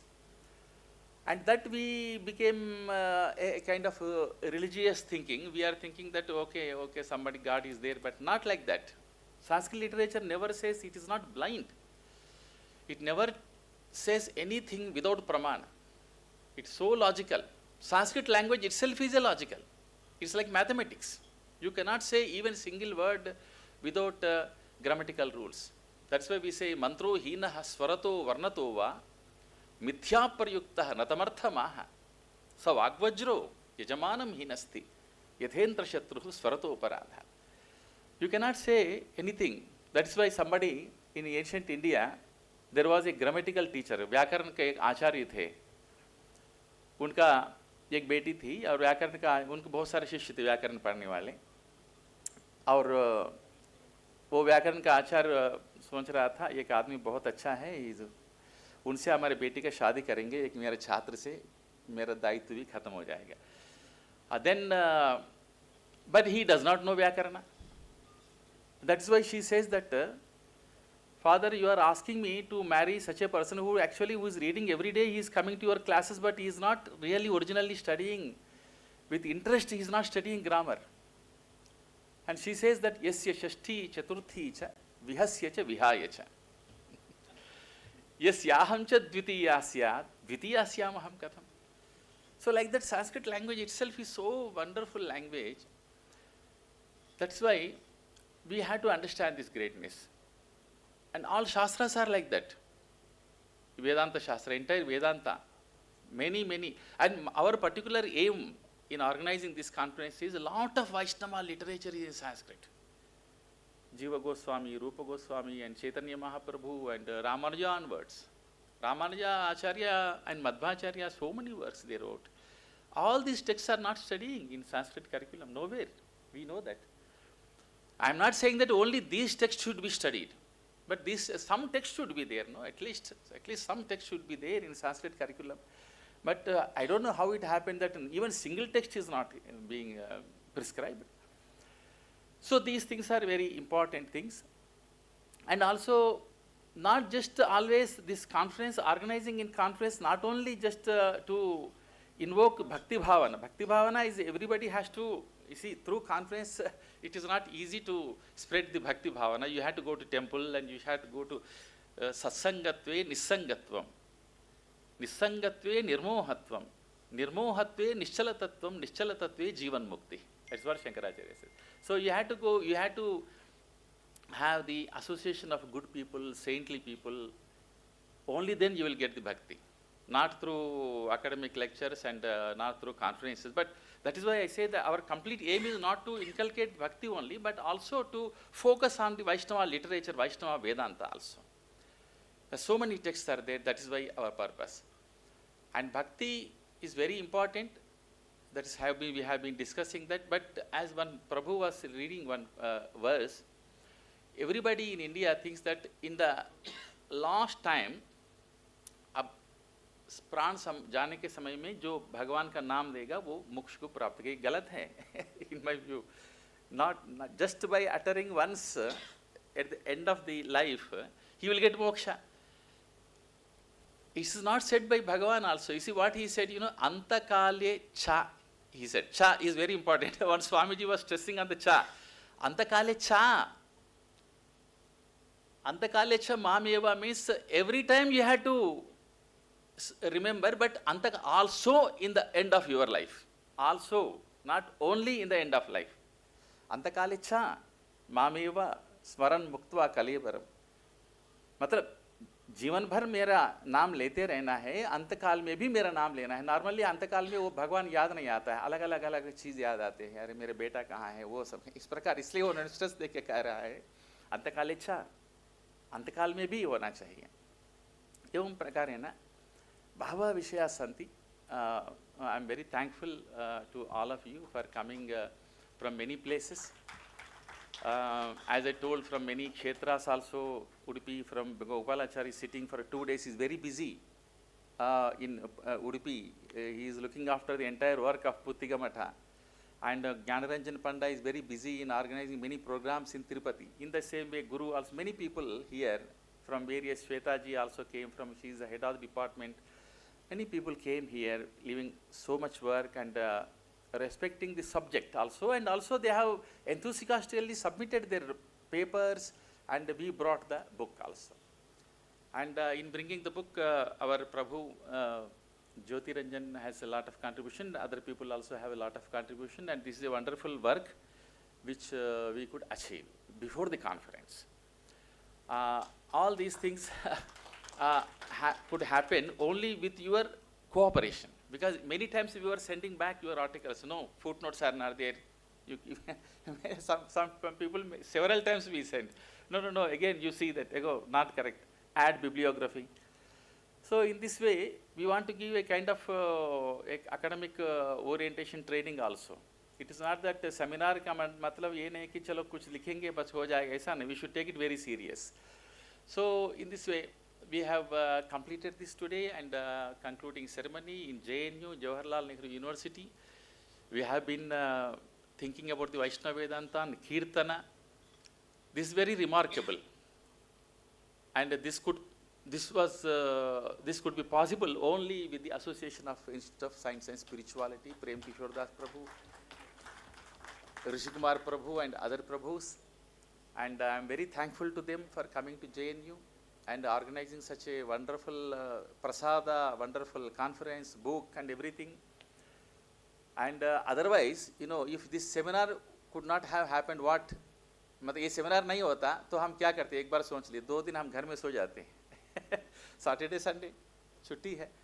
But you see, we have completely, perfectly utilized this Saturday, Shanivar or Ravivar in the name of the Bhagavan and in the name of the Krishna. So therefore, I am very thankful to you, and everything I surrender to Krishna. Krishnarpanamastu. Thank you so much. Thank you very much, Dr. Rao. We have one minor element of the function, which is to thank the people who thanked all of us. This minor set of token of appreciation for the immense contribution that they have made. To start with, Professor Bhatt, thank you very much for gracing this occasion. And I want to request Professor Upendra Rao to please hand over a token of gratitude on our behalf. Ankit Prabhu, you have it. I am very sorry, I forgot. I could not take Professor Madhukeshwar Bhatt. He is very busy. Also, Professor Murali Krishna. They are very busy. You don't know that how, even Saturday, Sunday also they are working in Central Sanskrit University. So today also they were working. Every Saturday, Sunday they are working. So this is only respecting our words. They could come to our JNU. I am very thankful to both of you. Actually, the contributions of the Central Sanskrit University in spreading the use of Sanskrit across the country and beyond is commendable, and this will also go a long way towards that. So please put your hands together for Professor Bhatt.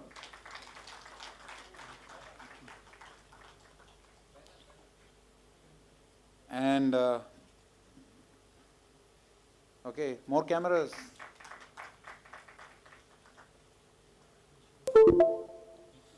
Okay, now Professor Murali Krishna, thank you very much, sir. I want to request Prem Kishore Prabhu to hand over a token of gratitude on our behalf.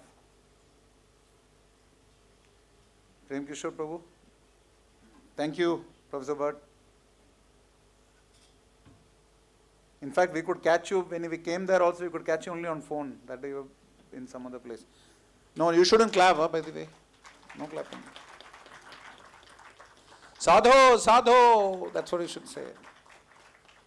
Or in ISKCON we say Hari Bol. Not horrible, Hari Bol. Okay. And I want to request Ankit Prabhu, Ankit Dwivedi, to please hand over a token of gratitude to Professor Upendra Rao, who actually is the one who is arranging for the mementos. And on behalf of all of us here, I want to request Dr. Gopalachar to come and hand over the memento to His Grace Prem Kishore Prabhu, the Director for Institute for Science and Spirituality and one of the trustees, who's been living, breathing, eating this conference for the last few days, and this is the culmination.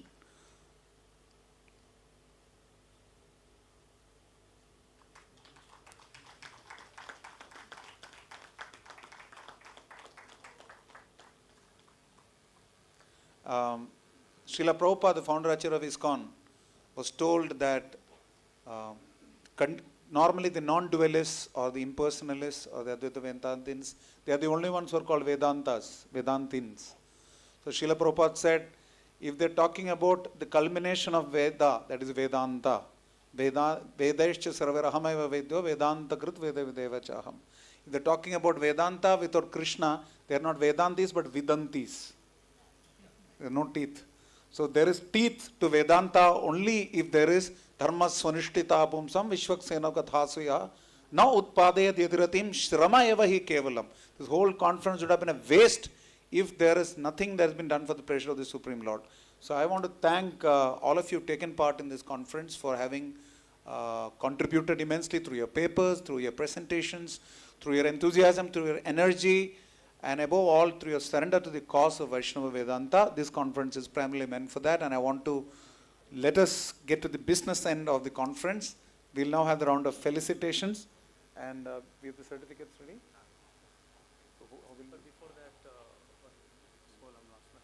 So we should also want to thank Rishi Kumar Prabhu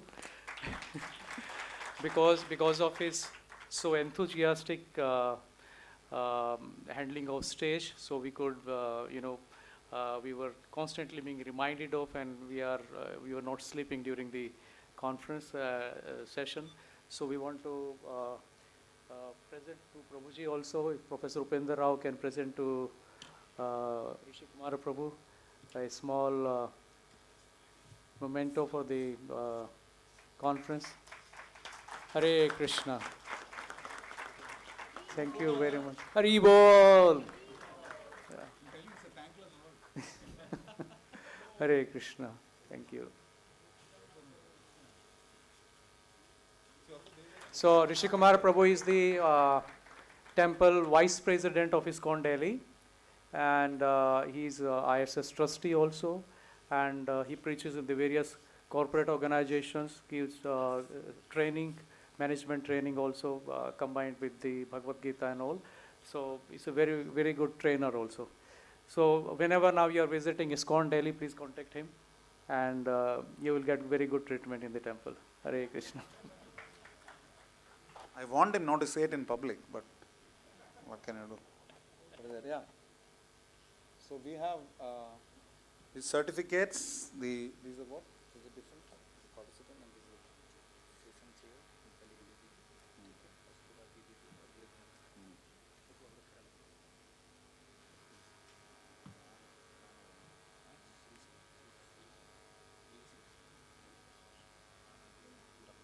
I don't know how it is properly spelled. Actually, Sanskrit people should write in Sanskrit, not in English. English is, after all, a Mlecha Bhasha, cannot actually capture the... But you must be very happy to know that most of the Bhakti Vedantas that we have been translated in English by Srila Prabhupada. They're all in English, so Mlecha Bhasha can be used also in Krishna service, so that's fine. So first, for chairing our session, we want to thank Professor V. Shirisha.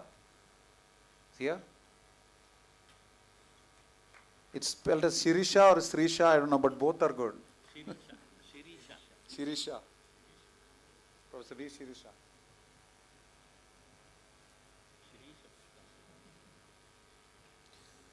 Arya Sannata.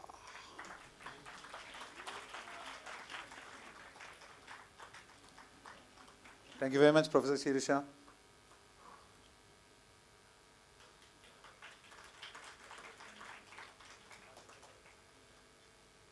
And now we want to invite on stage Professor Pramod Kumar Sharma for having chaired our session. Honorable Chairman of the session, Pramod Kumar ji. Pramod Kumar Sharma ji. Walking with a lot of dramatic entry, coming from the very last row so that more people can clap.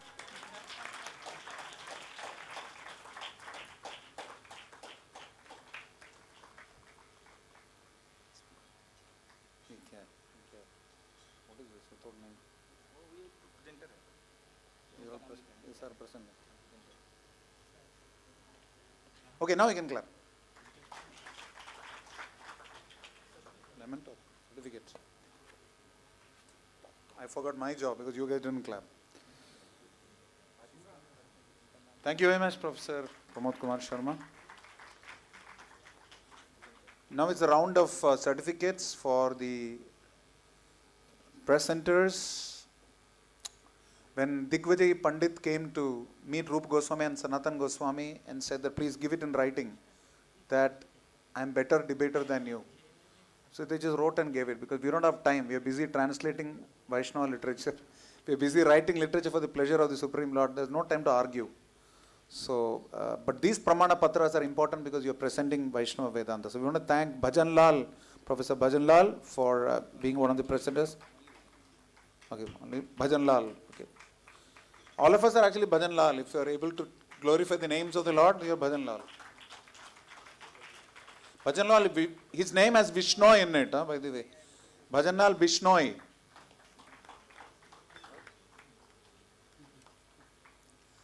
It's wonderful. Many of the names are so Vaishnava.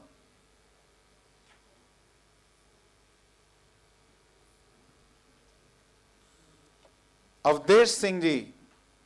Avdesh Singh Ji. Avadhesh.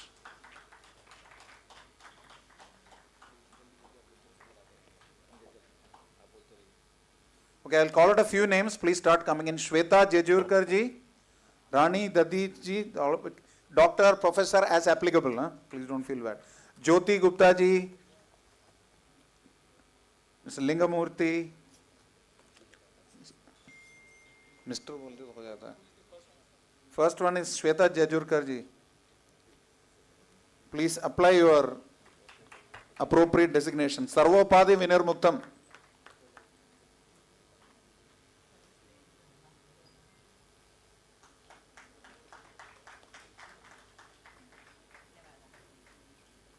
Professor Lingamurti is here. He chaired a session as well as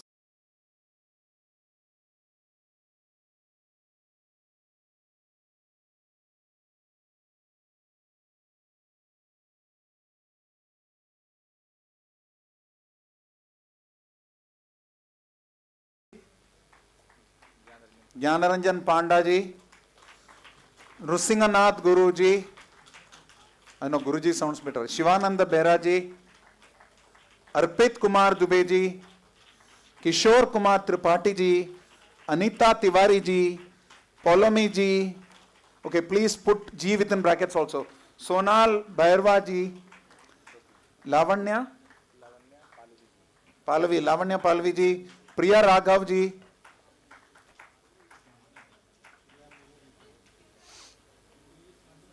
Cameraman shouldn't move from there, just stand there, don't move. Hey, use. Mr. Chairman, you don't have a chair now.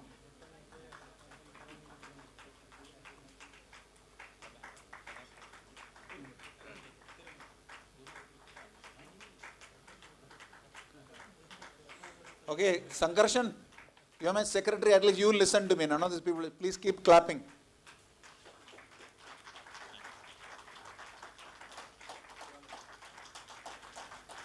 For heaven's sake, it's a valedictory function. Part of it is clapping.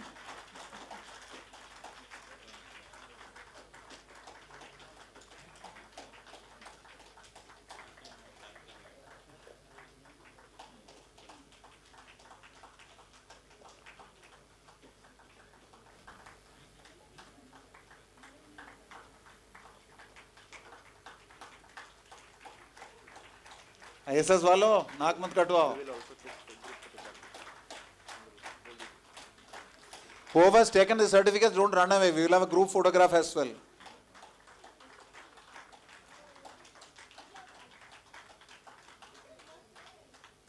Request the august dignitaries on stage also to not spend too much time in photographs. Request the cameraman to immediately manage it.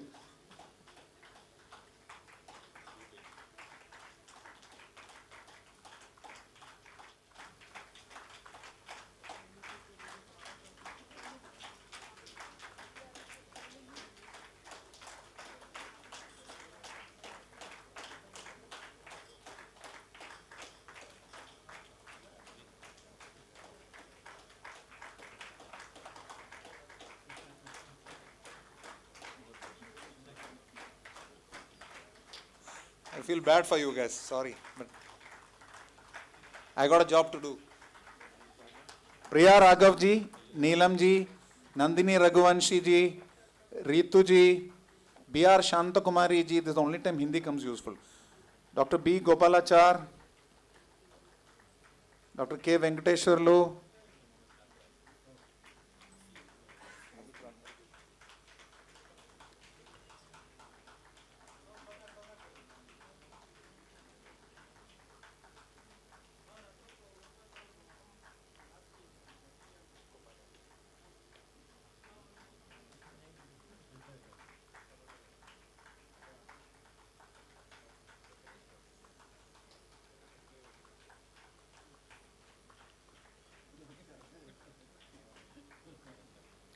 And the energy goes down again.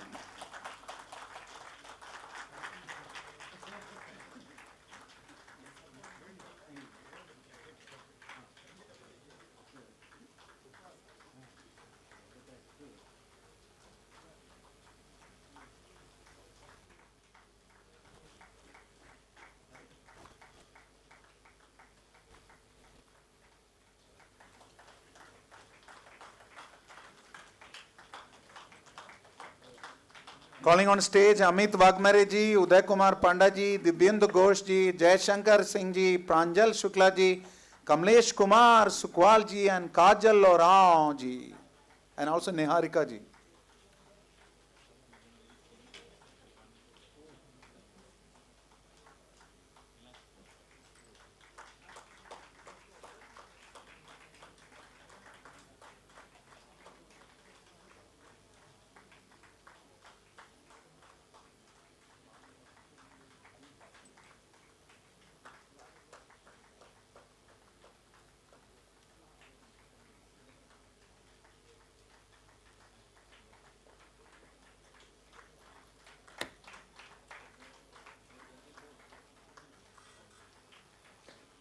Is there prasadam afterwards?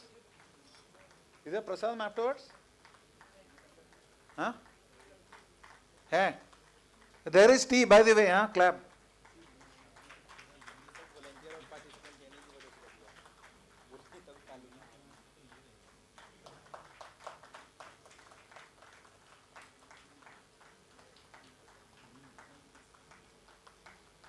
Can you dim the screen, Prabhu? Screen, there is too much on screen, too much activity. Photographs won't come properly.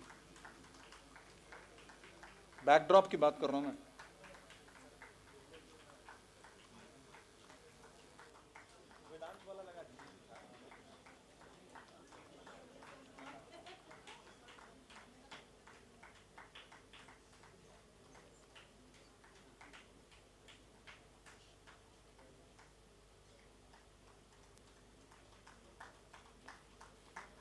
Calling Pankaj Kumar Sharma ji, Narendra Kumar ji, Mukund Chaturvedi ji, Devika M, Ranjana M, I don't know if it's Mata ji, Ankit Raj, Nilamkar Das, Sushma Singh Yadav, Preeti Maurya, Priya Varshne, Nikesh Yadav.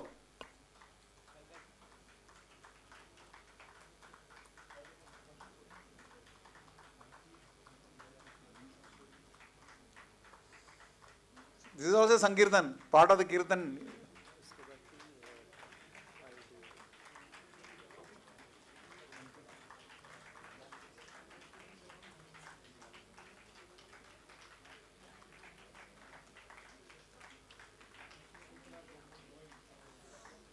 Please, हमारे आदमी चारों तरफ से घेरे हुए हैं, बाहर मत जाना. Please close the door. Please stay back for the tea and before that the group photo.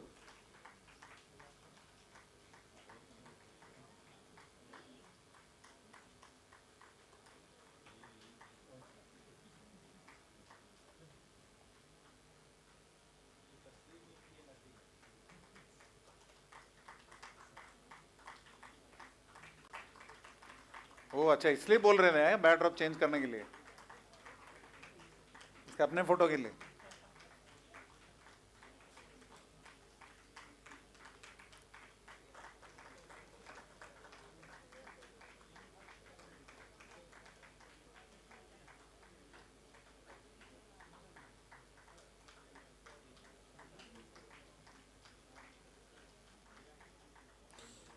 Now calling Neha Satam Rane, Haripriya, sorry, Harapriya. Harapriya or Varapriya, what have you written?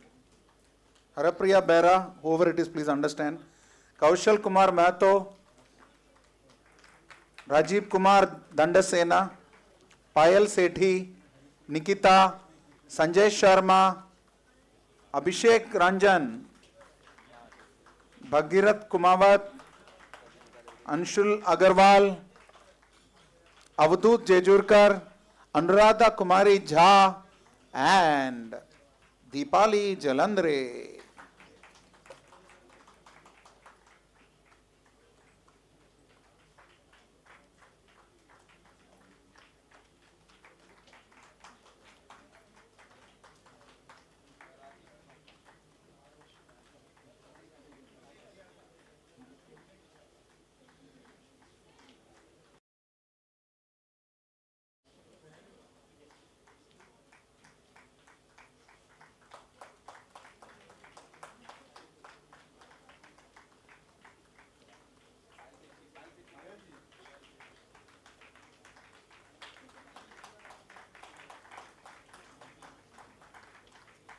I said 3 times already.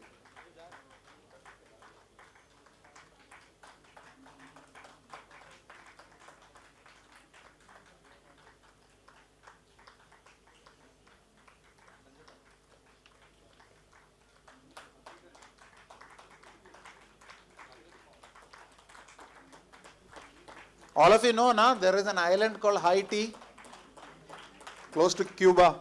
So we'll have the Haiti after this. Anybody's names missing? आप नाम के पीछे मत पड़िए, छोड़ दीजिए. नहीं, ऐसा नहीं. आप प्लीज हमारे ऑर्गेनाइजर्स को कांटेक्ट करिए. We will be more than happy to get your names typed in and given to you. Please do contact our organizing team to collect your certificates.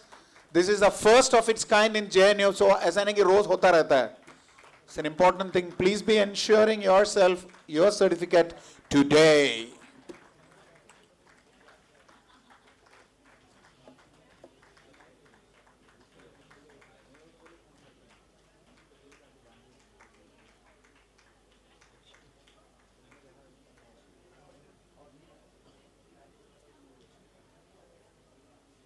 क्या हो गया?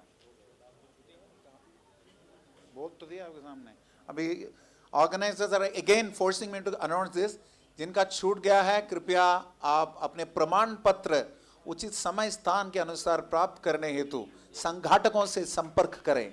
Kindly contact our organizers to collect your certificates at the appropriate time and place, which is right here.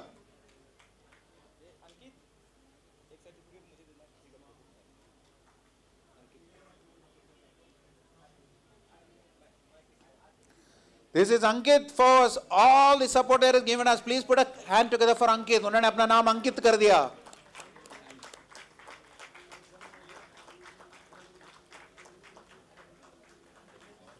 Okay, now please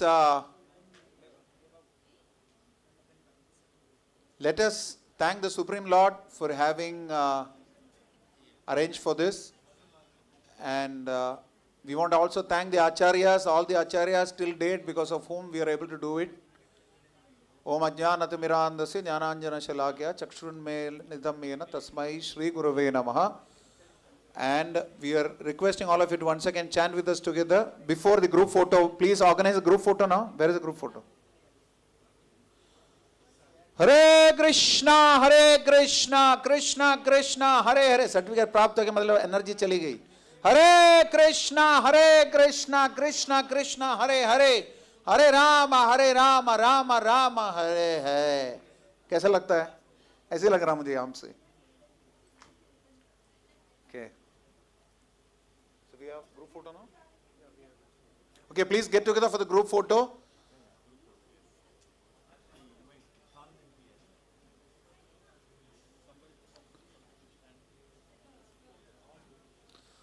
For all of you who have still energy from the Institute for Science and Spirituality, Srila Prabhupada ki